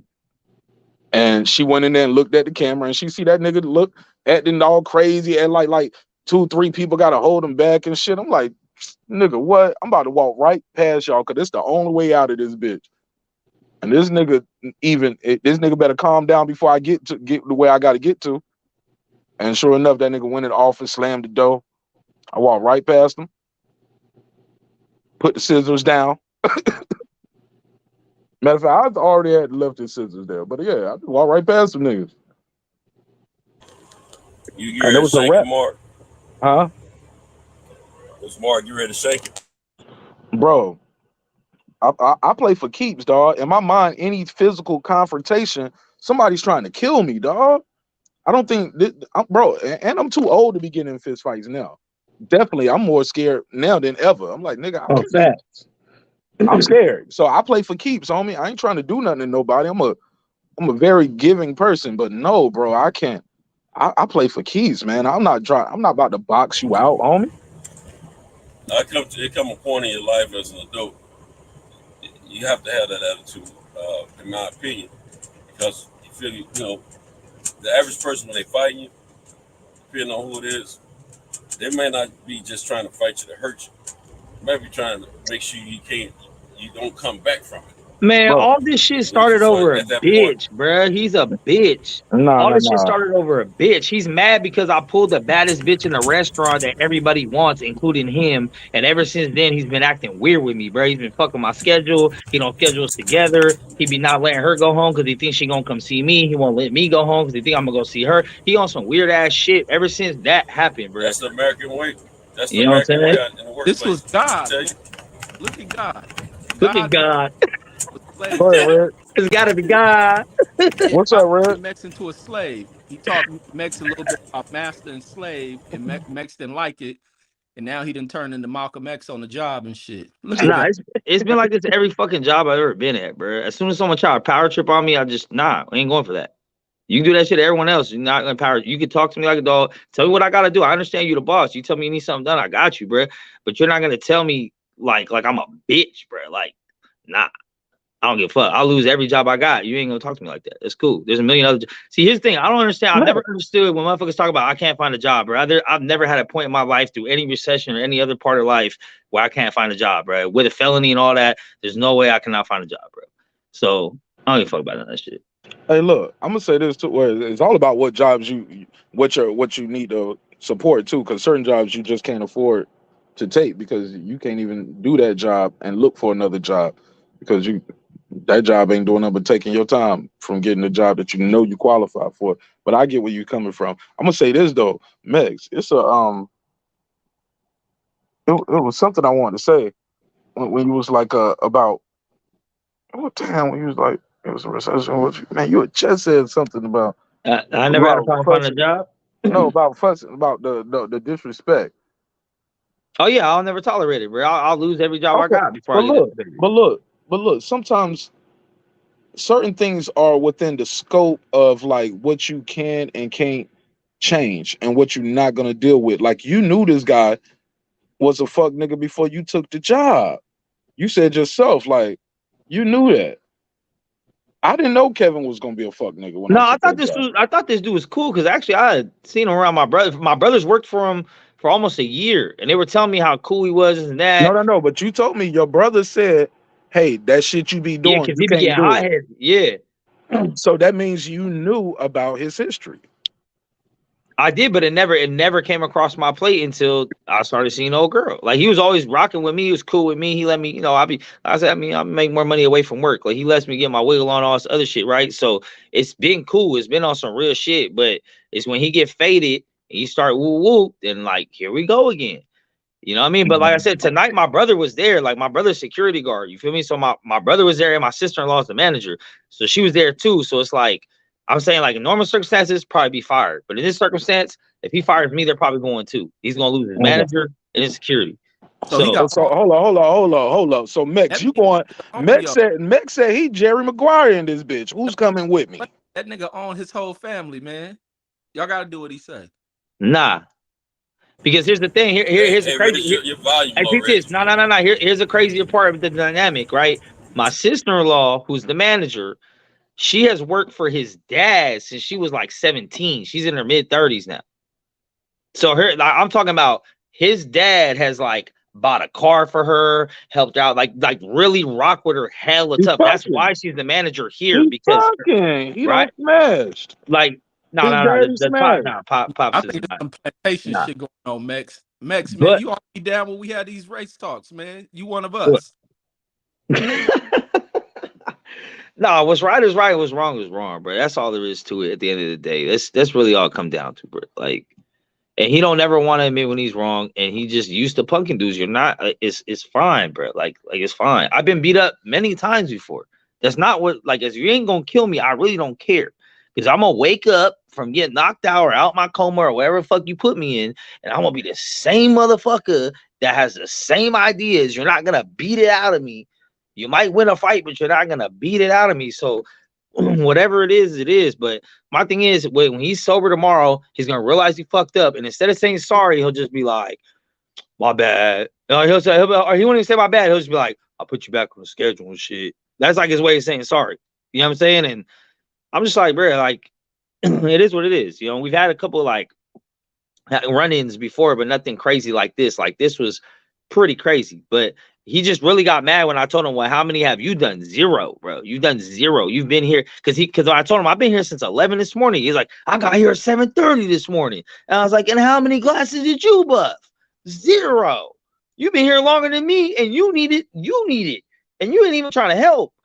Like, you're not even trying to sit here and help us. You were actually about to go back downstairs and drink and play more pool while you have these people that are supposed to be off work already do some shit for another company that you have. Oh no, But that y'all, but y'all getting paid for it. He need I a don't give whip. a. I ain't getting paid enough. Okay. You getting If you time and a pay half, that don't you? other company 18, or if you pay 18, you pay me 16, you should pay me 18. Then if I'm doing But their you, job, you on overtime. You getting time and a half though, ain't you? On well overtime? then you give me time and a half on 18. No, you got time and a half on 16, bro. Nah, Like but you then I need to just do my above some 16 glasses. job. Then I need to do my 16 job. Here's the thing. Here's the You problem know, with a some lot of jobs only pay you 40. nah. Bro, overtime. Hey, you fuck Get all got that. 40 more than hours. 18, Nah, bro. You here's got the 20 problem with a something. lot of people Bro, at work. Mix, They don't negotiate you their got worth, 20 bruh. something dollars an hour to wipe some glasses I off. don't care. More work means more money. You Work that got is not in 20 my job something. description Mix, means you got more money. 20 something. You got 22, $25 an hour. I Matter of don't fact, give more a than fuck. that. Then give me 27, 28. No, 24. Yeah, like $24. Okay. Nah. At the end of the day, here's the thing. I got hired. I know my job description. I know what I gotta do. I've been doing it every day for 4 months. If you ask me something outside of that as a favor here and there, no problem. But when you want me to take on a whole nother job description that you pay other people to do more money to do, and you're trying to use me as cheap labor, it's not gonna work because I know what these people get paid, and I know that this is outside my job description. It has nothing to do with being a bartender. This don't even have nothing to do with being inside this restaurant, like just as a coworker. Hold on. No. But it's in your skill set. Wiping some glasses. It ain't like he asked you to cut the grass. Nigga, I worked at a job as a cook, and I had a motherfucker ask me to cut the grass.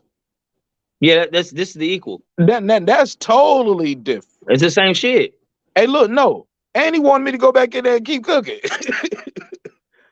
I'm like, nigga, look, let me tell you something, man. You get a budget for landscaping. This was I think I was in college at the time working at a Waffle House as a short order cook, as T.I. would say. I was in college working at damn Waffle House out there in Jonesboro. This motherfucker gonna tell me like, yo, and second shift was super slow, and he knew it. I used to use that time to study. You know what I'm saying? In between customers, it was super slow. You know what I'm saying? This nigga wanted me to go out there. He hit me with this. Hey man, I just cut the grass real quick. Can you? And it was a small little plot. Like, I mean super small. Hey man, just go around it with this edger real quick for me, real quick. Why I do this? And I was like, oh, okay, this is odd. But all right. Shit, I think I was smoking squares at the time. I was like, well, shit, I use the time to smoke me a cigarette anyway. I'm chilling. They got here doing that shit. And then I walked inside and he was like, all right, I'm out. I was like, hey. I was like, okay, this nigga just left. Okay, he told me just hit this little part real quick. He never came back out. That nigga was in there cooking a couple of orders I had, did some paperwork, but really it was nothing for me to do other than my prep. But he was in there just doing bullshit. So couple weeks passed, grass grow again. This nigga said, "Hey man, didn't get a chance to cut the grass all the way. I got half of it done. Hit that back for me right here, just this little segment right here, while I do this real quick." Like, all right. Then some bitch comes out there who been working at the Waffle House about 40 years and says, "Make sure he pay you for this, because you know he get a budget for this. You know, I'm a kid in college. I don't know no better. I never did no work like this before. You know what I'm saying? And I'm not confrontational on no shit like that." I was like, "Yeah, it's just a little shit right here." She was like, "Man, fuck that."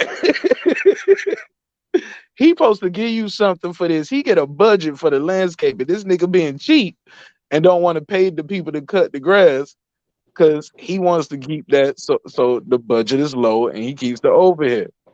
And he's supposed to pay you for that because that ain't part of your job.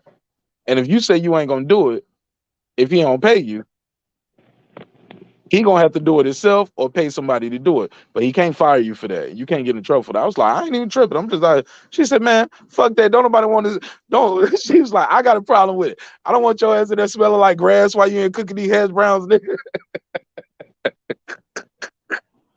She said, "Nigga, you out here about to get sweaty and shit before you start shift. You even start your shift. Fucking with this grass. Fuck Joe. You ain't gotta do that shit." I was like, "For real? Oh, all right, fuck it." So that nigga came back outside. The grass won't cut. He was like, "What you doing?" I said, "I'm starting my prep. Get this shit done." He like, "You ain't gonna do that." I was like, "Hey, look, man, that ain't in my job description."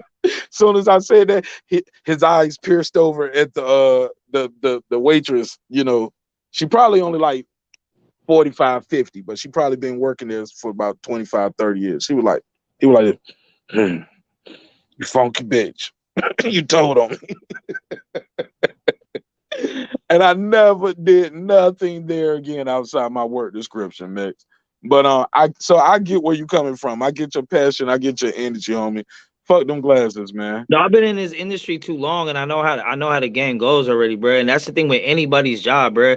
When you first get there, make sure you're very clear with your manager on what your job description is, what you're supposed to do. That's cool. Now, every now and then they might ask you to do something else. That's fine. When they start making a habit of it, and making you do jobs that people get paid more money to do, and you know that, don't. Well, no, more responsibility means more money. If I have to take on another part of my job where there's a higher chance I could be fired if I fuck up, you know what I mean? Like if you're doing paperwork, shit like that, it's like you're not just doing tables no more. Then you need to pay me more money because it's a risk to reward ratio. Like I have a higher risk of getting fired, but I make the same amount of money. Like nah. So this is the thing. Like it's been this way. I had to tell this motherfucker, where's my gratuity? You know what I mean? Because I did the catering shit for him 2 events. Right, because he first he told me, "Hey, you get paid more money." I said, "Oh, that sounds good." And I'm a bartender, get tips plus gratuity because I do cater. I cater for Pebble Beach and all that Hold up. shit. So you already hold up, Max. Now you said Yes. this a whole nother company. He got a whole nother business. Now, when he paid you for that, did he add that to your regular check, or did he give you a whole separate check? Shit. Well, it was one of each. One of each. So one time he gave you a separate paper check cut, and one time he added money to your regular paycheck. Yeah, he just had it in a different category, like a different pay rate, and it said catering and shit on, but it's the same check. Yeah. You already don't owe you, so you've already agreed to doing this type of stuff before. This ain't like, And then after I did it, I told him I'm cool off doing this because I'm losing money doing this. So I told him because we weren't, because when I got there, the bartenders weren't allowed to put a tip jar up. Right. So I was like, well, I'm not getting no tips now. On top of that, we weren't getting the cut of the gratuity when they, because they're buying like $25,000, $30,000, $40,000 packages. Like we're like catering for Laguna Seca and like crazy places. And I'm like, I know they include gratuity because I've catered for Pebble Beach. I cater for like Clint Eastwood's restaurant, all that shit. I know how the catering business goes. And I know you get more money other than your hourly. And we weren't getting it until I brought it to his attention. And all of a sudden, everyone started getting it. So I'm like, oh, they've been pocketing the money. So when that shit happened, I said, look, I'm losing money, bro, because you're only paying me $2 more. I got to take my own car to get over there. I'm not getting 0 tips and 0 gratuity. So I'm really losing money by going and doing this shit. I'm good. I gave it 2 shots. It didn't work out. I'm good. So he agreed, like, all right, cool. All right, it's good. Just bartend for me. All right, cool. And then, like, that's why he tried to be wiggling this weird shit. I'm like, nah, bro. Like, he be trying to do some weird shit. Like, he want me to, like, load up vans and shit, or load up, like, box trucks. And I'm like, bro, there's a reason why I chose to be a bartender. I don't want to do manual labor. If I wanted to do this shit, I could get paid way more money than minimum or whatever you pay me to fucking load this shit, because I know dudes usually get paid starting over 20 an hour to do a job like this. Like catering in general in my area starts at least, I believe it's like $22 to $23 on average an hour in this area. And this motherfucker paying 18. So you're already underpaying everybody for the job that anyone could go somewhere else and get for more.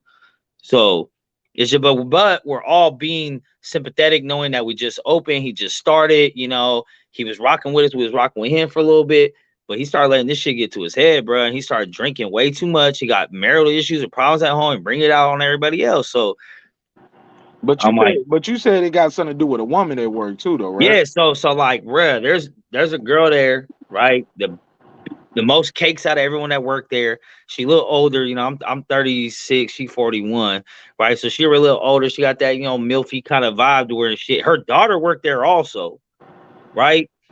And I never really thought I could pull. I just started flirting with her, but she started flirting back, and you know, I pulled. But it's unbeknownst to it's because we don't put it on display for the, you know, no one at the bar really knows, but everybody knows kind of shit. And ever since then, he started acting hella funny with me. My schedule. He won't talk to me, doesn't crack jokes and shit. You know, you can tell he's butthurt. This motherfucker was crying over the bitch, crying because she was about to leave because he did some fuck shit to her one time. He yelled at her and screamed at her, and she was like, "Fuck that, I quit then." And he called her back crying, drunk. The car, please don't go, whatever it takes. So I'm like, bro, like this is weird as fuck, bro. Like, and I already see what the issue. And my brother, like I said, my sister-in-law is a manager. She makes the schedule. That motherfucker will go and change the schedule and make sure me and old girl ain't working together. You know what I'm saying? Shit like that. You know what I'm saying? Maybe they trying to save the company from getting sued because they seen you on these shows and know how you feel about women. Reggie, what's up? What you think of this story? Oh, they're third class athletes for sure. Right, yeah. They third. Shit. He just don't want his workers pregnant, so he keeping Max away from her. Man, that bitch too old to get pregnant. Damn. That's hilarious. Y'all some dysfunctional motherfuckers, man. That's all that shit All right, is. real shit. But hey, I'm not gonna lie though, and this is how I know that I'm slightly fucked up in the head, right? But when all this shit went down, I kind of got a little excited. Oh yeah, you ready for some action? You be talking about boxing all the time, nigga. Bruh, You ready to squad with something? It's finally and I'm not gonna lie. I look to my right. I look to my right and I see my brother there, and I'm like, oh yeah, this ain't going the way he thinks it's gonna go. Nigga, you and your brother going to prison, y'all jumped that white boy in there. Nah. They would have beat Max and his brother up and had him in the kitchen clean them glasses like he said. He said the motherfucker look like Robert Hellenius. Nah, that motherfucker big as fuck, bro. I'm not gonna lie. He's a big dude. But like I said, I done been packed out by a group of Samoans that are bigger than him. Yo, every time you say packed out, that shit sounds so weird to me. Hey, you over there, dog. Max is just the fucking local punching bag because all he talk about is getting beat up. I ain't never. Nah, I mean, come on, bro. I don't gotta sit here and talk about, oh, but I won this fight. Whatever. Motherfuckers know who won and lost when it comes to me, so it's whatever. And all the fights I lost, nobody wanted a rematch, so fuck it. I'll take that as a moral victory. I'll take it as a moral victory. You feel me? It's good. Nigga, ain't no rematch clause in street fights. Yeah, there is. There ain't nobody want no rematch. You run up to that nigga, punch him in his shit, man. That's how that go. Yeah, but you know, like about a rematch clause. Yeah, but you know, like in my mind, I don't really want that either. But you know, I gotta act like I do. That's the point. Oh, this nigga didn't want no smoke. Yeah, I gotta walk up like, what's up then? If they're like, no, I'm good, then in my head, I'm like, yeah, I got that. But I'm glad I got that because I probably got packed out again. Fuck that.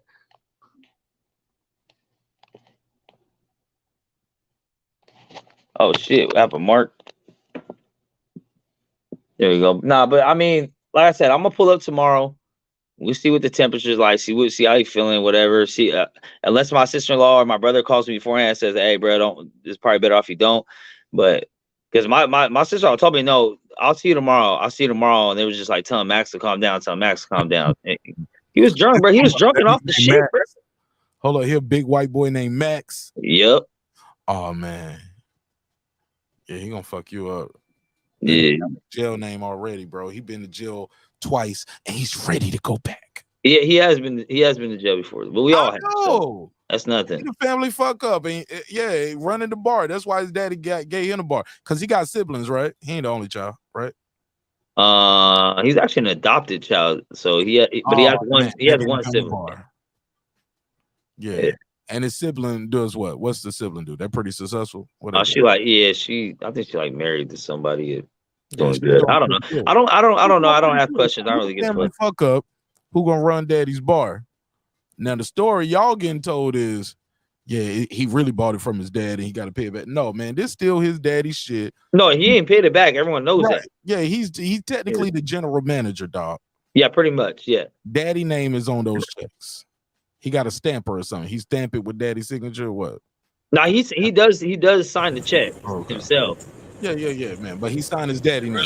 It really depends on him and his father. I don't know. I don't know. I don't give a fuck who signs my shit. My shit just better come correct when it's there. I better have all my fucking money. I'm talking about. I'd have been short like $300, $400 on checks, bro. The whole point is this. Oh man, Max. You tripping, bro. Max work at death row. Yeah, real talk, bro. Like this motherfucker really be thinking he should, but if that's the case, man, I'm about to go out like Pocket look like, cause I ain't playing that shit. I know boxing. Mets got fired because of a female. You let Coochie mess up your money, bro. Say it ain't so. Nah, this ain't got nothing to do with this. Say white boy got gonna have some other. You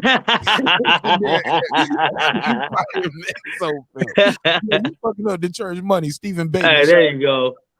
He said there's always a rematch clause in street fights. No, but Mex still married gay.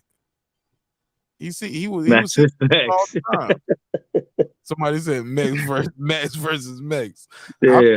I'll pay for that on Black Prime. BLK Prime, set it up, baby. Max on Max. I'm watching that shit. I know Boxer said some people want/don't listen. Do you, Mex?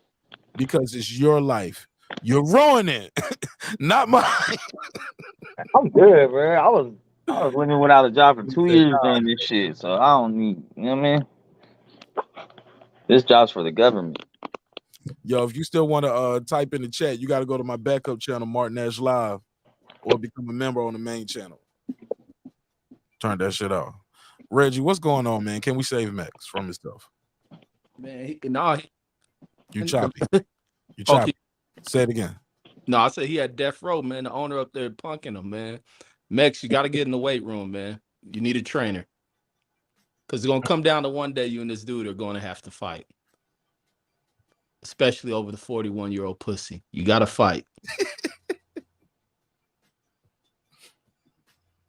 You can't let this dude stump you out, Max. You and your brother need to come up with strategies. Y'all may have to jump that nigga one day. Hit him with one of them damn glasses they had to buff. Say, how's this buffing for you, bitch? And just hit him over the head with one of those little wine glasses. What do you say? And there was 8 of them. So whatever the math is. Hold on. Start over, Max. You was chopped up. We couldn't hear you. Oh, there's 36 glasses per case, and there was 8 cases. So whatever that math is, I don't got my calculator right now, but it's a lot of fucking glasses, bro. But how many of y'all was working on them? It's not just you. Well, okay, so only me and the server got through the first 3, right? Just the 2 of us. But we didn't know that we had to have them done. We were just told to start. So now it's the end of the night, and it's 5 cases left. Yeah. So what's that? 5 times 36? Is that what we're trying to do? So there could have been 5 of us working on them bitches. Hold up, but how many? Hold up, but you did have the cooks there. That's what I'm saying. It was the 2 cooks, me and the server, that he wanted to do it. Hold on. So you said, and it's 5 cases left, right? So it's 5 times 36. That's 180 glasses. And that's 180 glasses. How many people are working on them? It would have been 4 if I was there. Okay. So 180 divided by 4. So everybody got to do about 45 glasses. Too motherfucking much when I'm about to clock the fuck out. It don't matter if it's 1 fucking glass. And you know some people gonna be bullshitting, so some people gonna be trying to get it done. So some people gonna do about 60 glasses. Yep. Well, all 4 of us didn't want to do it, bro. But I was the only one. Actually, not. The cooks were even like, "Yo, what's up, man?" You want to throw away your future. I think Elon Musk need to come up there and fire. You threw away your future because you didn't want to spend 30 minutes. Hey, my little brother's suing Elon, so Elon ain't coming up there. Elon, y'all boss need to act like it's Twitter and get rid of you motherfuckers. Mate, you threw away everything for 30 minutes of work. It was only 30 minutes, bro. 45. It's probably less. No, it definitely was not 30 minutes because those three cases. Those three with the two of us took us like an hour and a half to get through. I'm talking. We have to have spotless glasses, bro. Just did the math. Okay, but I'm telling you how long. Okay, two people did 3 cases in an hour and a half. So do the math on that. Next, no. But now it's at the end of the night. People ready to go. You could have half-assed it, not caused no problem, and just left. And he would have got wherever he got him. Like, damn, man, they ain't even clean these that good. I would have been like, yep, okay, whatever. Let that nigga do whatever he did. Buff what I was gonna buff, how I was gonna buff it. Mark, what the fuck you think I was doing, bro? You what do you think I was doing? I don't give a fuck. I don't give a fuck if there's water spots. I don't care if there's water spots. Nigga. You the one that made it. They would have figured it out tomorrow. Fresh Prince. You had to have that confrontation. Nah, that confrontation been coming. Whether it was going to be over glasses or something else, that shit been in the works. There you go. It's built in. It's not the bug, it's the feature. It's baked into the cake, man. You can't take eggs out the cake. No, that shit is in the cake, man. Okay, Mex, that's what it is. You don't like this nigga, and you don't like how he talk to people. And it's been building up. You've been on these boxing channels. Motherfuckers been talking that shit. And then you got a motherfucker in your face talking that shit for real. You was like, just for 817. You stupid. What's that nigga? Steph. What's the nigga with the mustache? Steph. This for Steph. Up there telling people, shut up. I don't want to talk about race tonight. I don't want to talk about black and white. I was like, yo, what the fuck is up with Steph? I was sitting there watching the whole show. I ain't nothing in the chat. I watched that whole shit. That shit's funny. Yo, but that's Steph, my guy, man. We're gonna link up out there in LA. I fuck with Steph. He's hilarious. That nigga I ain't never seen a black dude with a Pringle mustache in real life. Like, any nigga with that mustache, like they in a movie or something, like they pay you to do that. Like you do mustache commercials or something. I never seen a black dude like that with that mustache in real life. It's pretty intriguing. I wonder if it's real. But that's neither here nor there. Yeah, it is what it is. They said Martin Ash stopped trying to save someone who's anxious to screw his life up. Mex is the true definition of a hothead. Reggie, do you think Mex is a hothead? I think Mex be getting triggered being on these shows all times of night and go to work and build up animosity. Be like, I think nobody go disrespect me today. It's the dabs. And they go to the parking lot, hit a dab, and he just be rebellious. Fuck, listen. I would say he lazy. Motherfucker. And about that, bro, I stand on what the fuck I stand on all the time, bro. I don't talk about this shit. That nigga in this shit right then. What the fuck is I ain't talking about this shit. Nah, I'm just saying, why you ain't steal him on what's the shit? Ain't it right, Reg? Yes. We ain't gotta wait to see about it. Why you just said, well, fuck it, I quit being bitch. And you said, don't come back tomorrow. I won't, ho. Why would I do that? Why would I quit? If I quit, I don't get No. He said, get out my restaurant, don't come back. I'll find somebody else to do my shit. All right, bitch. That's cool. I just started laughing at him. Like, okay. No. Yeah. And then I told him, why you crying? I said, you crying over some glasses? You really crying? He was like, oh, just look like I'm crying. I was like, look like it? Kind of look like you crying. I wasn't yelling hot at him. I just kept like antagonizing him. Like, told you to get the fuck out of this shit and don't come back no more. I don't give a fuck what he said. But you said, okay, well, I'm gonna be back tomorrow. Yeah, bet. I said I'll be here for my shit tomorrow. My manager said I'll see you tomorrow. All right, cool. Nah, that ain't what you said earlier. Because here's the thing: his dad is still in charge, and his dad, his parents love my sister-in-law so much that they'll have a talk with him before they fire anyone else. So it is what it is on that behalf. Oh, her car. He ain't buy you no car. That's I know that. In-law, not your sister. I know that. She pretty. But like I said, everything's on camera, bro. Everything's on camera. So everything from start to finish is on camera. Delete that shit. They're gonna have a malfunction for your ass. They probably will, but it's good. Like I'm not tripping on none of that shit because he's got to see me tomorrow, and we'll deal with it then. That's it. Mets going to prison. Mets go live, man. What time you go to work tomorrow? I'm gonna go live so you can click my link. You can just have the phone on so we can get this. We need this. We are now involved in this story, and I won't let you take it from me. You a fool. I just wear a little GoPro or something, a little hidden camera. No. Just like you click the link today. Just just had a phone right there. Mute the mic. Just let it. You can. Yeah. No. In fact, don't mute nothing. No camera, no mic. I'm gonna keep my mic muted at all times, and we all gonna see what happens. What happened? Hey, look. I'm gonna call the segment "What Happens Next" with Mex. Oh, okay. You got a nice ring to it. Yeah, I put that together. I'm gonna need 10%. I don't know what that means. What does that even mean? I need 10%. Whatever profit you make off that. Oh, okay. Yeah. You're 85. Yeah. Well, Mex, you gonna go in there and clean them damn glasses when you walk in. I ain't cleaning shit. The thing is, I clean my glasses at the bar all day. Yo, no problem. Go to work tomorrow, and your start of your shift, all the glasses are still there. That's like they left you your share of glasses. But that's the thing. They can't. That catering has to be out by like 7:00 in the morning. We don't even open the bar till 11. Like you left your team hanging, man. Like nah. Cause he won't just talking to you when he said I am the fucking team, bruh. I am the fucking team. You weren't the only one that had to do them glasses, bro. I am the fucking team. I was me and the other dude was the only ones working on them at all today. Like originally, right? We got through our 3 racks. It was good. Like we didn't know that we had to have them done, or else we probably would have had it. We probably concentrated and been like, because when they told us to do it, we both didn't want to do it the first time, like at 7:30, right? We both didn't want to do it. So we was just bullshit. All right, let's just look like on the camera we doing some shit, right? All right, cool. We got through like 3 just half-assing it. So I was like, if we really concentrated, just did the shit, we probably could have gotten it done, but no one told us it was that important that that needed to be done until he came up and started wilding out. And he was started wilding out. My sister-in-law like, Jackie, I fucking told you. And she's like, no, Max, you told me at 7:00. And she started kind of going back and forth. So that's why he started getting hypey because, like, you know what I mean? It's just like everyone else is just scared. No one holds his feet to the fire, bro. Like, I don't care about all that shit. Like, it's good. Tomorrow when he's sober, have the same energy. If he don't, then just apologize, bro. Admit you was wrong. That's it.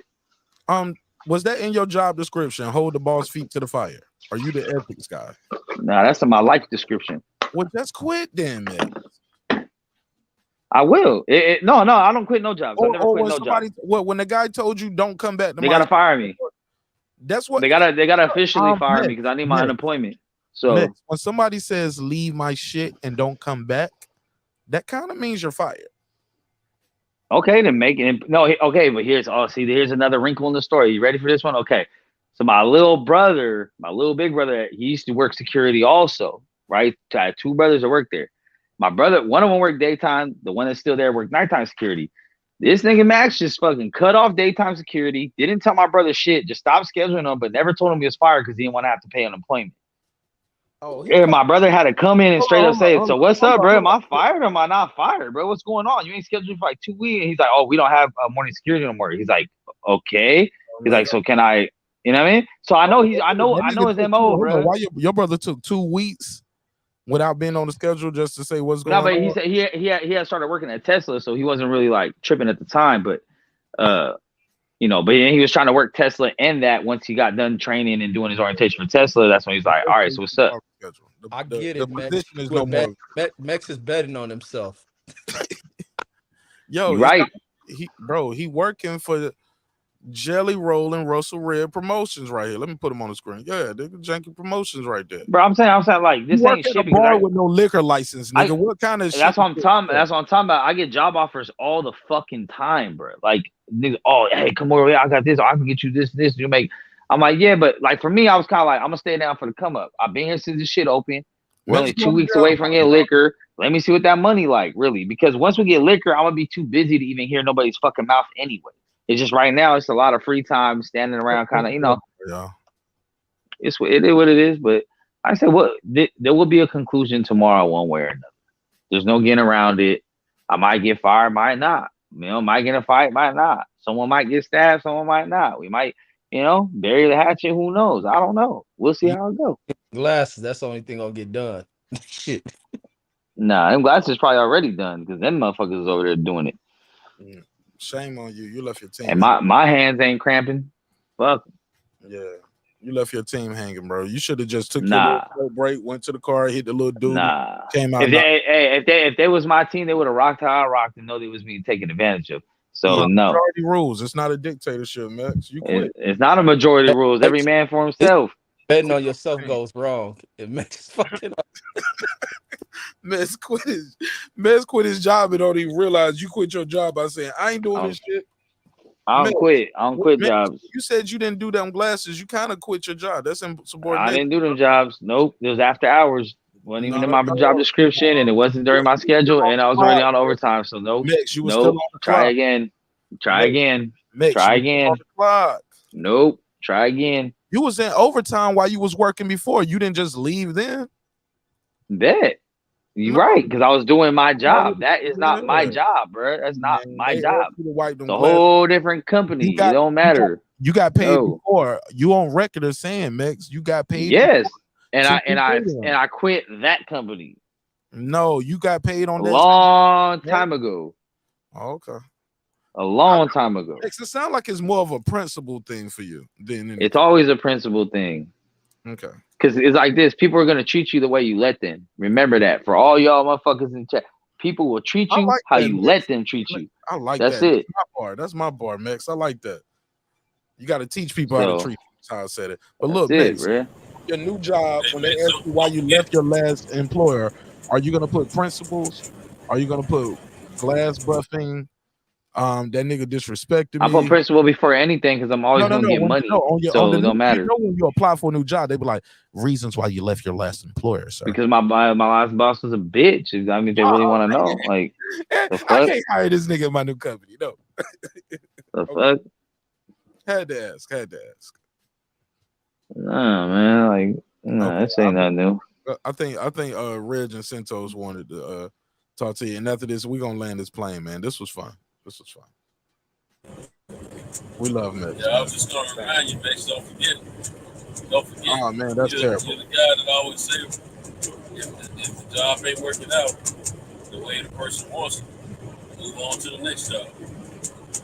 So you gotta use your own advice on this one, man. For sure. Go ahead, Reg. No, man. Homer said that's insubordination. Absolutely. That nigga ain't gonna get no unemployment. Hey, Max, power to the people. Keep the fight. Keep the struggle alive, brother. You part of this civil rights movement, man. You choppy. See, this is job work. You choppy. Oh, my yeah, you choppy as fuck. Say it again. Hey, look, he said it sounded like it was God's working. But Max, you already said the motherfuckers some hoe ass niggas or whatever they bitches, they just curled up like butterfly shrimp and did what the big white Viking told them to do. But Mex, what you are leaving out is that means you have no witnesses to your claim. He's gonna say, I asked him to do well, no, the shift was over, but nah, man. I asked him to do it early in the shift. He didn't get it done. No, they just told me to get started on it. They didn't say it had to be done by the end of the day. I was just told to get started. I did like 3 of the cases. So you did acknowledge that you didn't tell them then it ain't my job. You wait to the end of the No, I did actually. I'm just telling you, Mix, you have no witnesses. I do. Who's your witness? Yeah, the thing is, ain't nobody gonna here's the thing though. On some real shit, if push come to shove and it really get down to some nitty-gritty court shit, if it gets there, then it's my witnesses, the ones that at least I should be able to count on. Now the cooks and the dude, probably not. But my brother and my sister-in-law, it'll show. Now it's gonna affect our relationship one way or another. If you ain't trying to rock with me, at least being a witness. I'm not saying you gotta quit and leave that job. But if you ain't at least going to witness, be like, yeah, this is what happened, or you going to try to, fake the funk or try to have Max's back, then that's it, man. You fuck with him, you duck with him. And that's what it is. So. But that's essentially the same thing, though. You want them to throw away their job for you, bro. Then it's on principle. It's on principle. I don't care, bro. Shit's on principle. For you, man. On principle, you I don't give a fuck. Bitch. Because I will rock the same way, bro. I'll rock the same way from my brother, period. That's Troy Graham. That's Troy Graham. I'll rock the same way from my brother, bro. I don't give a fuck because at the end of the day, me and my brother be in a life and death situation. It's not no job shit, bro. Really out here. So if that's where he draws the line, I go, I don't want to make Max. All right, bro, then you show me where you at. That's cool. You still my brother, but from a distance, it's good. But I know he ain't rocking like that because my brother was pissed off when he walked me to the car. He's like, I'm gonna holler at this nigga about that shit. I don't like that shit. Motherfucker trying to disrespect and shit. He gonna hop up in your face. Well, like he was hot too. So I was like, I don't even know how that played out because I ain't talked to him since. Ain't nobody got a hold of me since. Hey, look, hey, Deuce Time said, man, Deuce Time's your friend tonight. He said, man, stand strong, Max. Don't listen to these go along to get along ass niggas. He talking about me.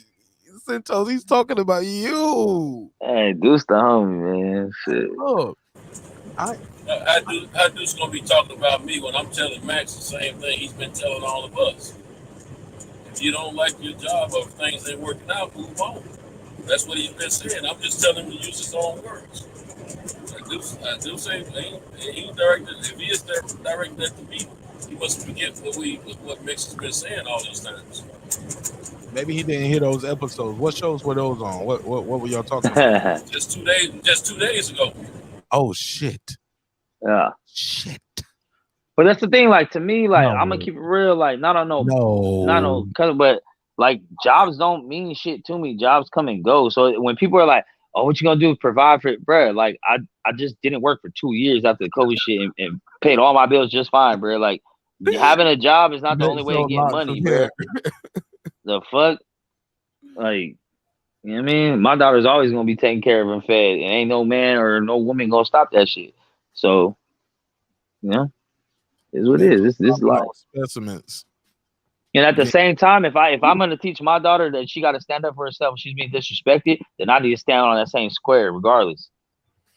Fair enough. Somebody said principal can't feed their families. Like, yeah, principal don't look good on the job application for the new job. When you but lack of principle will get you killed out here. So neither can being dead. So however you want to rock, that's on you. He said your brother walked you to your car, and then your brother went back in. He did.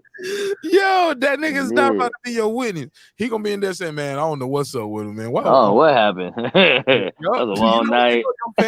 Like, yeah, man. I mean, he his own person, man. I ain't got nothing to do with that. He got his own life. I mean, you know what I'm saying? I ain't got nothing to do with that. That nigga gonna hit him with that Earl Spence. He gonna like, what's up? I'm tired. I'm tired. I'm just gonna knock this shit out real quick. I'm tired. Don't ask me about my brother. I'm tired. Nah. Man, I wanted to get it. Wanted to holler at Reggie before he left, man. I sent. He said his phone trip, but he got the link though. Reggie. Hey, Reggie, if you can hear me, go check Ticketmaster, man, on the sale of that fight. That fight, hey, they ain't got nothing but Raptor stuff. Oh, it's almost done. Yeah. Oh shit! He said Mark creating division, Santos. I wasn't referring to you. Well, I thought it was me, him, and Reggie because you plurified. Yeah, we good, Deuce. You know, man, you good, Deuce. He didn't say. I think he's talking about chat. I mean, he did plurify. There we go. He put niggas. He put the Z on it. That's plural, right? He said, "Don't listen to this." He didn't say. He said these. That's plural. He didn't say, "Don't listen to this." Go along, get along, nigga. You said these niggas. That's multiple. So it's either me and Reggie or me and Santos. Ain't nobody else here, Santos. No, he wasn't including me in that. And you know he ain't talking about. You know he ain't talking about his cousin Reggie. So he talking about me and some plus one. So I just did deductive reasoning. It was me and you, not him and Reggie. Okay, he said I'm about to jump back on. About the chat. He said, oh, okay. He said, I see Ticketmaster, they almost gone. He said, Mark and Reggie sitting there watching ass niggas. Yo, I ain't gonna lie, man. I hope tomorrow, man, when we do our regular show, man, I hope it's this much fun, bro. Cause I had so much fun doing this live right here. It won't no arguing, no crazy shit. You know why? We ain't talk about Spencer Crawford too. You know what? Or race, so we good. And it's no race. The last 2 episodes, no race shit comes up. We just having a good time, a lot of cracking and jokes and shit. I be making a little racial. Somebody in the chat was making a racial earlier, talking about Chinese people out of nowhere. And look, and then I was like, yo, we got a lot of fans, a lot of support from the Philippines, people, blah, blah, blah. And look, and just ironically, just like that, Transcendent Sports pulled up. Filipino dude that lives in Canada. You know what I'm saying? Yeah, so you don't make this shit up. I'm gonna hang out for a little bit, wait for Reg to pull up. Because you said you want to say something to him, but let me pull that up real quick. Let's do our Crawford and Spence promotion. Let's see these tickets. Let's see these tickets. Yeah, pull it up. Ticketmaster. Yeah, I'm gonna share my screen. Make Reggie mad, but also let him get some jokes off. I know he likes that. Oh man, it's gone. All the ticket is gone. All the corn is gone. You going to Omaha? What's another thing they had that they looked up? I mean, I looked up all the Omaha dishes. All the brisket is gone. Nebraska. Yeah, Nebraska. Yeah, Nebraska. But I was talking about like little foods that they be having there. Like some of the shit they like. They got them tenderloin sandwiches. So they got the oysters and oh my God. Hold on. This is kind of sad, right? This shit make me feel bad, right? And y'all know I'm a Crawford fan, but jokes are jokes. Y'all ready for this shit? Let me share my screen, yo. Jokes are jokes. Anybody, ain't nobody off limit, not even me. And not Terrence Crawford or Nebraska, man. But this has got to be funny. 12 iconic foods in Nebraska that'll have your mouth watering. Pork tenderloin sandwich. Okay, I ain't mad at that. Rocky Mountain oysters, that's cool. Dorothy Lynch dressing, never heard of it. Never heard of it. Kool-Aid. Nigga, what? Yo. They just trying to let you know some brothers in the raisin pie. Okay, look. Some of this shit I ain't never heard of, so I ain't gonna shit on the raisin. Never heard of it. I ain't shitting on raisin pie. But look, man, this is not a good Google search. Cheese Frenchies. I don't know what that is. Sound good. Ribs. I got it. Steak. But man, 1, 2, 3, 4. Top 5 iconic foods in Nebraska that'll have your mouth watering. Number 5, the Kool-Aid is amazing. Yeah. Hey, is this a certain restaurant? I gotta go to bed, man. I've been up too late. Them niggas got a raisin pie. Motherfuckers. Man, I told you I'm fair, man. I'm a Crawford fan, but the jokes are the jokes.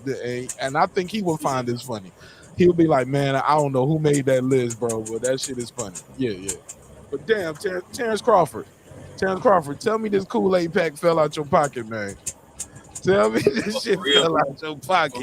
For real, Omar. Hey, for real, Omar. If you look at Terrence and his people, man, they drinking Kool-Aid, bro. Oh yeah, there's some big motherfuckers. Yeah, there's some big motherfuckers. Respectfully. Look, man, Reggie, what? Let me share my screen real quick. Cause we do gotta we gotta land this plane. Piro just pulled back up at the end of the show, but that's still my bro, and he's a member, and it's all love. Gotta love Piro. Piro's like, oh man, you still here? Piro don't even want to smoke his cigarettes on the show no more. I made him feel bad tonight. Hey, it was pulled up earlier. That arena holds about 17.5. So that's pretty good sales. Reggie, it's almost gone, man. We got it. Look, y'all said the fight won't gonna happen. Y'all said the shit won't gonna do nothing. Can we just say the man sold out in his hometown, and that's okay? Like, can we not wish for any injuries? Check this out. Man, them old cheap ass tickets, ain't nobody pay for that shit. No. All the expensive tickets are gone. Those 3 tickets, there's only 3 tickets left on either side of the arena. 3 tickets. Yeah, expensive. Them tickets ain't expensive. So what though? Yeah, they cost a few $100. Hey, y'all, I'm gonna holler at y'all, man. My brother called me on the other line, so I'm gonna holler at y'all. Oh, yeah, hold on. Hey, look, if your brother called you and told you fired, man, call your brother on 3-way. Hold on, everybody, call your brother on 3-way. I want to hear what your brother had to say. His version of the story. I want Meg's brother to call in and tell us his version of the story. I'll stay on up 30 minutes for that shit. Damn. And their brother said, man, you had me washing all these glasses, man. I don't appreciate that shit. All right, so Santos, go ahead with the bad audio and tell Reggie he's an idiot, please. So we can end it. Yeah, he said with the bad audio.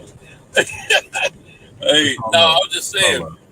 There's only 3 tickets. The light blue areas. There's only 3 tickets between those 2 areas that's left, and the rest of them are all $46 at the top up there. He don't sold all the expensive tickets. They're gone. So I'm just saying that this fight's going. It's supposed to be like 17.5, in that arena. So this is not a bad production in a short period of time. You know, Yeah, BLK Prime brought that shit. gotta say Ain't that nobody going to that fight.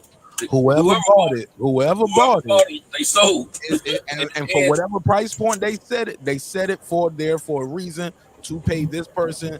And if this is indicative of things to come, we can't knock them, bro. The motherfucker said this shit was some fake shit. It won't even a real company 2 or 3 weeks ago.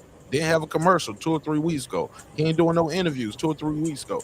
Everything they said, bro, this shit is happening right now, Reg. We got this. You see this shit. Let me shed light on this too. No, it's happening to y'all. Watch when this shit go down. I'm just saying, Watch Tank when this Davis, shit go down. bro. Tank Davis had some cheap ass tickets too to his fight. Let's not cap.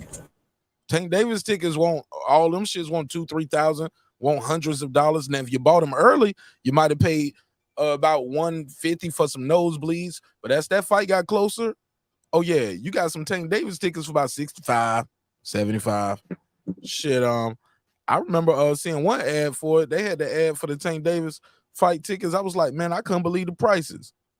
Couldn't believe the prices. The prices was something like, yeah, I think I got the commercial right here. Tickets for the Tank Davis fight, same as the Bud Crawford. They was going for about 15, 30, 37, 38, 45, 47. Oh yeah, that's what it's going for. And them motherfuckers came out. They filling up them rings. They were like, yeah, that's about right. And it's Christmas time too. They were like, yeah. Boxing ain't no big sport. And Bud ain't even no real vocal guy. And he's able to do this at the hometown. I told you, y'all are making them more popular the more y'all talk about them, good or bad. Man, that nigga ain't I shit. That ain't what these tickets are saying, bro. I've been, ever since they announced these tickets for sale, I've been looking at Ticketmaster, SeatGeek, and TickPick. Look, yeah, Ticketmaster had the cheapest tickets. So I assume that SeatGeek and all the rest of them had You broke up. The tickets are cheapest on Ticketmaster. The fees are lower on Ticketmaster and everything for this fight.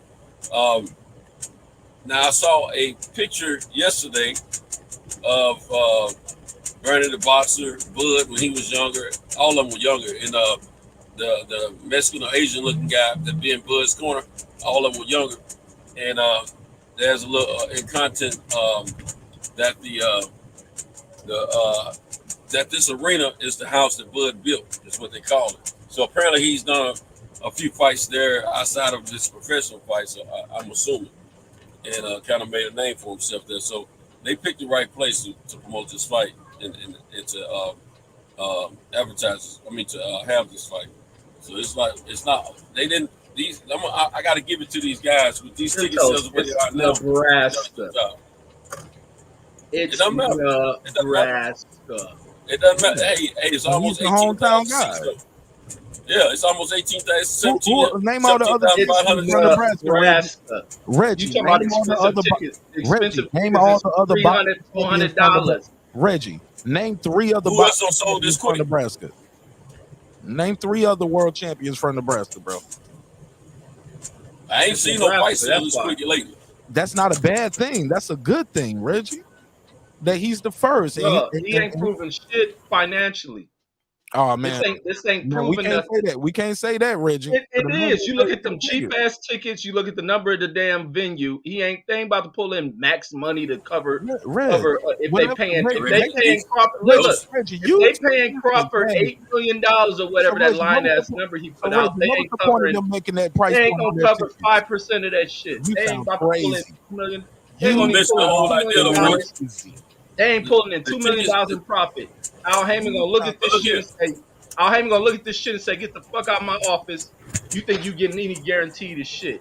You sound crazy. Hey, Al Heyman may not have to look at it because right now he don't need Al. He getting his $10 million. He don't need Al right now. So Al might not get to look at it. He might not have to look at it. Oh yeah, he getting $10 million. Hey, look here. They are his opponent. His opponent's money is already in his account, according to Frank Warren. I ain't letting nobody else on the panel, fam. I'm done, bro. I'm wrapping this shit up, Dion. I'll let you say something real quick. I got tell you what, Dion. You can say something real quick. I'm gonna go to the fight, Reg. I'm gonna go to the fight, Reg. I'm gonna take pictures of that arena once the main event, right before the main event starts. 10 minutes. You hear me, Reg? There's more tickets available for Wear a mask Grays. and all them stinking ass farmers gonna come to that shit. I'm gonna tell you one thing, Reggie. One thing for certain, two things for sure. Already more tickets are sold for this than Castaño versus Charlo, undisputed. And that's a fact, though. And Zepeda versus Regis. So what is that? So I'm what gonna tell you, I've been watching ticket sales of certain fights I've been wanting to go to for the past couple of years. This was pretty quick, man. I have to admit. So those tickets that have sold, they've been anywhere from about close to $1,000 down to about $150 something. Nothing's left but $46 tickets. So they don't got the money. Everything else is gravy. So whatever happens, resale or not, they don't do their thing because Ticketmaster is where this fight was announced that the tickets were going to be sold through. And they were the cheapest because I checked them all because I want to make sure I pay the cheapest price I can for my ticket. But I think it's we have to give it to them that they have pulled something off pretty good in a matter of 3 weeks. They can't get nobody he can't get nobody no credit. It'll go against the narrative. He can't say, you know what? I'm gonna be honest. I didn't expect Bud Crawford to sell this many tickets that quick. I didn't think he was gonna, especially with Black Prime promoting it. He's not a vocal guy. He ain't fought in a year. I didn't expect him to sell this many tickets this quick. And he don't but the $46 tickets. Wow. And he don't have a name. His opponent ain't a household name opponent. It's selling on strength of Bud right here. Real talk. And I tell you this, they don't have to sell another ticket, and they don't make their money for that arena. I promise you that. Because I've been watching since day one, and this is the results of it. When you were saying something about they had advertised they had sold over 9,500, I didn't even go check then because I was like, I was like you, I didn't believe it either. I didn't go check, but I did check yesterday, and voila! I'm telling you, man. Because I got mad because the tickets I was looking at. Hey, while y'all talking that shit, can you go pull up the Regis Prograis fight? Because I'm looking at the tickets for his shit, and I'm seeing tickets way higher than Bud bullshit. It's a lot left. Get out of here. But it's a lot left. And where is it at? Nebraska hats. Carson, California. Now, who hometown is that? Who hometown or where they fighting at? And what? Poodles This ain't hometown. neither one of their hometown. But Nebraska. Actually, no, it is. You look at the. Can you look at the tickets for Reggie? You look at the tickets for Regis in them because I see $700 tickets and shit. So yeah, Bud had plenty. All the Bud $700 tickets are sold. Get out of here. It's $700. Hey, Bud, the most expensive ticket I saw for Bud was like $1,050. Yeah, right. It's just it's gone. No shit. I saw that. All his shit's been sold out though. All of it's gone. Reggie, you ain't getting no research. You want to pull up? Can you pull up Regis? I was just Mark. I just talked about Regis, and I'm looking at Regis tickets. I'm pulling them his up. tickets is way higher. His nosebleeds is higher than Bud. Let me pull it up. Hey, Mark, when you get a chance, all you got to do is hover over those sections where those tickets that have already sold. It'll show you some prices of them. Cepeda's from Long Beach, California.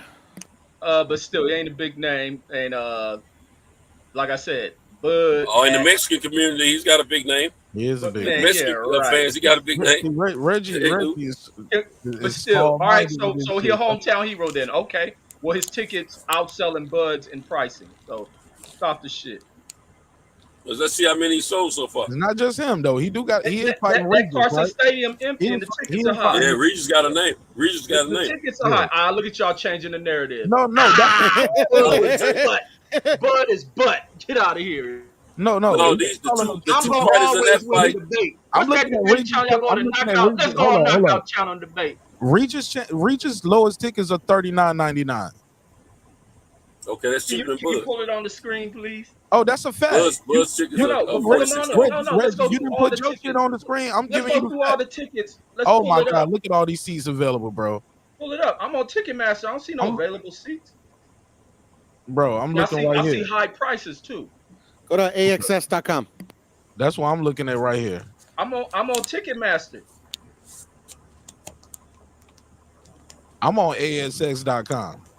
When you type in them and I type in Ticketmaster, that's the first thing to come up. But let me find the Ticketmaster one. But I was at ASX.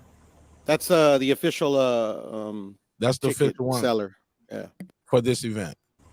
So the one y'all talking about is gonna have the lowest price. Whichever ticket company is the one that announces the fight, or the first one to sell it, or the sponsor, whatever, they're gonna have the cheapest ticket and the lowest ticket. Okay. And it's not Ticketmaster. That is AXX, and the lowest tickets are $39.50, and the closest ticket and the closest seat is $1,200.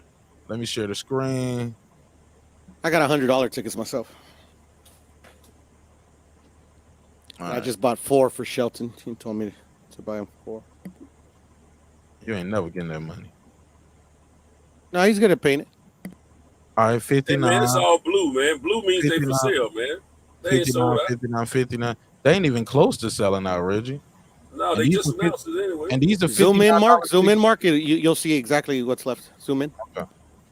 And how many seats does this arena hold, Kuro? Look this up. 18,000, I think. Let me double check that. I might be wrong. Hold on. Capacity. Okay, it only holds 8,000. 8,000. 8,000. Yeah, there you go. Okay, so Bud sold this out in the first day, bro. They supposed to charge more on 8,000. Reggie, get off the gas. It's only 8,000 people in here. The other arena's doubled this size, bro, and some. Stop it, Reggie. Stop it, bro. This shit is over. And this shit is over, man. This called checkmate, Reggie. This arena has a capacity of 8,000. These tickets are $59 all around here. All of this.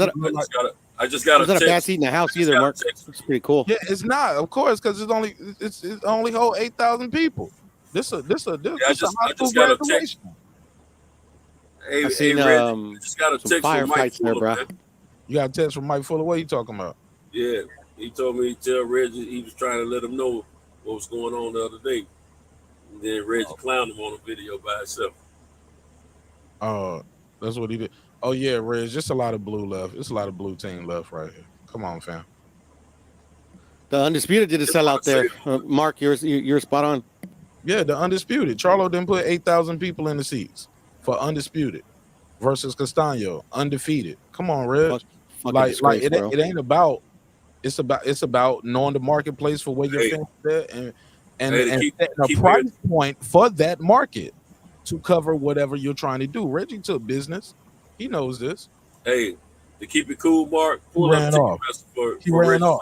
He said my connection went out. I bet it did. We call that checkmate. There's no reason that fight shouldn't have sold out, Mark. It was crazy. Brandon Washington said 40,000 compared to 17,000. He didn't do that 40,000 by himself. Stop that. Whatever numbers Arrow did, he didn't do none of them. None of them Dallas numbers was by itself. Crawford is doing this shit by himself with no David Avanesian. Stop it, fam. Get off the gas. Reggie, we call that checkmate, homie. All right, I'm back. Yeah. That's it, man. What's the ticket prices y'all see on there? $59.99, bro. And the arena only holds 8,000 people, dog. Mm-hmm. Yeah, that's like a Canelo type move. I'm proud of it. It's a small arena. But look, this ain't no diss to them. Shout out to them. This a vacant title. And they wait, zoom in on those ticket prices, please. You don't see none of these, bro. You don't see it. Look, 59. This section. All right, this section. But Reggie, in fairness to Reggie, this fight. Okay, what ringside? Which one is Reggie right here? 59. Go to that blue one. Floor. What you doing? I'm trying to get floor. Go to the floor. I'm scrolling, nigga. On the floor. They gray. The floor is great. Yeah, the floor seats look like they sold out already. Yeah, and those are sold out. Look, there's go one to left. the floor, Mark. Why you keep jumping? No, let's go to the floor. This is the floor. Y'all can't see. You seen that blue section on the floor? No, this actually says floor, Reggie. Look, it says floor. Oh, you talking about right here? Okay, 350. When I scroll over, it says 350. This one right here is 350. They 350, Reggie. Okay, so they buying them up. They ain't bought them all up, Reggie. Stop They it. buying them up. It's Buzz still is like worth- one. Buzz close seats is like 121. But I No, was on no, a they different site wasn't. that was That's a showing different lie, prices. bro. They want 121, and it ain't none. How about that? And it ain't none. They want 121, and it ain't no more. Stop it, Reggie. Look, they selling this shit out. Stop it, bro. They're not selling this out. And then we don't know what's the price on them other Reggie, tickets. you don't see all this. I don't know if blue? they're gonna sell out. Yeah. Reggie, you want to make a small wager that they don't sell this shit out? No, I ain't gonna wage on that shit. But the prices are better than Bud's. They cost more. It's $59 for some of these seats, but all of these are like general admission for the most part. All of these shits are like $59. Yeah, all the $40 seats are sold out. That's what I noticed. Yeah, this is 59. This 59. These. No, that's for 2 tickets. Oh, they think I'm trying to. No, they think I'm adding tickets on. Nah, I'm just saying, Reg. Like, yeah, the closer you go, Mark, the higher the ticket is. Okay, here we go. 90. That was $100. Yeah. Okay, cool. That's the seats I got. Okay. That still ain't no man. That's so a you brought tickets. You brought tickets to this thing, Puro. Yeah. I bought how much was your 3 for my wife, my buddy, and me, and then I just bought 4 tickets for Shelton like 2 seconds ago.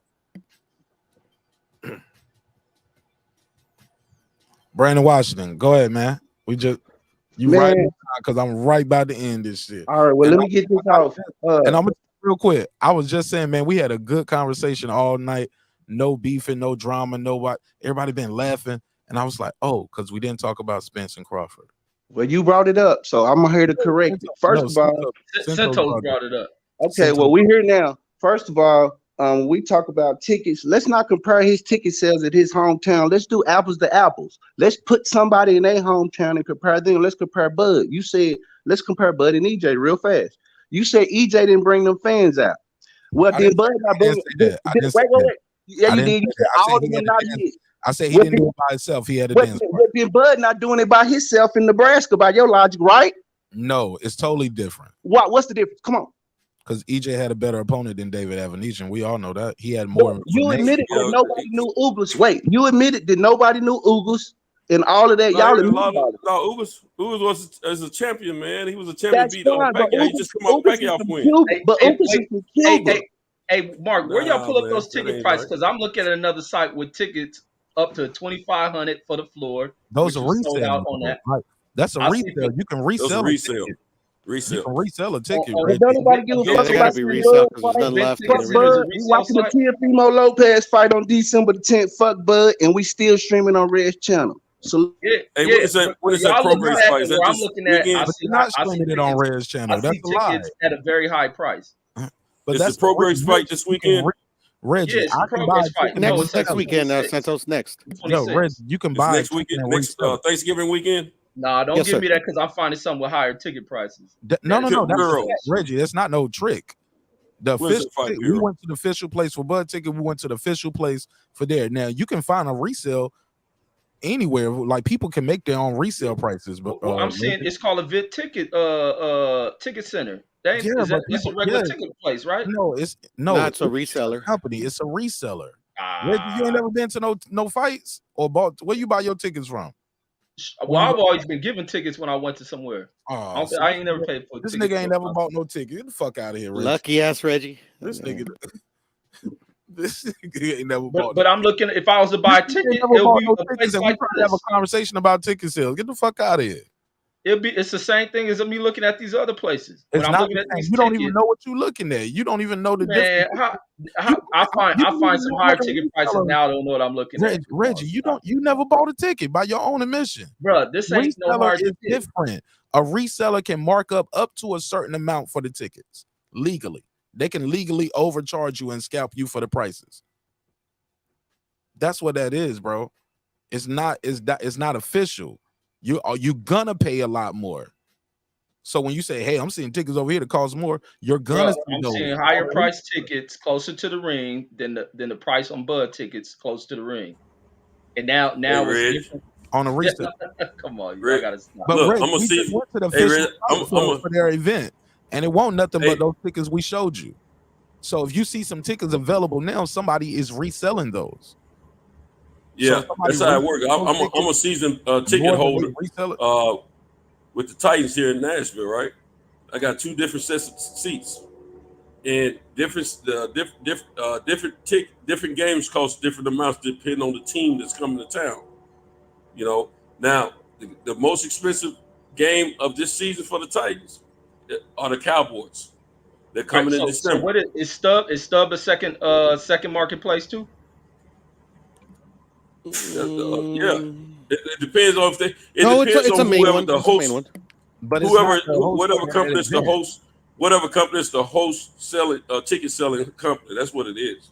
That's what the term. Yeah, and Ticketmaster sometimes the host, sometimes it's SeatGeek, sometimes it's other companies. yeah, AXS is usually for the Home Depot Center, which is the one where it's going to be at. Look like higher We can't prices tell for what you're Bud, saying, bro. and this is Regis. Looks like the prices were higher. So don't come in here talking about Bud some star with No, $300, you got You It can be. going to They a can be different. a resale, but Ticketmaster 300, has 400. Now had I'm on. But Now you're all of a adding sudden I'm on the reseller. reseller. I'm on the reseller site. Ticket Like y'all niggas stop. Ticketmaster You're had not even Don't listening. push You're not Bud getting like the he's point. some mega That's selling false. ass star. Reggie, we already Hey, put go up look the at 3. bro. Hold You up. gotta We look at 3 already put different up the sources, official man. site for the tickets. So if you see tickets available, it's a reseller. Like what you any site you show is going to be a reseller site, other than the official site. Where the Okay, so y'all you just finished saying Stub was an official site. Now it goes back to being no, it's not secondary. the official Well, for this let me event. find some secondary tickets on Bud shit then. Let me go over there. Let me see what the resellers are But selling that's Bud. not official, Reggie. You can charge No. whatever We're you gonna want apply the to. same Reggie, logic. I'm gonna no, pull up Reggie, Bud you're resales. still missing the point. No, That shit y'all means missing the point. nothing. I can charge for what I want to charge for my truck. It can be the same maker's model as your Ford truck. We can charge whatever we want to. It's not what the price was from the manufacturer, bro. Which means nothing. Well, we gonna find Regardless, one of them is what these still people sold would out. resell Bud versus Abiesian fight on the same site. Then let's see Which what the proves resell on Bud what? fights are. What proves what? What's gonna prove it is this. Let's see if they sell it What out, I'm man. proving is how y'all switching up y'all story. Y'all done pushed out this nigga selling these tickets, and Bro, I pull up that these niggas tickets are priced higher than this dude because y'all want to talk about him selling out that it's a old whack smaller ass arena. It's a venue, big arena too. that You whack got ass these venue. dudes Come ain't on. smelling. They ain't even selling out the small arena. 8,000, Reggie. The not tickets you pulled up, what section are they? They're not gonna sell 8,000 tickets for this, bro. They're not gonna sell this out before Thanksgiving, Reggie. It's okay. No, It's we're gonna It's pull still up gonna be these a good tickets fight. for you. It's still gonna be a good fight. You got it making me seem like I don't like Regis and Zepeda. Well, you haven't bought a ticket, Mark. I think that proves I it. ain't bought no plane ticket, or no hotel ticket, no flight. I'm gonna watch the fight. I'm gonna cover the event. There you go. What are we looking at here, Reggie? More resellers on what We side? looking at some more resellers. Come on, From the man. same. Let's From the look at same Bud shit on Did this you so-called resale hold on, market. did you find the same? Is that the same reseller for the other fight you just Yeah, showed? we looking at no, this for Bud. This for Bud No. shit. Is that the same company? This the same site, buddy. Okay. Same site, and it looks like the prices that was at that stadium. Okay, now what we looking at? We looking at Bud tickets on that same site. No, straighten it out. And what is it? I The see pricing on the garage. tickets. I see garage listing. Listen, you It see says- that floor. You see a Okay. floor seat for only $591. Regis is way higher than that. I And didn't then see you that. see up in that same section where Bud had $146 tickets. This is that one section right in front of the ring, not ringside, real close. That was $386. So let's see. So this is a reseller. The resellers can't even sell this shit high. So stop talking about this nigga being some superstar. Nobody ever said Y'all he was caught a up with this superstar. nigga. This nigga ain't what y'all think Nobody he ever is. said he a superstar. Nobody. No, y'all presented that. Said Zepeda and Regis were. But my thing is, you were wrong. You said this shit won't gonna sell, Reggie. It's selling. The stadium was sold out. Now I bring up Regis, who are less. So y'all been checkmated.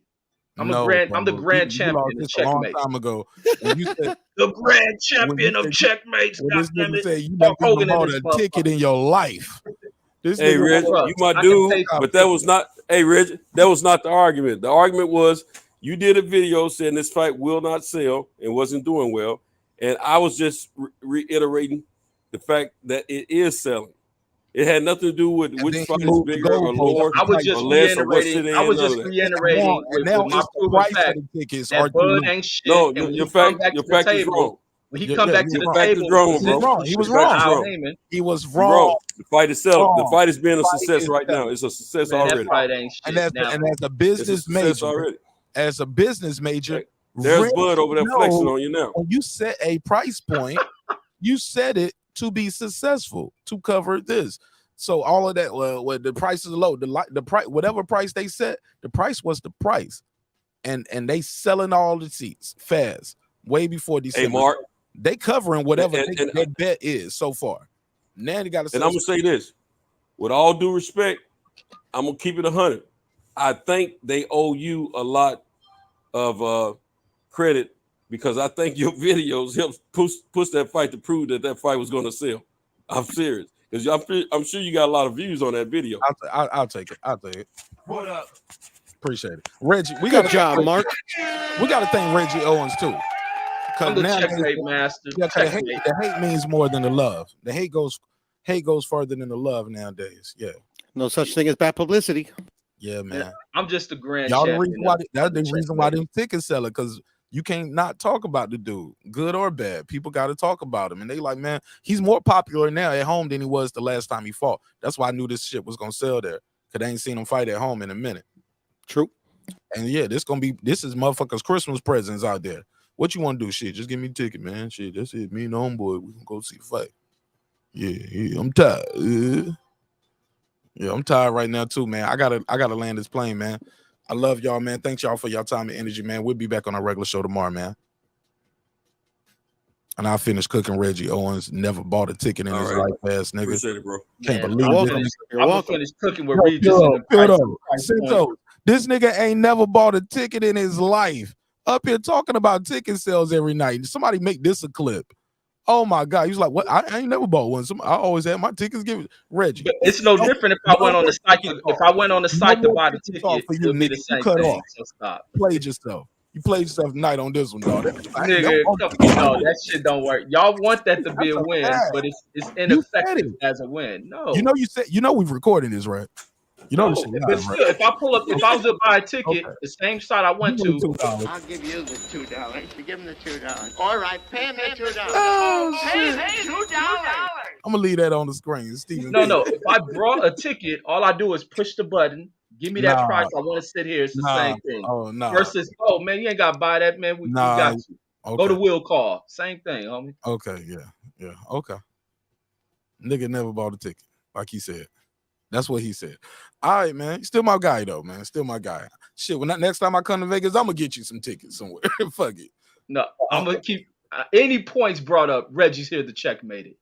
Make sure you have great arguments. You was wrong about this. You was wrong about Lomachenko. The list is piling up. Lomachenko. Well, how You called him Lomachenko a coward. You called him a coward when he dropped his family off. The next day he was at the war. And I said, that weren't you nigga's wrong about working in the Loma? mess hall. No, man, I got you a couple times up here, Rich. I was That like, Rich, nigga's don't working you in think the you mess He was hall. like, nah, he was in a the coward safe zone. yesterday. Today he a hero. I was like, nigga, you just didn't know what he was doing. But he dropped his family off and then he's at war. You gonna be wrong a couple more times. That nigga was okay. He was in the Tropical Thunder War. That nigga was in there in a studio next to his gym in the safe zone. Now I'm fucking with Loma. See, man. All right, good night, man. I love y'all, man. Y'all be safe, man. Dreams require sleep, goals require effort. Go out there and get your goals. It's your man Martinez breaking beats. Shout out to Stephen Bateman. He doubled that with it. He said, Bud, pound for pound. Fuck Reggie Owens. I got 5 on it. Even know what that A mean? Is that Australian? What's the A mean? What currency? What currency is that, Stephen Bateman? Shout out to Stephen Bateman. And Bivol is one of the best too. Yeah. He beat Canelo's ass. What currency he did? What currency is that, Stephen Bateman? What country is that? Shout out to Stephen Bateman. But yeah, man, this was a good one. This was a good one. He said Reggie check made it them broke. Nah, he didn't. Nah, man, Reggie was wrong. This fight is selling for whatever price they set their tickets for. They didn't set the ticket prices for them to fail. I mean, who does that? No, they set the ticket prices for them to So like, man, we can make a profit. And it looks like that shit is working. And it comes with, thank you, Centos.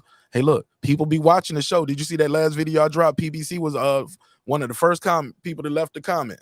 When I commented on the when I did a video about Tank Davis, Ryan Garcia fight, the official PBC, they came back to my channel again. Yeah. They like the content. Mark on the payroll. Yeah, I ain't on the payroll, but people ain't gonna. That's what they gonna say.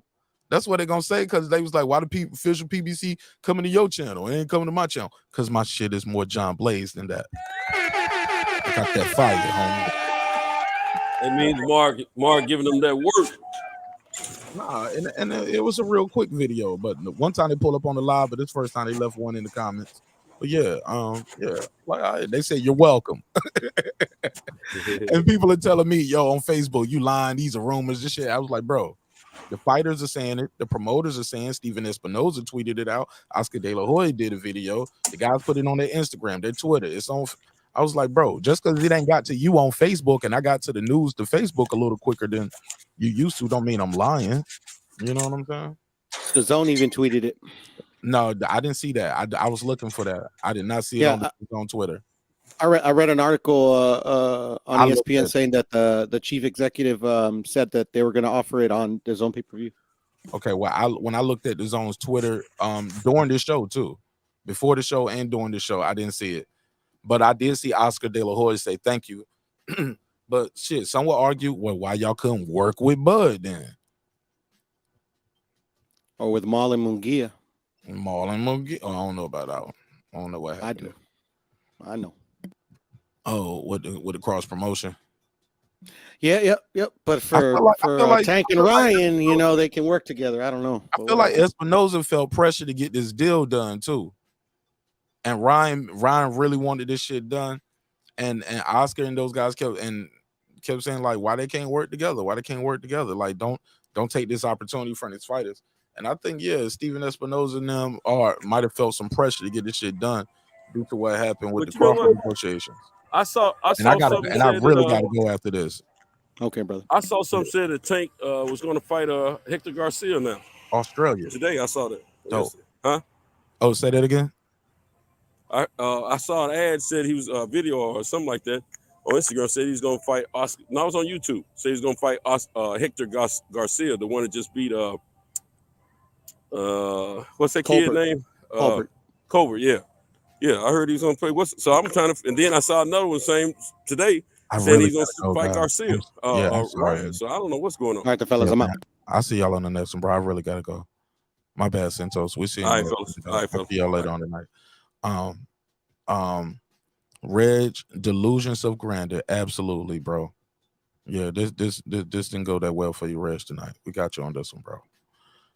When you start talking about yourself in third person in the chat of the show, you know you lost.